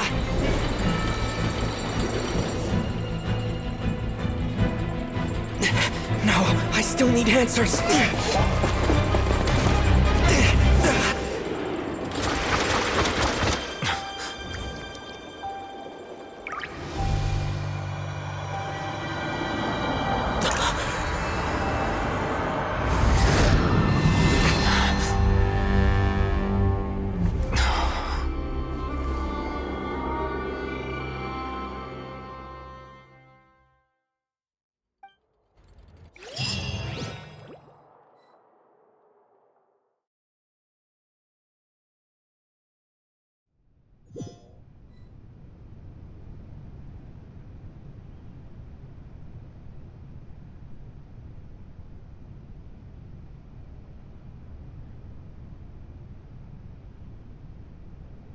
You...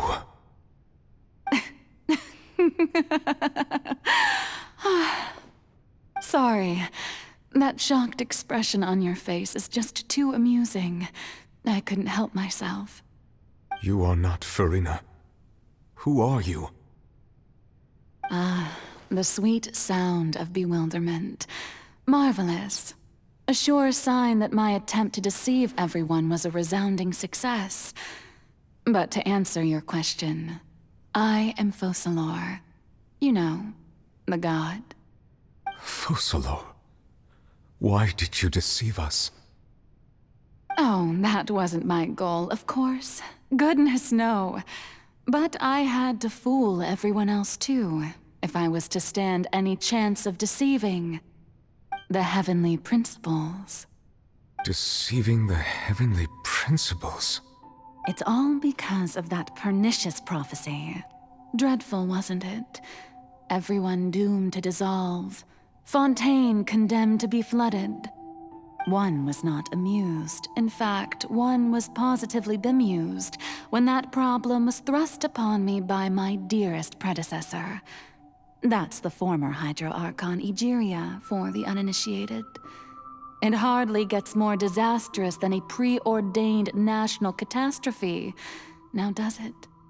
She knew full well that the prophecy would surely come to pass. And as one of the seven, she also knew full well that one defies the heavenly principles at one's peril. So yes, as you have no doubt surmised, it was a rather impossible situation that I found myself in. I spent a terribly long time mulling it over, alone on the ocean floor. And I was almost growing barnacles by the time I finally realized there was only one possible solution to this confounding conundrum. I had to outwit the heavenly principles, allow the prophecy to be fulfilled, ostensibly at least, while saving everyone at the same time. I'm a genius, I know. I can only assume that's why Egeria chose me as her successor. Although, looking back now, it was hardly the inheritance one dreams of. Between the task of saving the nation, the quotidian duties of the Hydro Archon, and not to mention the original sin of creating a new race of humans, I dare say she left me quite a colossal mess to clean up. But one can only play the hand one is dealt. I did not choose this, any more than I chose to be one of her Oceanid familiars. So you were also once one of the Oceanids, transformed into a human by Egeria's hand? Yes, I was. I always dreamed of becoming human. And I still do, even now. In my eyes, to be human is to be part of the greatest opera ever known. After becoming a god, I separated my divinity from my body and spirit, leaving behind only a self that was as naive and bewildered as my past self on her first day as a human being. The me you see before you now is that divinity. And the human counterpart I left behind, I named Farina. She could feel joy, sorrow, and everything in between. She could be as vain and conceited, or as meek and vulnerable as she wished. Her strengths were of a kind only a human could possess, as were her shortcomings. But in my eyes, Farina's humanity was what made her perfect. She was perfectly human in every way. The person I always wanted to be. Anyway, so then I cursed her. All part of the plan, of course. The plan to deceive the heavenly principles. Do you still remember the final scene of the prophecy? The Hydra Archon alone, weeping on her throne. In order that the prophecy might appear fulfilled, I invited Farina to be an actress. to play the part of the Hydro Archon in the prophecy. Under the curse I placed on her, so long as I, Focalor's divinity, continued to exist, she could not die. But nor was she free to live her life in the pursuit of happiness. Instead, she was forced to take the stage in the opera house, to embrace the role of leading lady, to forever play the part of the god from the prophecy, all to create a deceitful appearance of that prophecy coming to pass. I suppose now you probably understand why your court is called the Opera Epiclese. But Farina is only human, isn't she? Even though she has had a long life, her mind is no stronger than that of any other ordinary human being. I cannot begin to fathom what she has had to endure. It must have been torture for her. It has indeed.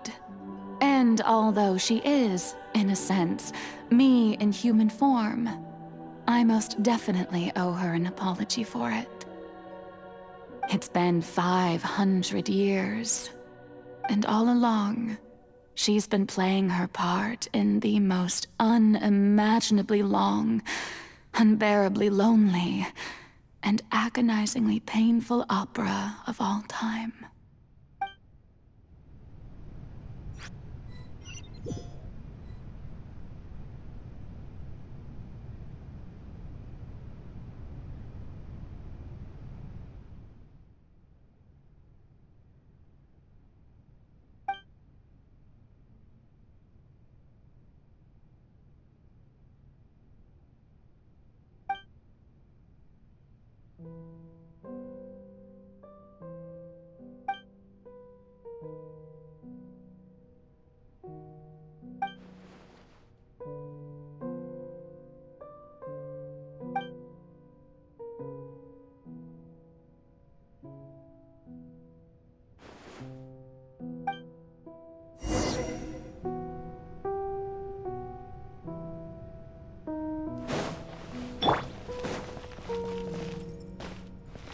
Let's play!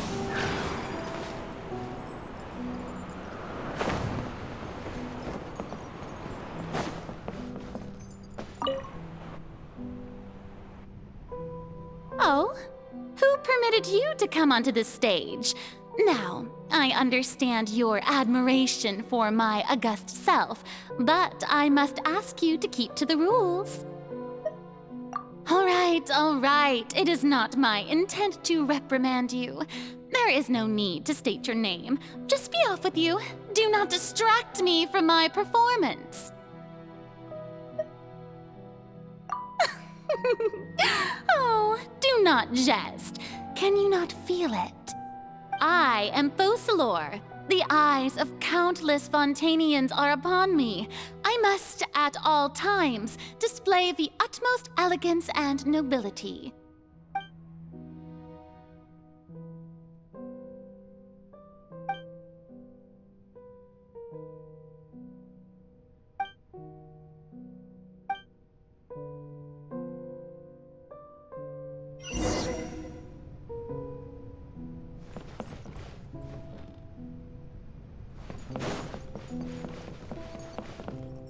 Dear audience, the performance is experiencing a technical difficulty, but worry not.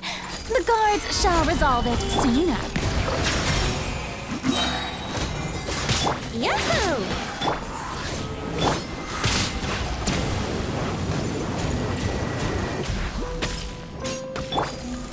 Stabilize! Brace yourselves. Settle down! Time for takeoff. Wings of darkness!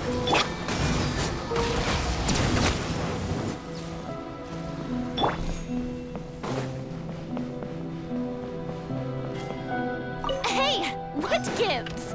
The audience is still watching me, you know. Guards?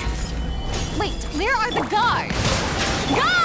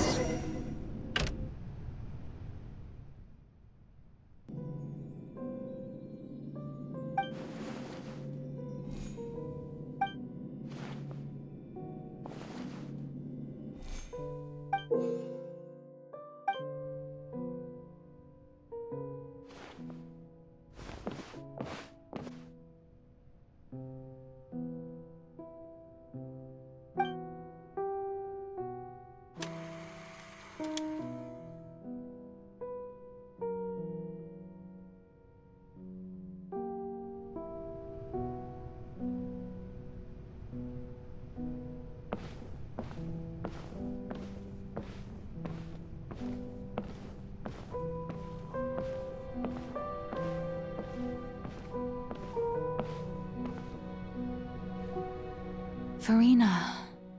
Farina. Huh? Who's that? Who's calling me? Where are you? Be not nervous. Be not afraid. I am before you. Wait a moment. You're mirror me? How can this be?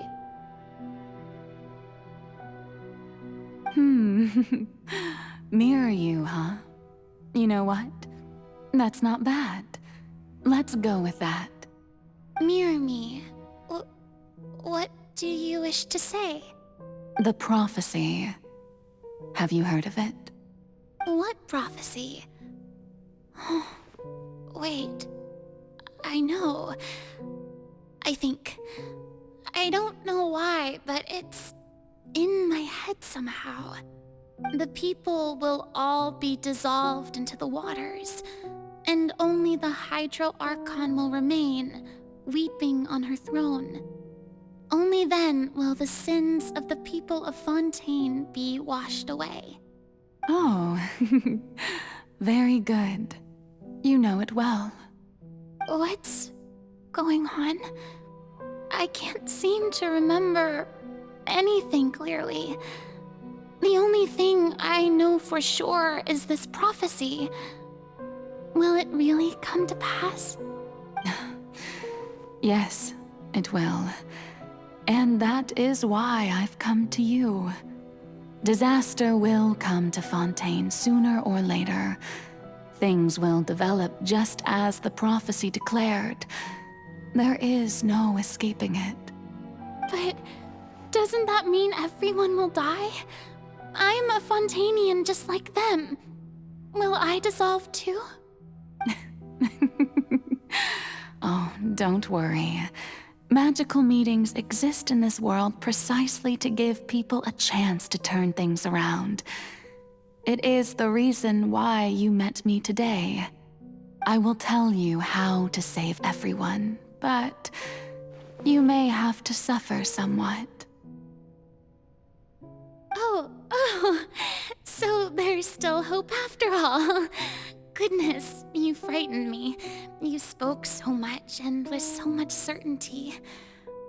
As for the suffering, well, I will admit that the first thing that came to mind was, why do I have to be the one to suffer? But if the prophecy will come true, I'll also die anyway, right? So if I've already met you as my magical meeting in this world, if there were scales, with all the people of Fontaine on one side, and my pain on the other, is it not obvious where the scales should tilt? You truly are the perfect human, my ideal. I suppose this would also be the justice that belongs to you. Huh? Don't worry, it's nothing. Listen well. Fontaine has just lost its Hydro Archon. I need you to play a role, that of the new Archon. Play as a god? That's right. You must begin a never-ending masquerade. You must never let anyone suspect your identity. If you can keep it up, then I shall have my way of defying this prophecy. But should your identity be revealed, then all hope will be lost. But how will I do this? A human assuming the role of a god without being exposed? Don't worry. What you must do is not to turn yourself into a real god. You simply need to play the role of a god as humans imagine them to be. Being a human yourself, I'm sure you already know what such an entity would be like. Remember, your true challenge will not be pursuing divinity, but contending against humanity. I'm still not sure I understand, but I'll try. I'll try to do this. So, how long am I going to have to play this role? To accomplish this mission, you will have to stay on the stage for many, many years. You will endure and not grow old until your task ends. But I promise you, all will eventually end in a magnificent and dramatic trial, and everyone will be saved. A trial, huh? How exciting. I'll be looking forward to it.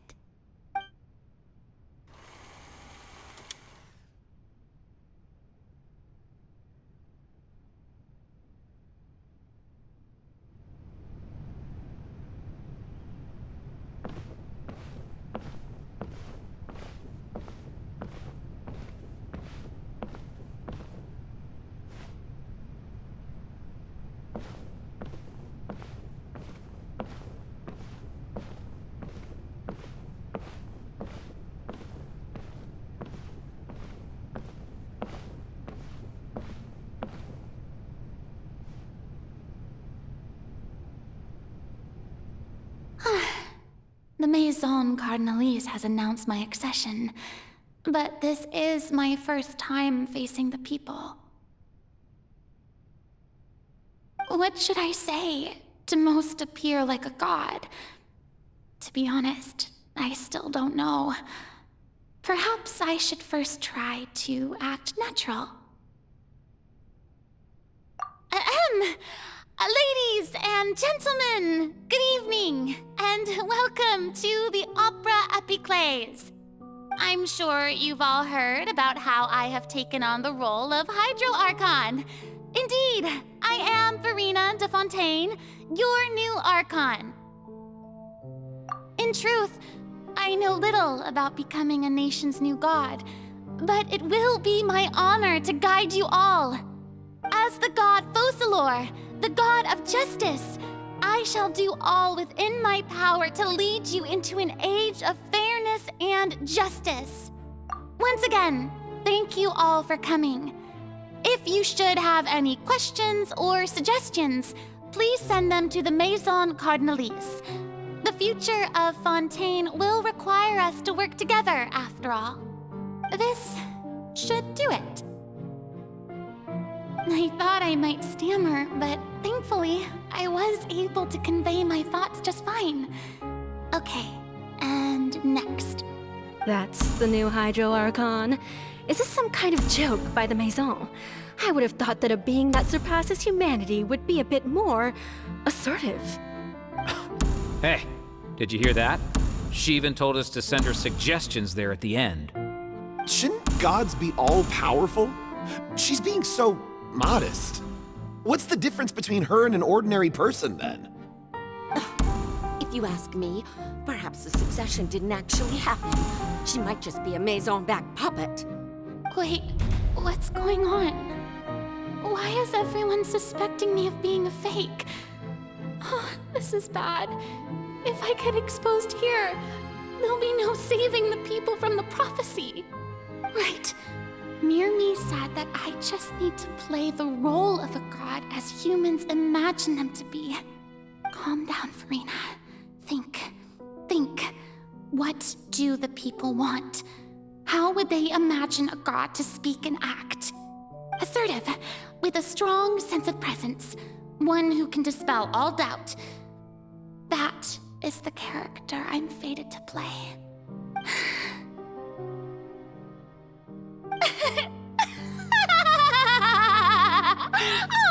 Oh, very good, my people. Only ones such as you are deserving of my rule. Now, I was wondering if some weak puppet were to one day come onto the stage and claim ownership of this opera house, would the children of Fontaine follow them? Well, it seems that you would all see right through them. Having passed my test, you are qualified to witness wondrous trials alongside my august self, here in this opera house. You may consider my previous act a door gift of sorts. I thought it was a debut that suited the atmosphere. Now then, let us be reintroduced. Ah, so that was just a performance. How could I have forgotten that we were inside an opera house? Her personality. It's quite shocking, to be honest, but I suppose it's a better look than before. Such a fascinating and bold deity. How wonderful! Her future may yet be bright after all. It seems I've turned them around. Best follow this flow and restart my accession speech. My dear people, whether you acknowledge me or not, whether you trust me or nay, I say to you, keep faith in your ardor for justice. We have heard it said that this nation's sins can no longer be washed away. Well, I say that justice is most fragrant when it blooms amid sin. The scales of justice should not weigh heavy in the hands of its God. On one side, it must carry fairness and justice. And on the other, praise and applause. May law be the prayer on our lips. May judgment be our worship. Let us light the fires and drink to the future of Fontaine! There is no trouble in this world that justice cannot solve. All that is needed is for you, my people, to believe in it, heart and soul. So long as I, the Archon Focalor, stand within the Opera Epiclese, so long as I stand before the Oratrice, I shall even judge the gods of this world!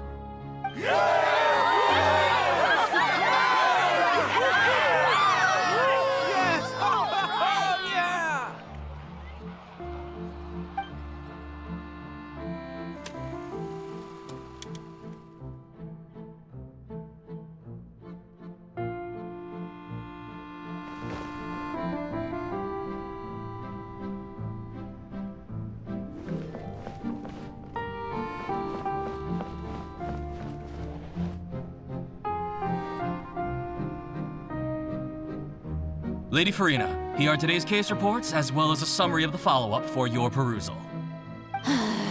Come now, was I not just at the Opera House in person?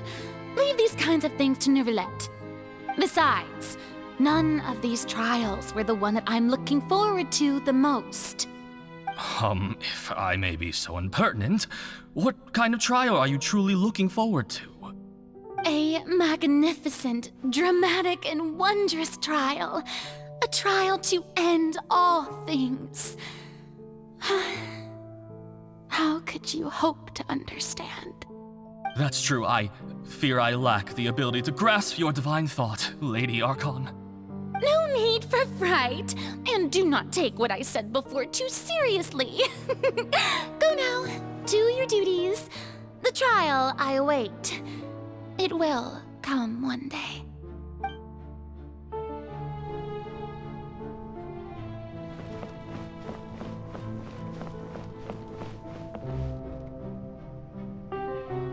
Lady Farina, I don't know what to say.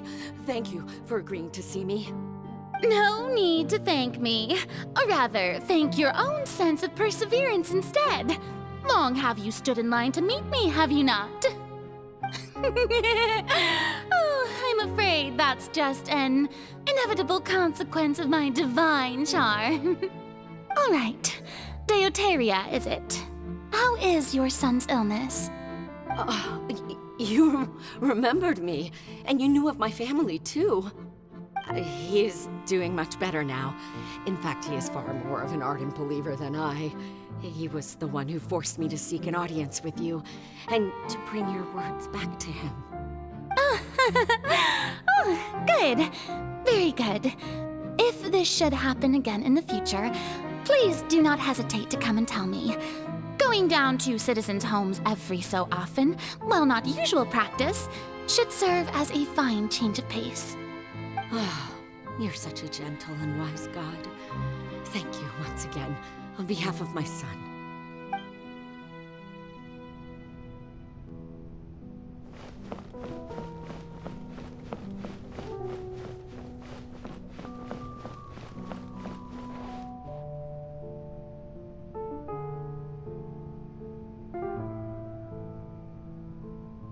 Lady Farina, here are the latest hydrological reports.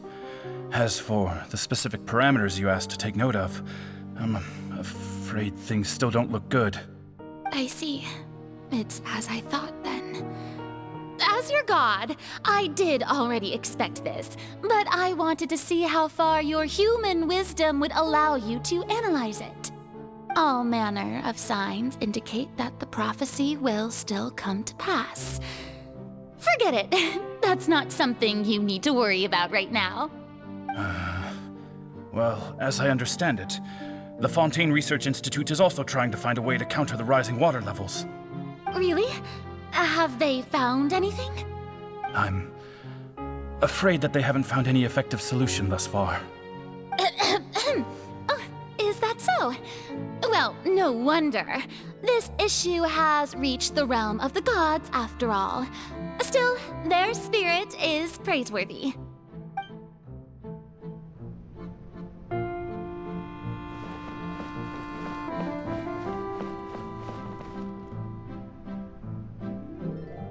The day is finally over. I haven't had a moment to breathe this whole time. But it's good to see that everything's getting on track. There are no longer any voices of suspicion. Maybe this is fine. I just need to keep going, and everyone will be saved. All right, Farina, don't think too hard about this. You need rest. Tomorrow's a new day.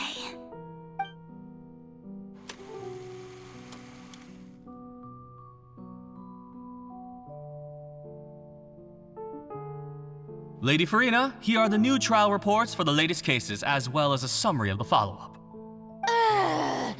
There'll be no need for that. I've seen them already. There's no need to go back over scenes I've witnessed in person before. Lady Farina, I've waited so long for this chance to see you in this manner. Indeed, my dear, loyal citizen. This joyous moment is an honor for us both.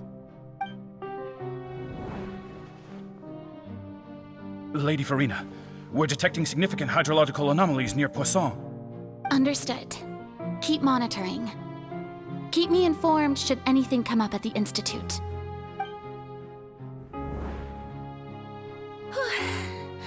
I don't think I let anything slip today. I must show the people that there is nothing to worry about. I just don't know when these days will end. I feel utterly exhausted. Best to rest early today, too.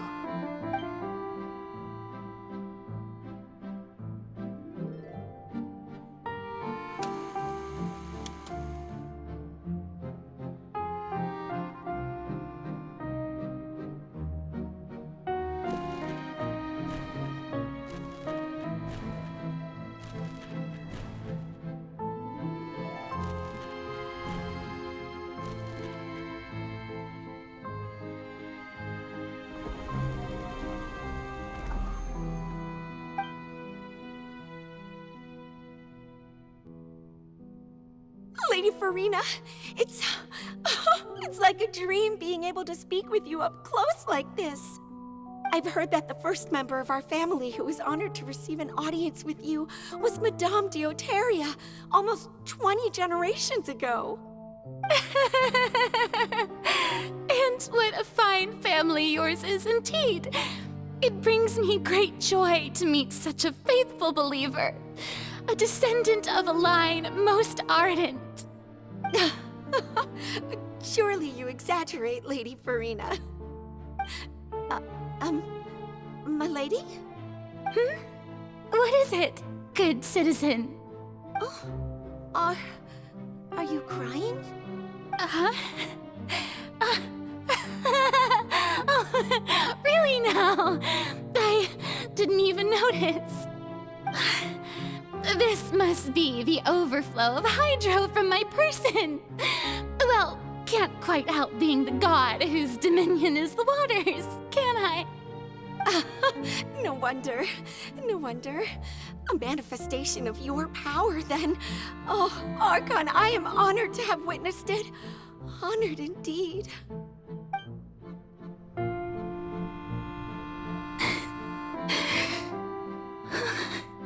So interminable. So lonely. Just how much longer? Hundreds of years must have passed by now. Perhaps the show must go on for hundreds more.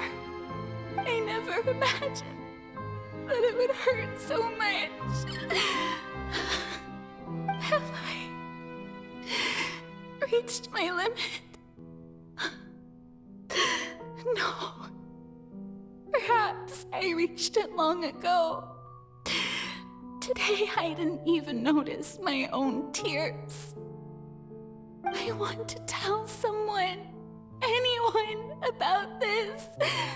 But would that not destroy all I've done so far? I've conducted so many investigations across the centuries, but there's not even a sliver of hope that we might break the prophecy. All I can do is keep heart. I must maintain this act. It is the only way to save Fontaine. Please, mirror me. You have to succeed.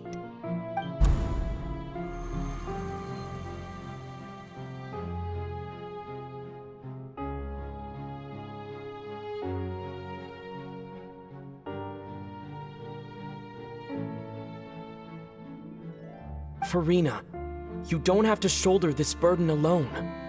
Although I don't know what you might be keeping from everyone, your people are more than willing to share your burden with you.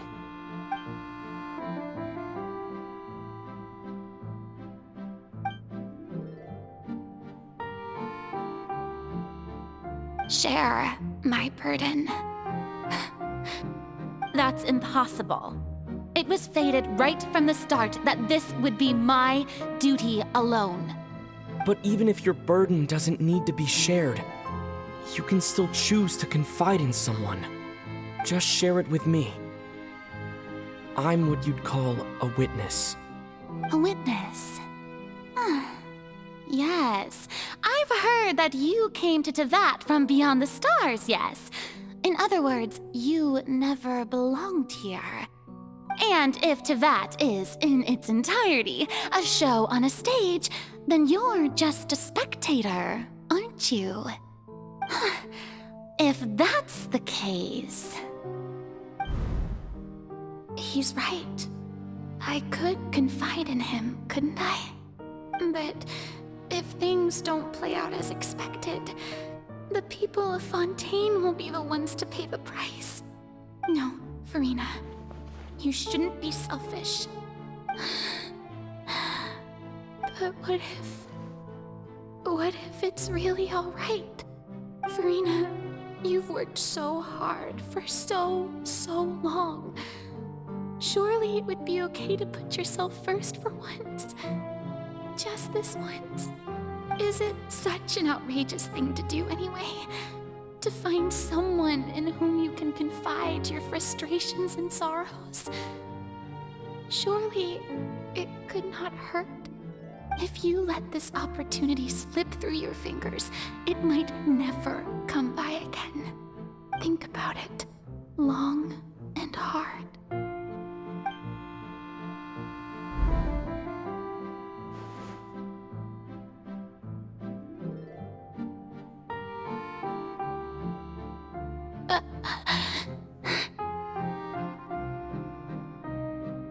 No, I have nothing to say. I am Farina, the Archon of Fontaine. Everything will surely get better. All you need to do, dear spectator, is to witness my performance until the curtains fall.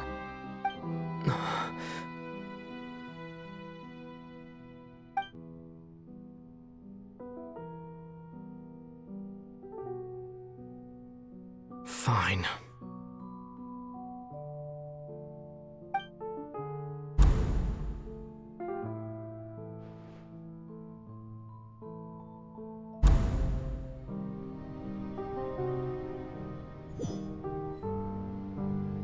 So even Farina doesn't know the truth? You've never once let her in on the full plan? Yes, it had to be done. To deceive the heavenly principles, you must first deceive yourself. She did very well. If she had let her resolve falter even once in these 5 centuries, Fontaine would have been doomed to the most tragic fate. It seems that trusting humanity was the right decision after all. I believe that I understand how your deception works, but that is only half the truth, is it not? How would you build on this foundation to save the people of Fontaine? That is the most important thing. Ah, good. Of course, the Iudex of Fontaine has pinpointed the crux of the issue. I'm sure you've long sensed that the Oratrice is no simple machine, yes? I've always suspected that it had its own consciousness. And Lenny did mention that he heard a human voice within the core chamber. It now seems that that person was you, hidden within the machine all along. Am I right? And then I became one with the Oratrice, taking Fontaine's gnosis with me. Yes, it would seem so, wouldn't it? Alas, your understanding of this device still lacks sufficient depth. In truth, it is no enactor of justice. It is, in fact, a device created to kill the god of justice. I beg your pardon? Oh, you have it. And to be more precise, not only will the Oratrice take down the god of justice, it will also take down the divine throne upon which she has been placed. I mean, did you think I would be the sort to enjoy peaceful repose while Farina suffered? My work over these last 500 years has been to constantly accumulate indemnitium within the Oratrice. But really, some have already discovered that only a small fraction of the energy generated by the device was ever used to provide power to Fontaine. The vast majority had to be, accumulated to enact this death sentence. It was all a part of your plan then? Both the trial and the sentence? Indeed. This power, accrued over 5 centuries, could have sustained Fontainians for millennia had it only been used for that purpose. Almost all of it has now been stored within the Oratrice. But only power of this magnitude could hope to destroy the Hydro Archon's divine throne, shaking the rules established by Celestia, and breaking through the institution that is the Seven. So the Oratrice's call for death was for neither Farina nor Focalor, but for the Hydro Archon. The destruction of that divine throne. If I do not misunderstand your intent, you must be... Returning what's rightfully yours to you, of course. In other words, this was all done to return the authority of the Hydro Archon to the Hydro Dragon of this planet. But...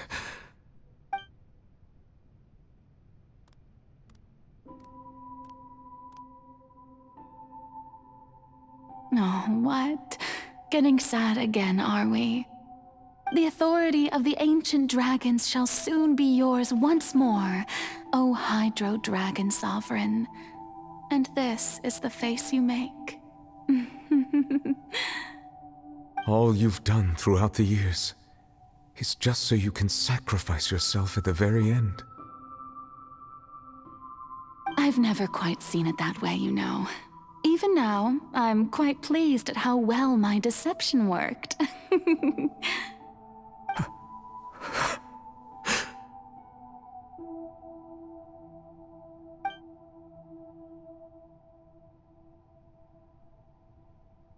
Hydro Dragon, don't cry. I must say, had it been within my rights, I would have loved to judge the heavenly principles themselves. Were they not guilty of essentially the same crime? Egeria stole the power of the primordial sea, and the heavenly principles stole the power you ancient dragons possessed. I, for my part, am the god of justice. And is it not just that your original powers should be returned to you? Speaking of justice, I have always believed that justice lies in the process of pursuing human existence itself. So, if the theft of the primordial sea's might was Fontaine's original sin, then, leaving matters of procedural right and wrong aside, the descent of the Fontainians as humans and their right to exist in this world would be Fontaine's original justice. In other words, existence was Egeria's justice, and to me, justice is the continuation of that existence. Defying the prophecy and ensuring that Fontaine's people shall live on, that should be the justice enthroned over all others. At this point, we, whether it be myself or all other Fontainians, have shouldered the burden of this sin for far too long. Iudex Neuvillette, the highest judge in our land, when you regain your full power as an elemental sovereign, what verdict shall you pass upon us? So when I was invited to the court of Fontaine to serve as Iudex, I see now that that was your idea too. At last, I now understand the true purpose behind this position. In the beginning, I was uninterested in human existence. But these 5 centuries of living alongside them have gradually brought about mutual understanding between us. And I have even attempted to feel as they feel. You are a devious one, Focalors. Things being as they are, surely you know that I could never declare them to be guilty.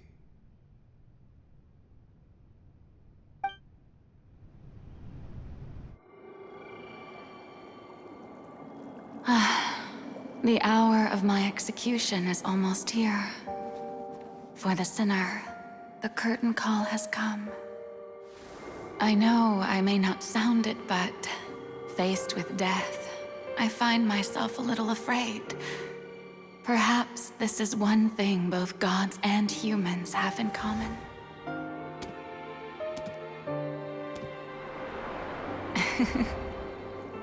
Farewell, Neuvillette. I hope you've enjoyed the part you played these 500 years.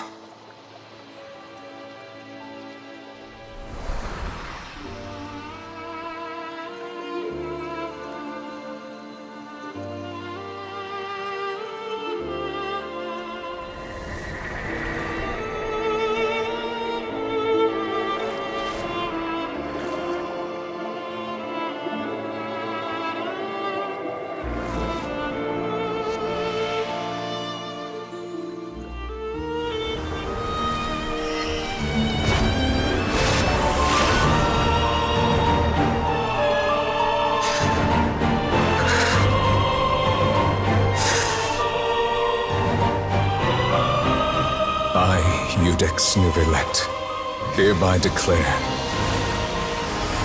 people of Fontaine, your sins are forgiven.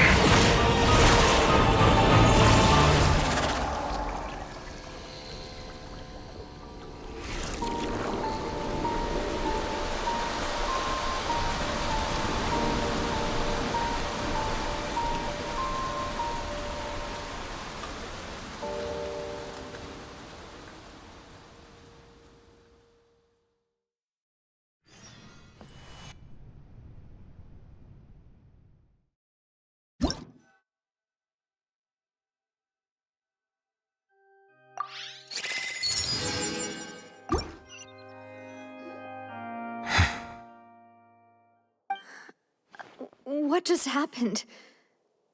Has the death sentence been carried out? Was that bright light some sort of misdirection? I have a feeling that something huge just happened. But since we're all still alive and haven't been dissolved, I assume whatever happened was good for us. It's time to end this. We must mete out punishment to that beast. Didn't you say just a moment ago that it can't be defeated? I have gained the strength sufficient to deal with it. Through certain means, I now have the ability to separate the power of the Primordial Sea from that creature. We should seize the opportunity to pursue our quarry. Traveler, now that the oratories can no longer function, I require an executor to help me mete out justice. The root of the calamities befalling Fontaine, the beast that enacts the prophecy. Its name is the all-devouring narwhal. Come with me, traveler. The hour of execution has come.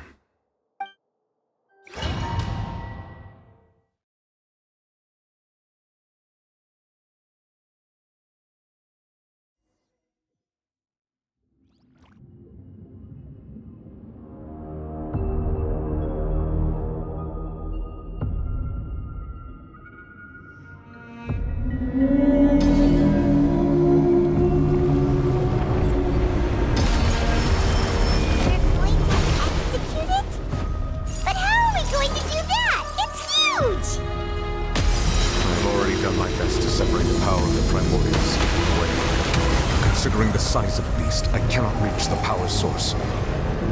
Unless we can find a way to attack it from within. I shall share a part of the ancient life. We shall look for an opening together.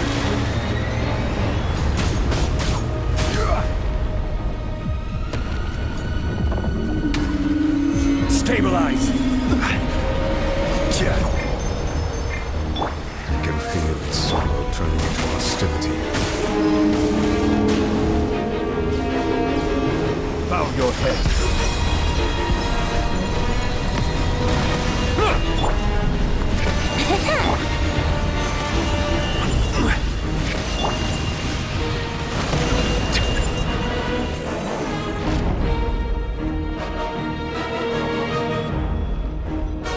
The all-devouring narwhal cannot resist its instinct to devour.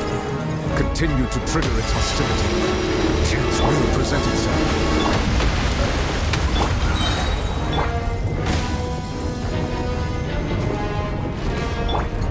Here we go!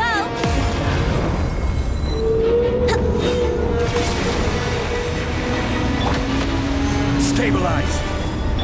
Settle down!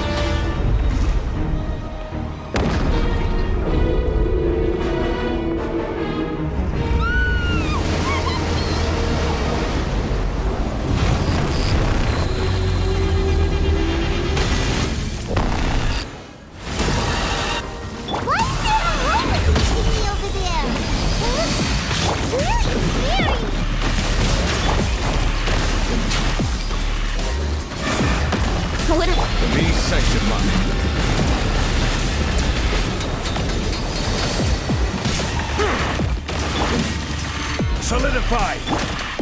I have granted you my protection. Do not fear.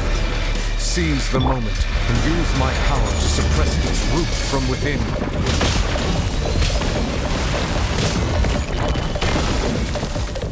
Settle down! Yahoo! By royal decree.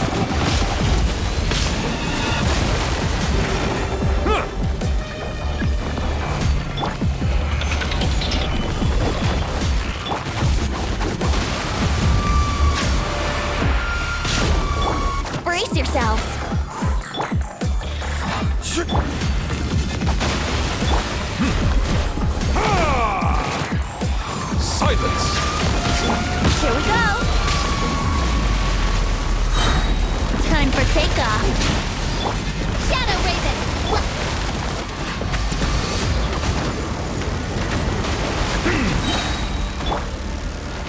Gather!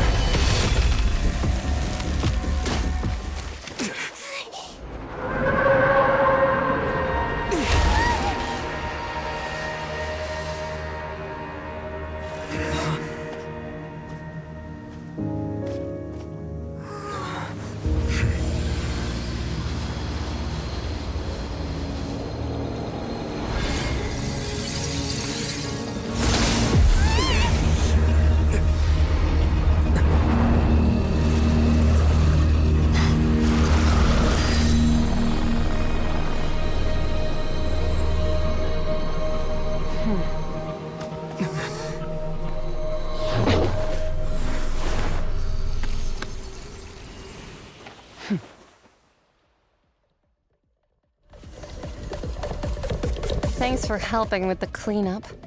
It should have been my job, but... oh well.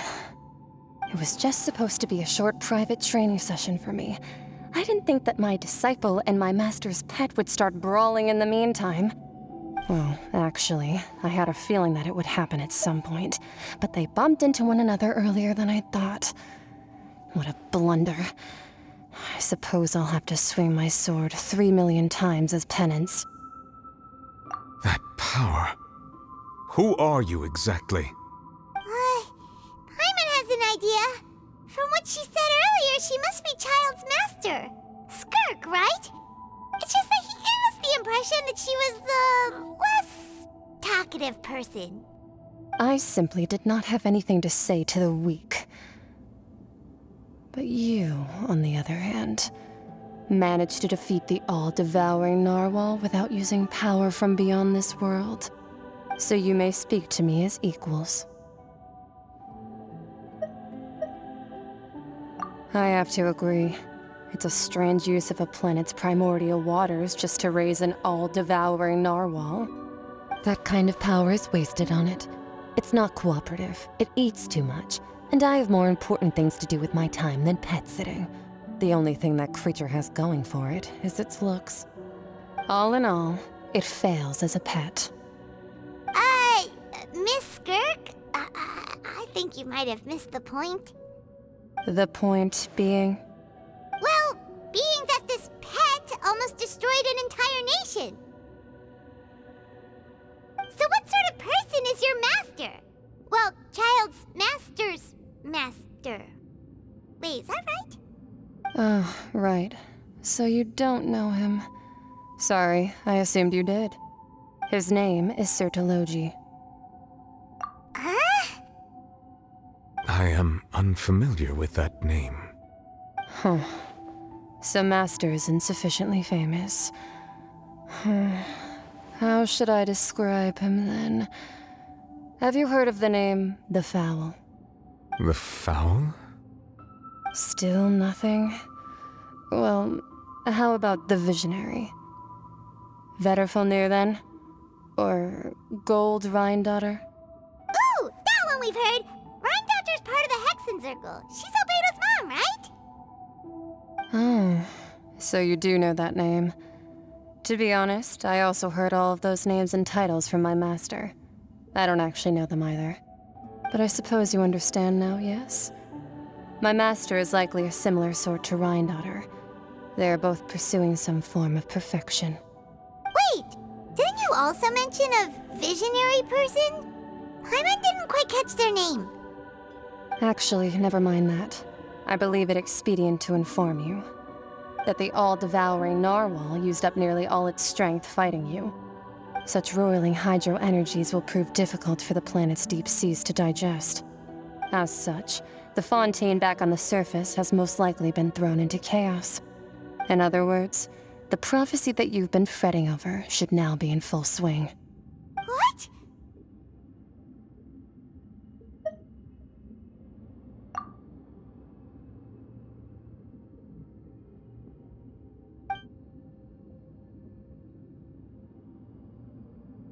Not to worry. Focalor has already managed to deceive the heavenly principles.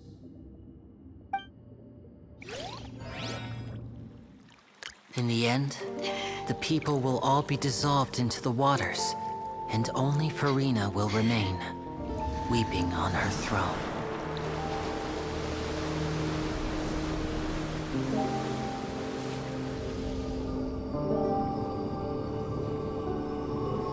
Only then will the sins of the people of Fontaine be washed away.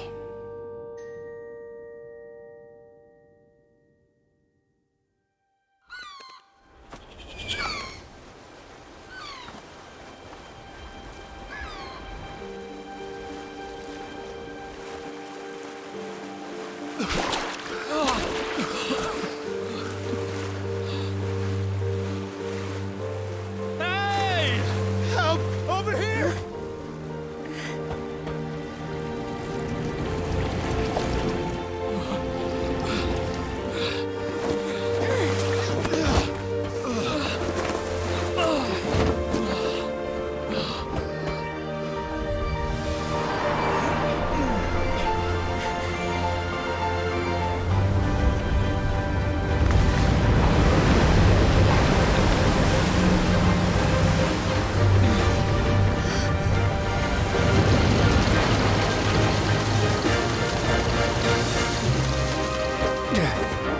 All hands, initiate emergency rescue!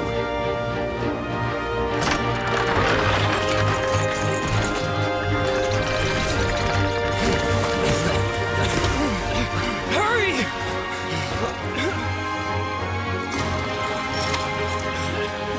Hey, lend a hand!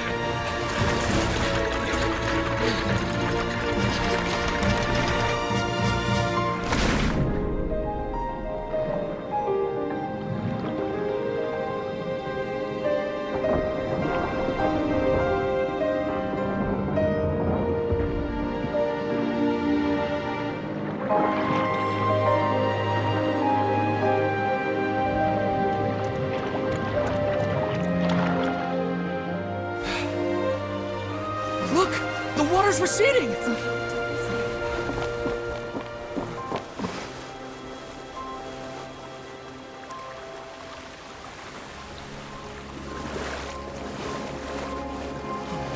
It's a miracle! Water's receding. We didn't dissolve. The prophecy was wrong. The prophecy was wrong.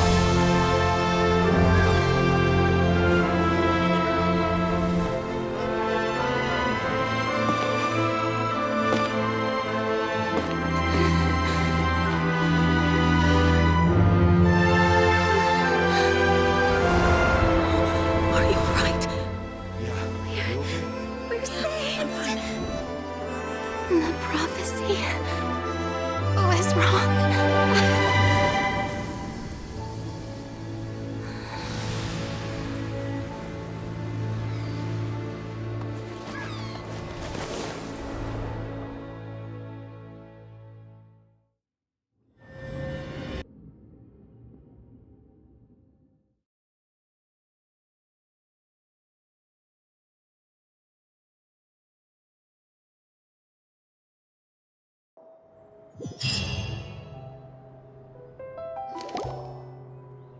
The soil renewed. The Spina di Rosula talks post-disaster rebuilding. I recently visited Poisson to meet with Miss Navia, spokesperson of the Spina di Rosula, and we spoke about Poisson's present and future. Old soil can still give birth to new bloom, Miss Navia stated. Hope is like seeing a small cookie when you're starving late at night. You just need a little of it. Skyship Winglet, lunar brain of the Fontaine Research Institute.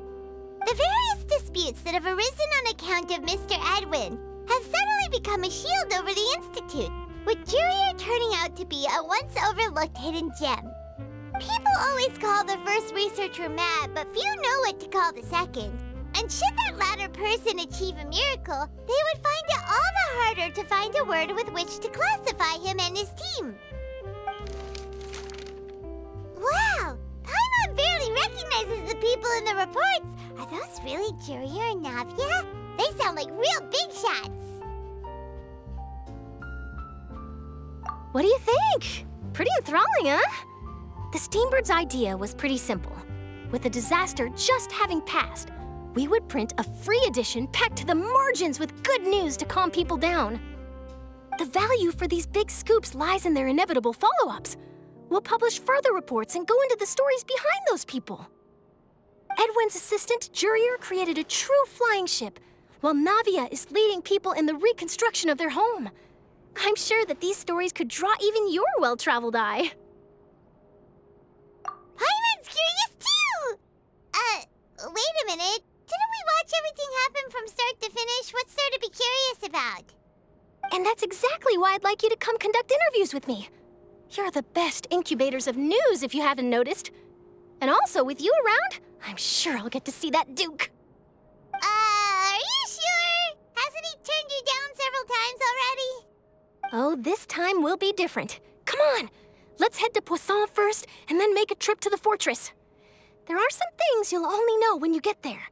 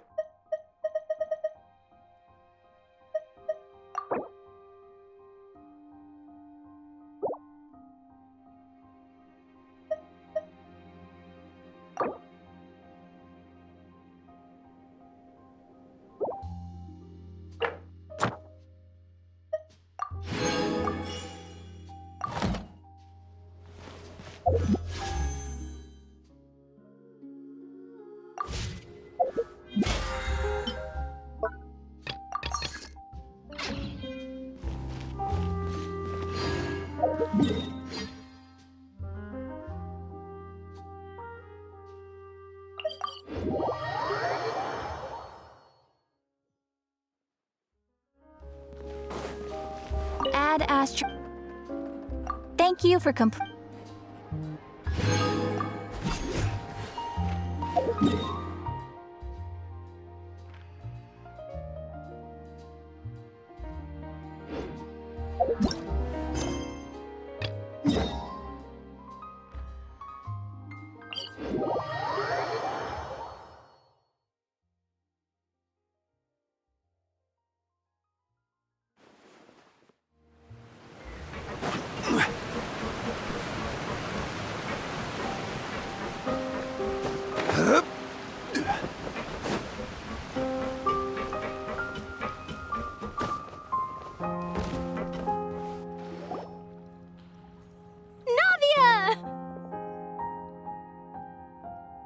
Oh, it's you. What brings you all here? Hey, we're just having a look around. I'm here to update myself on how things are going here. Oh, the Fatui are here too. Let me introduce you. This is Mr. Garunt Snežević.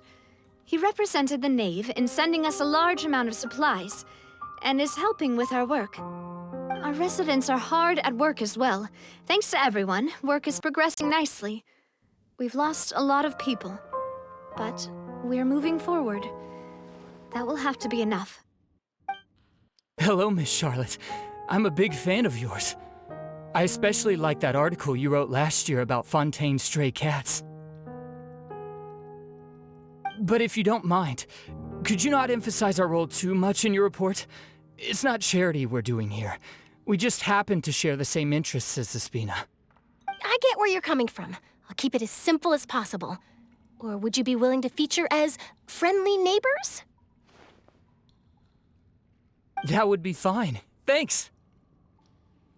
Oh, you're back too. How are things? We finished laying down the construction materials. It'll be another hour before the workers are able to go over there. Huh? You're here too, Clorian? Well, her reputation's greatly risen after that whole duel business with Miss Farina. So she's here in Poisson to wait out the heat.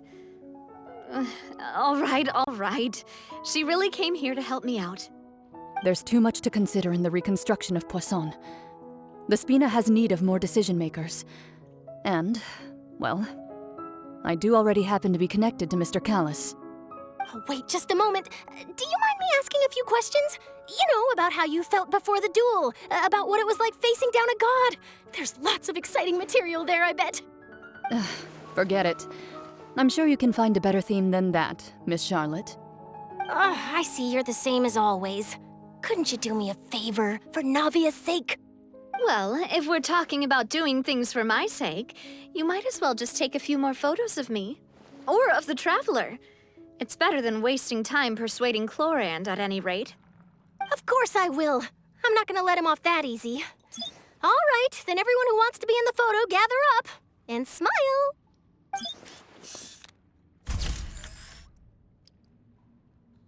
How did it go? Was it a good shot? Did Paimon look cute in it? Not bad. Your addition really helped the composition of the picture. All right, hang on a moment. Let me snap a few more shots.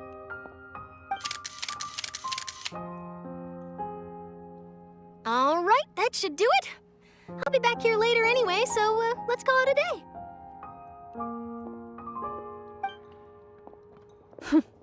You're very quick. Speed is of the essence when it comes to the news, and freshness is the key. Also, not to brag, but I'm pretty good at building connections.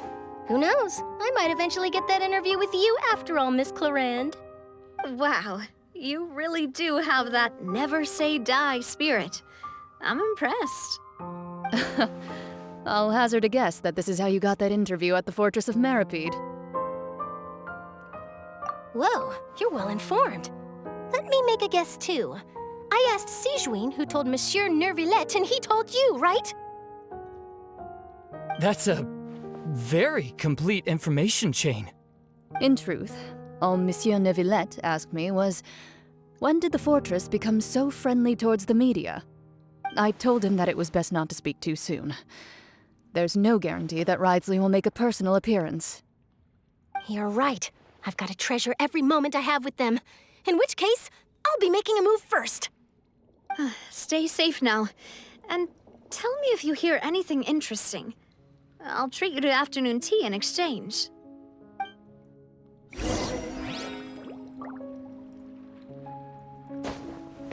You seem curious about the fortress.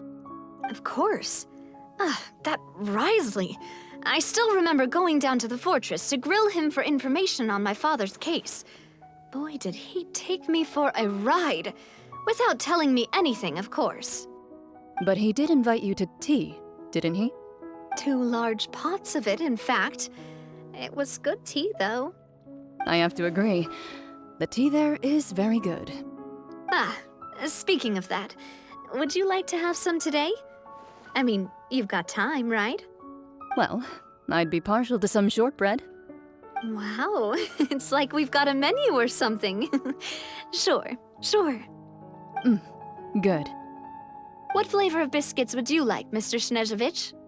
Me? I'm fine with anything. But I would prefer chocolate, should you have it. All right. Leave it to me. I'll go over the newly arrived supplies with you later, Mr. Snezhevich. We should be able to finish the preparatory work today. That works great for me. Huh. Is it just me, or did you get a new lipstick? I did. It was a gift from Sigewinne. Want to give it a try? I think the color would suit you, too.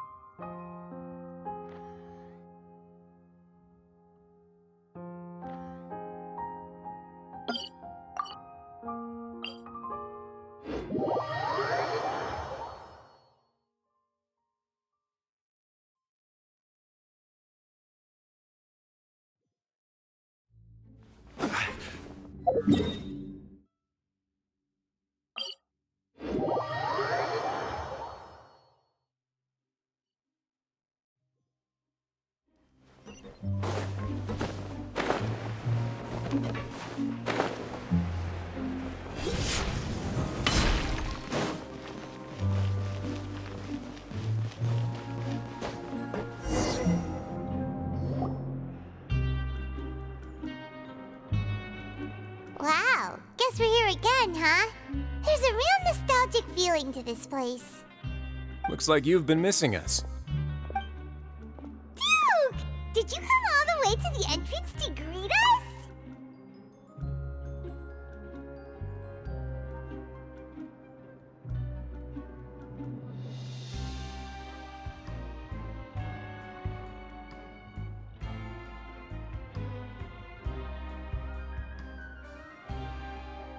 Of course. I'm here to welcome you and our dear Miss Charlotte, whom our good head nurse recommended to me. It's an honor to finally meet the much-rumored Duke. Thank you for consenting to my visit to the fortress, sir. No need to thank me. But that said, I shouldn't be the focus of your interview. I trust you recall our agreement? Of course, of course. All right then, this way.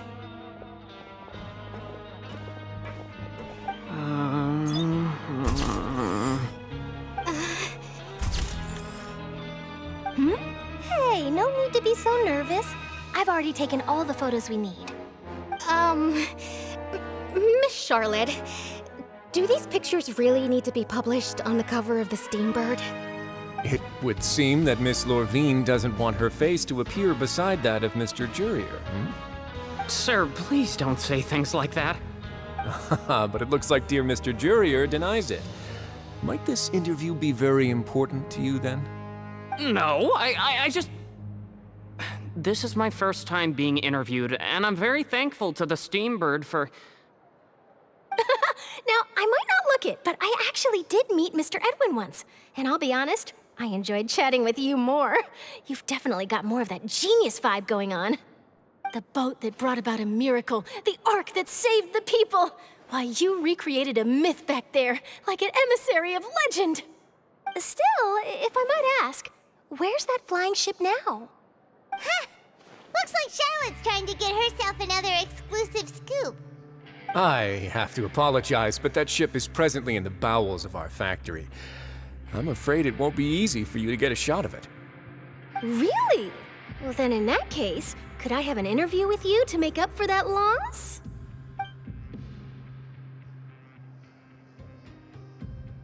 You already know my answer, I'm afraid. Best you interview our head nurse instead. Or perhaps you'd like to take another photo of this couple of researchers? Did you really have to use the word couple?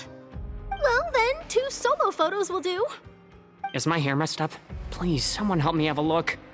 Things sure are getting pretty lively here. We've seen this kind of thing before. Oh, seems like everyone's here. Would any of you like to try this new drink I came up with? Ah, Siegeween. Hey, Miss Charlotte. Why don't you, take some pretty photos of our head nurse? Sure. Come on, Miss Siegeween. Over this way. Let's find a brighter spot. Huh? Sure. Do I have to smile? So, how have things been at the fortress?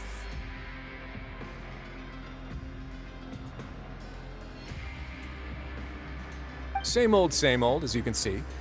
Fontaine's undergone some changes, but this place is still more or less the same. Other than that flying ship, it got a tad too much attention, I think. That's why I decided to let the interview go through. We should direct more public opinions toward the behind-the-scenes heroes. Am I right, Mr. Jurier? Miss Lorvine? You're too kind, sir. I believe that you too should have your day in the sun. Not that you would want that, which is a pity. I'll just leave the spotlight to you two.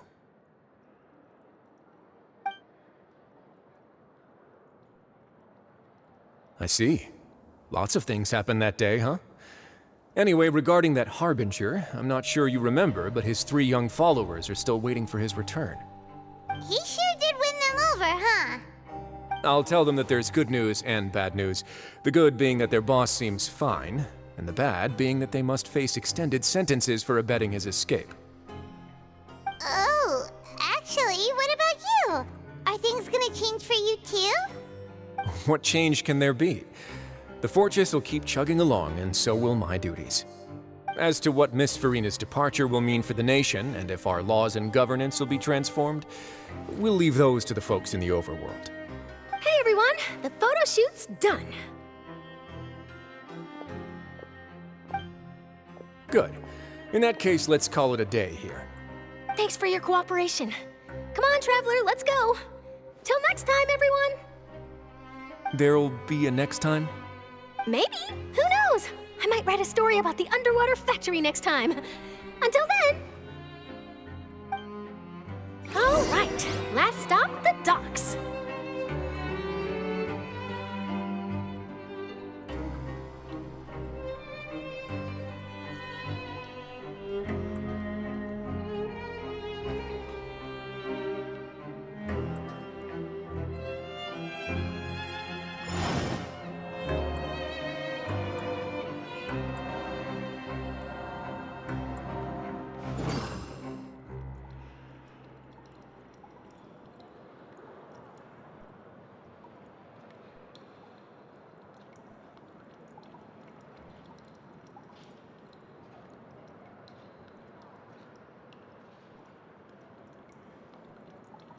Boats are made for transferring commodities back and forth, and those that come across Liyue tend to stay a while.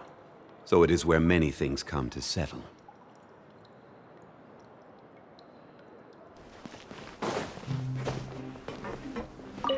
Oh, you know, I'd love to see you in one of Charlotte's photo shoots one day.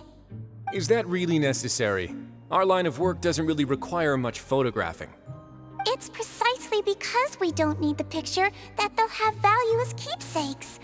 You don't really look all that opposed to the idea, you know? Maybe I'm just happy that I managed to once again avoid the spotlight. I think this interview went well either way. Yes, you successfully kept prying eyes away by using Mr. Jurier and Miss Lorvine as shields. Very good. You should be happy for them. They have a bright future ahead of them.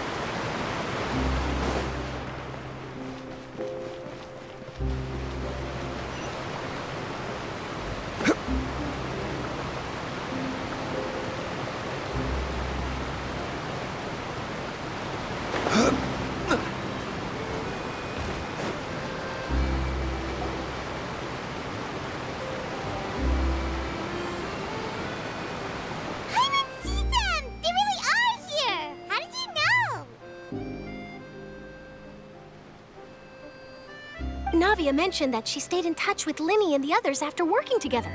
Apparently, they've been at the docks distributing these strange pockets the whole time since. Traveler, Paimon. Ah, and Miss Charlotte, too. Would you like a magic pocket? What sort of gadget is it? It's a wondrous bag that can be used to carry many things. The water level has returned to normal, but if you see any of your things floating around, you can use this to carry them. Or you could trick a friend into doing it for you. Trick a friend? I wonder which of my friends would fall for that.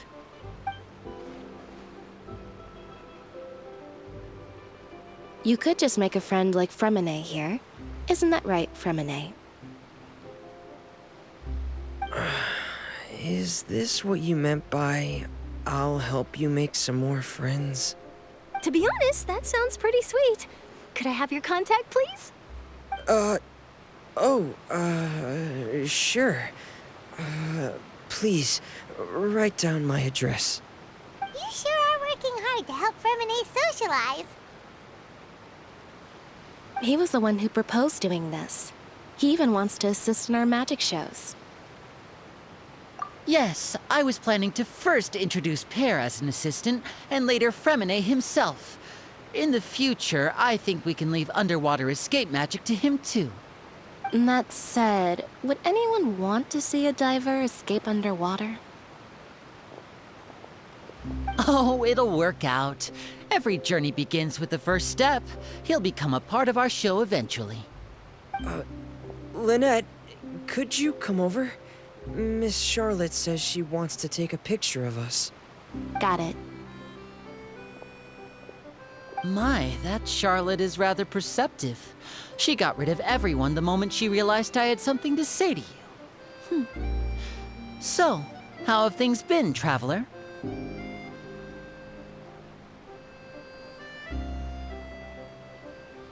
Father says that you did a great deal during the latest events. She's very grateful for your contributions to Fontaine. That's all right. We were more than happy to help. So, what's she doing now? Oh, I guess you haven't heard. Well, after Lady Farina left, Father and Monsieur Neuvillette opened negotiations, during which he gave Fontaine's gnosis to her as a diplomatic gift. A diplomatic gift? A gnosis? Yes, I was quite surprised at first myself. But when I thought it over, there were actually a number of things going for it. It could have been done as an apology for the incident with Lord Child, or as thanks for his help in tying the all-devouring narwhal down. Furthermore, Father did also lend significant aid to Fontaine and Poisson. Well, that's true, but this is a gnosis we're talking about. Doesn't this seem a bit irresponsible? I would agree, but I've also heard that it seems that Monsieur Neuvillette has had a significant change of heart regarding the matter. So there's some reason for this that only Neuvillette knows about? I suspect you'll have to ask him about that yourself. Yes, speaking of which, I did see him strolling around the entrance to the Fortress of Meripede a while back. Isn't he real busy and stuff? Paimon didn't think he'd have the time for that. But back to the topic. The gnosis was given to the knave, right? What about Child? They say that he's returned to Snezhnaya to recover from his wounds. I hear that the recent disaster really did a number on his health. That's true. When you think about it, we've had loads of run-ins with the Fatui. To think we'd be allied with them this time. So shocked by such a simple switching of sides?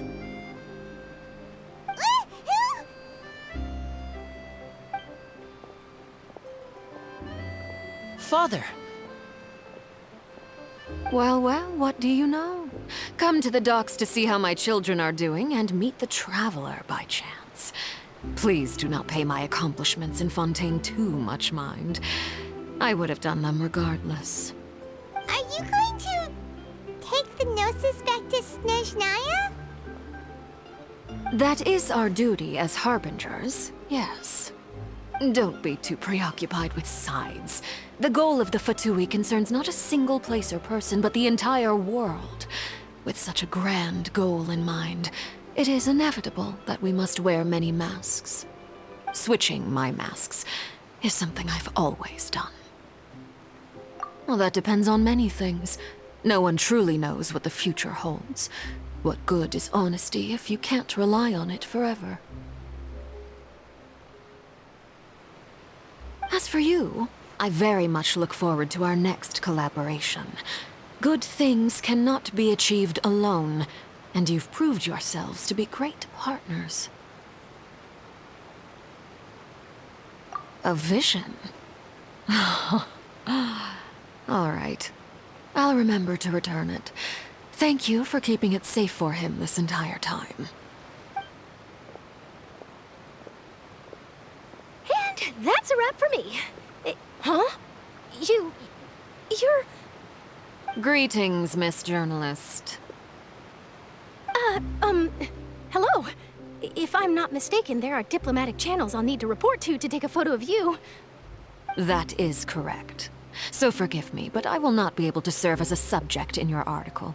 However, feel free to write as much as you'd like about our dear magicians and our upcoming rookie talent. I will. The sea breeze is quite pleasant. I shall continue my walk while the weather remains so agreeable. Farewell. Farewell, Father. Oh, she has such an intimidating presence. I didn't even dare to take a picture. Thankfully, I've already wrapped up all my pre-scheduled interviews. Thank you all. This'll be more than enough for me to write about, I'm sure. Don't be too nervous. Why don't you take a magic pocket before you go? Here, Traveler, Paimon, you take one too. To move things about? That's right. Funny. I was giving out magic pockets when we first met too.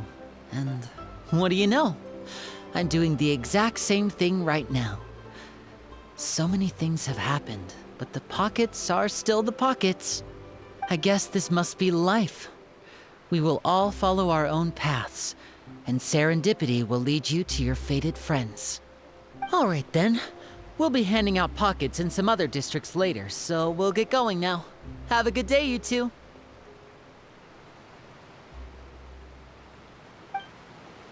Well, guess you sent Charlotte, huh? Shall we go see what Neverlette's doing? As long as it...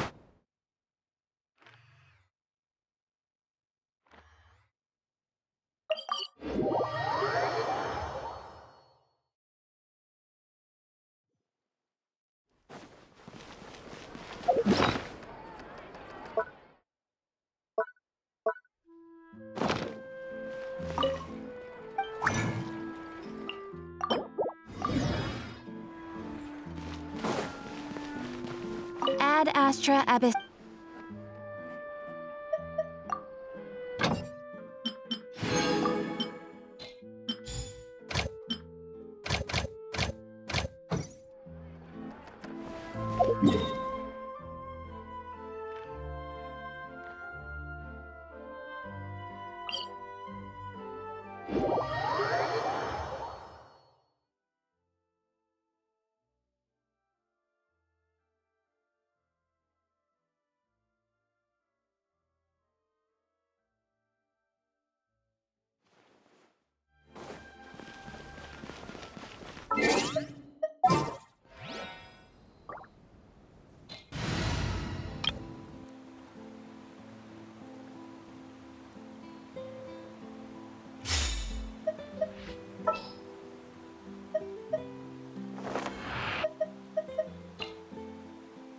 Sounds good to me.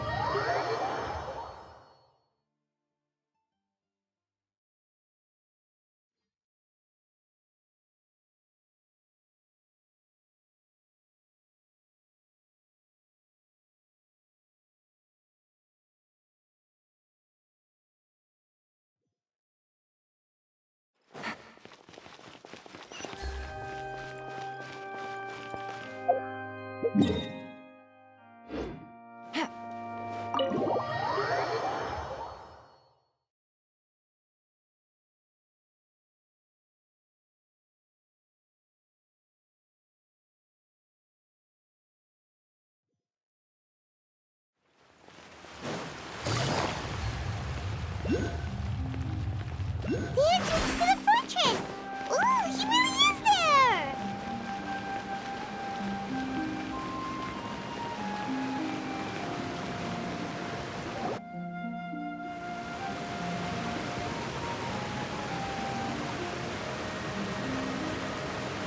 So, you really are here, Neverlet!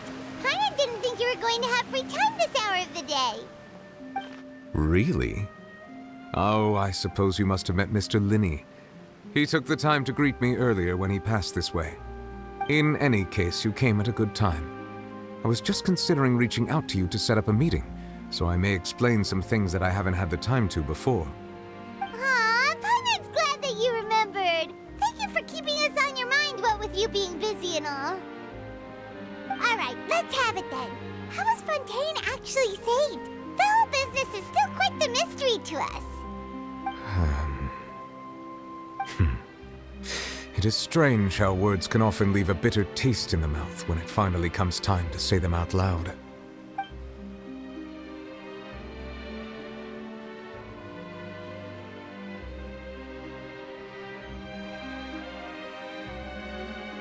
Whoa. So that's what happened? Focalor destroyed the divine throne of the Hydro Archon and restored your power to you, transforming you into a fully fledged elemental dragon sovereign! But Paimon still doesn't quite get what you did to save the Fontanians from dissolving. For me, the authority of the ancient dragons refers to absolute control over the hydro element. Fontanians were incomplete humans born of Egeria's use of the power of the primordial sea, with constitutions similar to that of mimics. But so long as those primordial energies remain within them, I could use the ancient dragon's authority to grant them true blood, after the fashion in which life was first brought into being on this planet. In other words, when I gave my verdict, Fontanians became true humans, and thus would naturally no longer be dissolved by water from the primordial sea. Focalor must have counted on you to make that decision as well. Your verdict was the key to making the prophecy appear to have come true while saving everyone. Yeah, and in a manner of speaking, Focalor finally managed to fulfill the original Hydro Archon's wish to turn Oceanids into real people too! It seems from your expressions that you still have more things you wish to ask. Ask away. I will tell you the truth as I know it. I have investigated his case along many avenues, and I have learned that he once fell into an unknown chasm when he was young. There, by chance, he awakened the all-devouring narwhal. But whether it be by sentiment or reason, that should not have been enough to consider him the root cause of the disaster. At most, he would have had tangential liability. As for the judgment passed by the Oratrice during the trial, whether it was due to that liability by association, or Focalor deliberately using him to buy time for us on the assumption that he would be able to hold the creature off, I cannot say. Guess Focalor had Fontanians in mind the whole time. In the end, it was thanks to her that they finally became real humans. Hang on a second. Paimon suddenly got another question. Back when Fontanians hadn't yet become real humans, were the children they had also transformed Oceanids? Life has always flowed like water. Do you recall how Fontanians would often come to the Fountain of Lucine to pray for children? Yeah! Lynette said the fountain is where all the waters in Fontaine converge. In truth, even those couples did not know that such prayers were no mere custom, but instead a form of ritual. Those Oceanids who were blessed within the spring water would later descend as new humans in the coming months. Paimon sorta gets it now. Either way, seems like this ritual won't be of any further use, but it'll probably live on as a local custom. Ask away. I will tell you the truth as I know it. Yeah, about that. Risley said Farina has already left. What's that all about? Ah, Lady Farina. The people are only aware that her death sentence has not been carried out. She abdicated the post of Hydro Archon and left affairs related to that title to me, before leaving the Opera House. I related Focalor's words to her faithfully and completely. After hearing them, she seemed neither saddened nor comforted. She simply said that she was tired and needed to rest. Having said that, she then packed her things and moved out of the Opera House, not unlike how an ordinary person might. But she's still got a place to stay, right? You need not worry. I will make arrangements to ensure that she will not want for food, clothing, board, or travel. In truth, I am somewhat happy for her. The wear and tear on her spirit will, of course, take time to heal. But now that she no longer has to play the role of Focalor the Hydro Archon, she can finally lay down her burdens and lead a normal life. What about you then? What are your plans now that you've regained your full powers as the Hydro Dragon? After Focalor passed on, the Oratrice also ceased to function. This matter will directly affect our trials. After much careful consideration, I've decided to take over its role in our courts. From now on, I shall hear cases and pass verdicts by myself. Looks like you're still considering stuff from the perspective of the Udex, huh? As an elemental dragon, there are indeed many things that I must do. But this power and this duty, in a manner of speaking, you could say that both were granted to me. As such, before I attend to my other responsibilities, I must first and foremost continue to serve Fontaine as its highest judge. The duty of the Hydro Sovereign and the duty of the Iudex shall coexist within my person. Additionally, the Hydro Archon's departure has brought about another problem, which is that the Opera House shall no longer produce indemnitium. That's true. That power was derived from the people's faith in the Hydro Archon, wasn't it? Wait, but the various mechs and machines in the city are all still okay. Where are they getting their energy from? As I am now, I have full command over New Musia, and it can serve as a complete substitute. Another reason why I cannot quite leave Fontaine immediately. Wow. This ancient dragon's authority stuff is really quite useful, huh? Ask away. I will tell you the truth as I know it. Oh, that's right! They say you've given it to the knave as a diplomatic gift or something!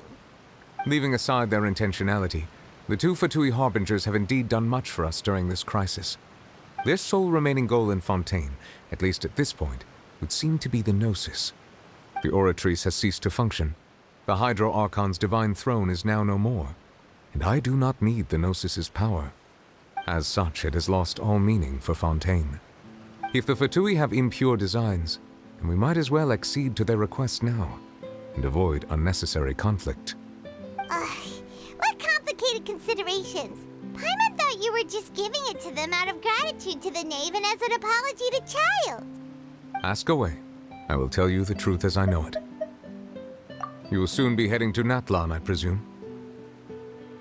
I'm afraid that I have little talent as a travel guide, so all I can do is tell you what I know about that land. As far as I'm aware, Natlan can be said to be a nation of dragons. A nation of dragons? You mean like you? No, I suspect that I would not find myself welcome there. Unlike ancient dragons such as myself, the dragons of Natlan have undergone long years of development and evolution. Large numbers of them have entered a form of coexistence with humanity. Natlan is also the nation of war. War ravages those lands like an undying flame. There is one other piece of information I got incidentally from my negotiations with the knave that I believe may be useful to you. The Harbinger known as the Captain has thrown his hat into the endless ring of war. The Captain. Sounds like a real tough customer. Seriously, everywhere you look, there's a Fatui Harbinger doing their thing. I suggest that you fully prepare yourself before going to Natlan. In the meantime, Fontaine's doors will always be open to you. Ask away. I will tell you the truth as I know it. Hang on a sec. Paimon's still got a question about the Gnosis. When we spoke to Linny earlier, he mentioned that your attitude towards giving away the Gnosis had clearly changed. We guessed that there might be some reason for it that only you were aware of. No wonder the House of the Hearth is the Fatui's intelligence division. They are certainly sharp. So regarding this specific issue, I was just getting ready to share something with you. What is it? In truth, I exchanged some further words with that lady named Skirk after sending you two back to the surface. It went something like this.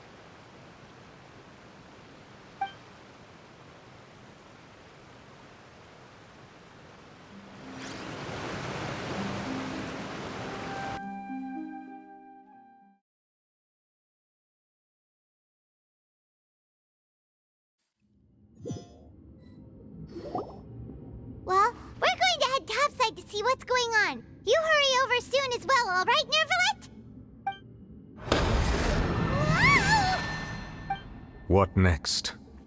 The all-devouring narwhal isn't here, so I'm no longer getting any interference. I can finally catch the scent of your power, what it's made of. It is the authority of the planet's primordial dragons, but with something very similar to a god's curse mixed in. It's quite a novel blend. I'm sure I've encountered something like this before. What was it again? I do not know what you speak of. Ah, of course. How could I forget? You should have the remains of the third descender on your person, yes? Remains? I've never heard of any such thing.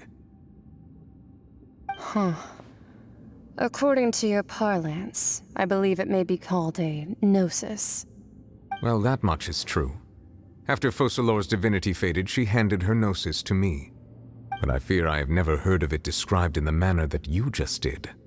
I've been training with my master, the Fowl, ever since I was young, and I have never returned to the surface since. So most of the information I possess, I got from him. It is only natural for those who are greater than humanity to possess a different sort of common sense, which is why there are so many problems in our attempts to communicate with humans. Regardless, you should probably get rid of objects of misfortune to prevent any disasters from befalling you. To live in itself is a blessing. But once a person dies, the bonds he once had with this world shall all turn to curses. What do you mean by that? No need to fret. These are just my personal thoughts, and my reason for no longer wishing to return to the surface. This third descender you refer to, who are they? And when did they die? Master never mentioned them to me. Perhaps it just wasn't that important for me to know. If you're interested, though, I could ask him. I'll be sure to pass the answer on to you next time. Next time? You believe we will meet again? I do. Wait. I have a disciple of my own, don't I? He can be the messenger then.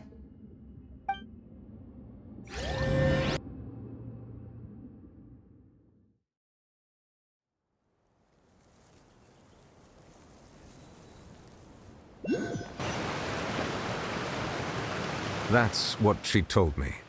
Whether it would prove useful or not, I wanted to pass that information on to you. The remains of the third descender? So that's what the Gnosis actually are. Paimon just thought they looked like chess pieces. How could they be a person's remains? All the same, assuming that there was no misunderstanding or special metaphor at play, that is what she meant to say. And she said that it would bring misfortune and that you should check it, which is why you gave it to the Fatui. If she speaks the truth, then I would simply be putting Fontaine at unnecessary risk by keeping it here.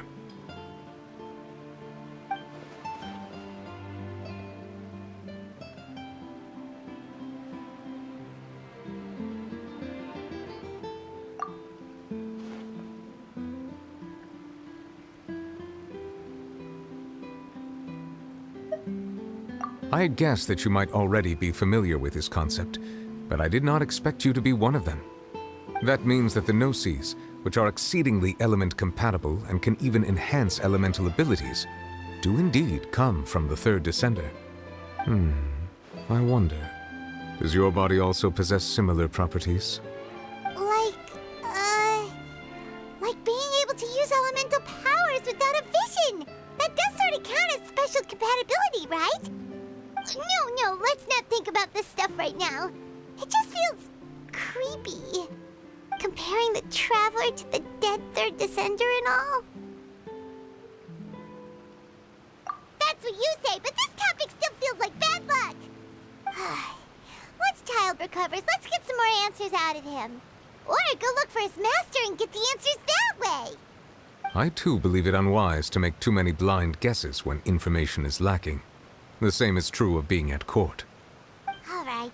Whatever the case, it seems like the crisis here in Fontaine's over for now. Yes. All of Focalor's efforts were for this moment as well. But she sacrificed herself in the end as a god, and she suffered through all those years as a human. Was that really what she wanted? I suppose that would be the mystery of a god's will.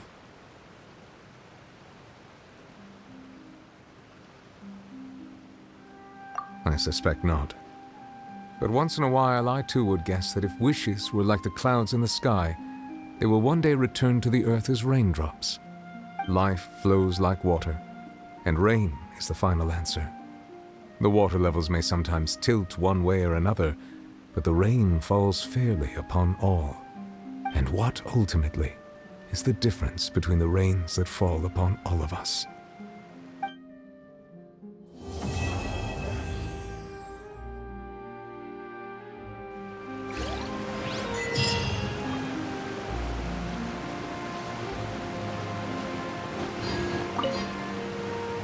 It seems from your expressions that you still have more things you wish to ask. Ask away. I will tell you the truth as I know it. I suggest that you fully prepare yourself before going.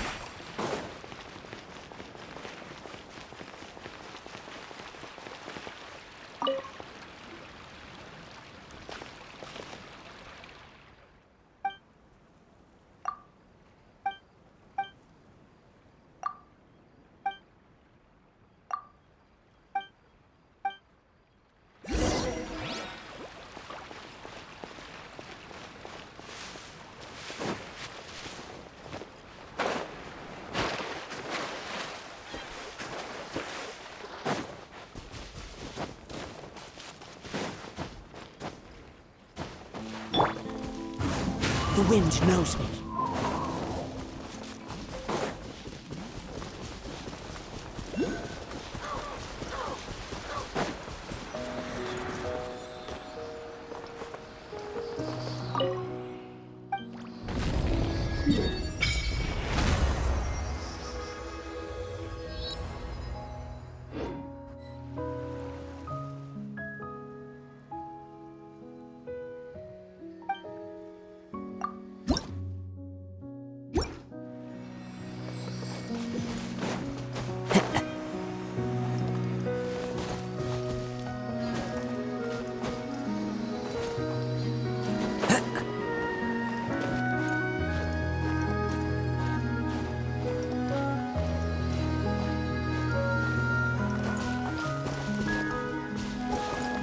One with nature.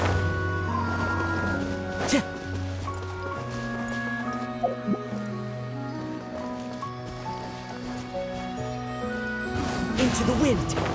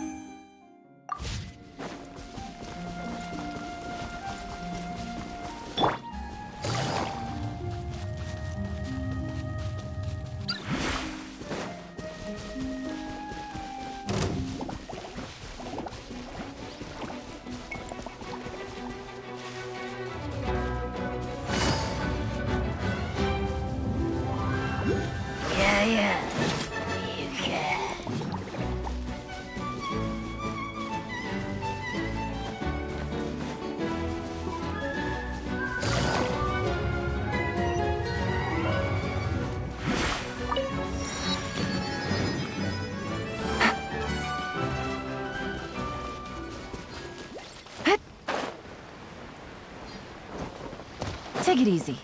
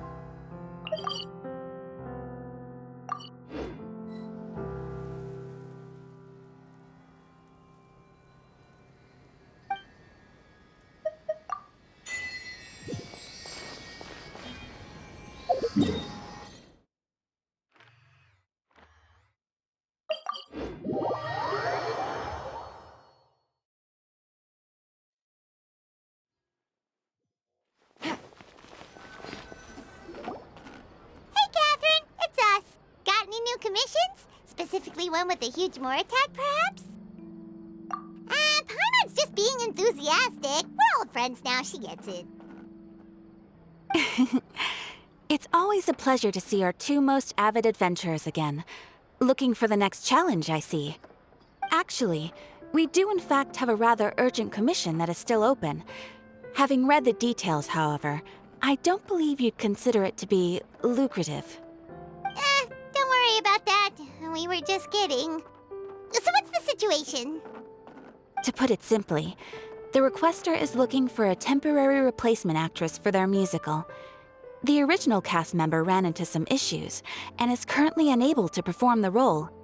But the troupe has also been experiencing some financial difficulties, so unfortunately they cannot afford to pay the replacement actress.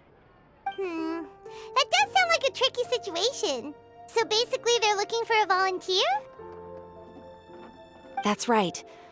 Our adventurers reached out to many actresses, but none of them were willing to take the job. There are only a few days left until the performance. If they can't find someone in time, they'll probably have to postpone the show. And delays tend to create all sorts of new problems. Got it. Oh, this one's a doozy. What do you think, Traveler? Any ideas? Even if we took the commission, neither of us have any experience starring in musicals. If you're interested in helping, why not start by having a chat with the requester? He's right over there. Maybe you can't fill the role yourselves, but you might be able to help him figure out another solution. Maybe there's something he hasn't thought of. Oh, it's that guy, huh? No wonder. Paimon approves. Let's go.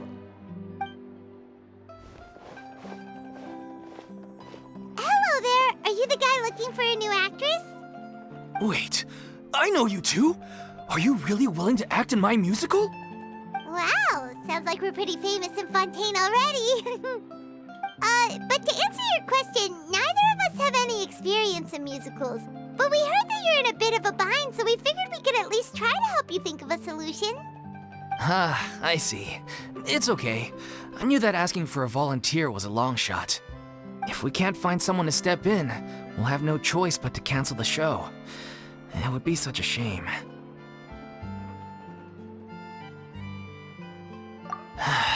That's the thing. We're not some high-profile theater troupe, just a group of amateur enthusiasts. All our sets and props are very crude. We're grateful enough just to get an audience, never mind ticket fees. If we had a way to make this profitable, things might have turned out differently. But now, it looks inevitable that we'll disband. Disband? You're splitting up the troupe? Oh, I guess the lady at the Adventurers Guild didn't tell you? Yeah, this is supposed to be our final show together as a troupe. One last show. And after that, we go our separate ways. So we were really hoping to end on a high note. Nobody wants things to just fizzle out. Not after all the time and effort we've invested into it. Yeah, the leading lady, in fact. She's been dealing with a chronic illness ever since childhood, and unfortunately, it flared up again recently. It really drains all her energy, so she's in no state to perform. The show just won't be the same without her. But for everyone else's sake, I still hope we can find a way to hold the performance on schedule. Got it. We have a clearer picture now. Let's see if we can come up with any ideas. What if we sponsored the show? Traveler, how much more are you carrying? Please, there's no need to go that far. I wouldn't feel right asking such a huge favor. And I can't promise that we'd ever be able to pay you back. Good point. If the actress just goes through the motions for the Mora, that's not exactly rescuing the show. We should find someone who will put on the best performance possible. Oh, wait! What about... you know who? That's how you know we're the best of partners. Anyway, she should have all the free time in the world right now. She's really good at performing, and she was once super popular with the crowd. Performing in a musical should be a piece of cake for her. Who are you thinking of? Sounds like someone famous. Her! You're... That was a joke, right? Nope. Paimon doesn't actually know if she's performed on stage before, but Paimon's pretty confident that she'd be really good at it. You're not wrong there. She has actually performed in a number of big-name shows before. They were one of the reasons she was so popular. But even if she's no longer the Hydro Archon, it's not like she's suddenly a commoner. She's still an idol to many people in Fontaine, including myself. I just think Lady Farina might feel a bit out of place in an amateur troupe like ours. Well, yes, but... Fair enough. I mean, if she was actually willing to, then of course I'd be honored to have Lady Farina star in our show. I'm sure the rest of the troupe would be delighted too. I'm sure everyone in our troupe has probably dreamt of performing on stage with her one day. Of course, it all depends on whether she's interested. She might consider this opportunity beneath her. No point in stressing about that. We'll only know if we ask her. And besides, things are different now. There's no reason for her to be all high and mighty anymore. Thank you for your help. I guess I'll just stay here and wait for the good news. Good luck. Wait, where does Farina actually live nowadays? She used to live in luxury at the Palais Mermonia, but she's, moved out, right? As it happens, I have her current address here. I can provide it to you. Woo! When did you get here? I came over when things were starting to sound more promising. I thought I should be at the ready in case my assistance is needed. It is my duty to support commissioners in any way I can. Thank you, ma'am. Thank you so much. Well, now that we've got the address, we'll go find Farina. Back in a jiffy.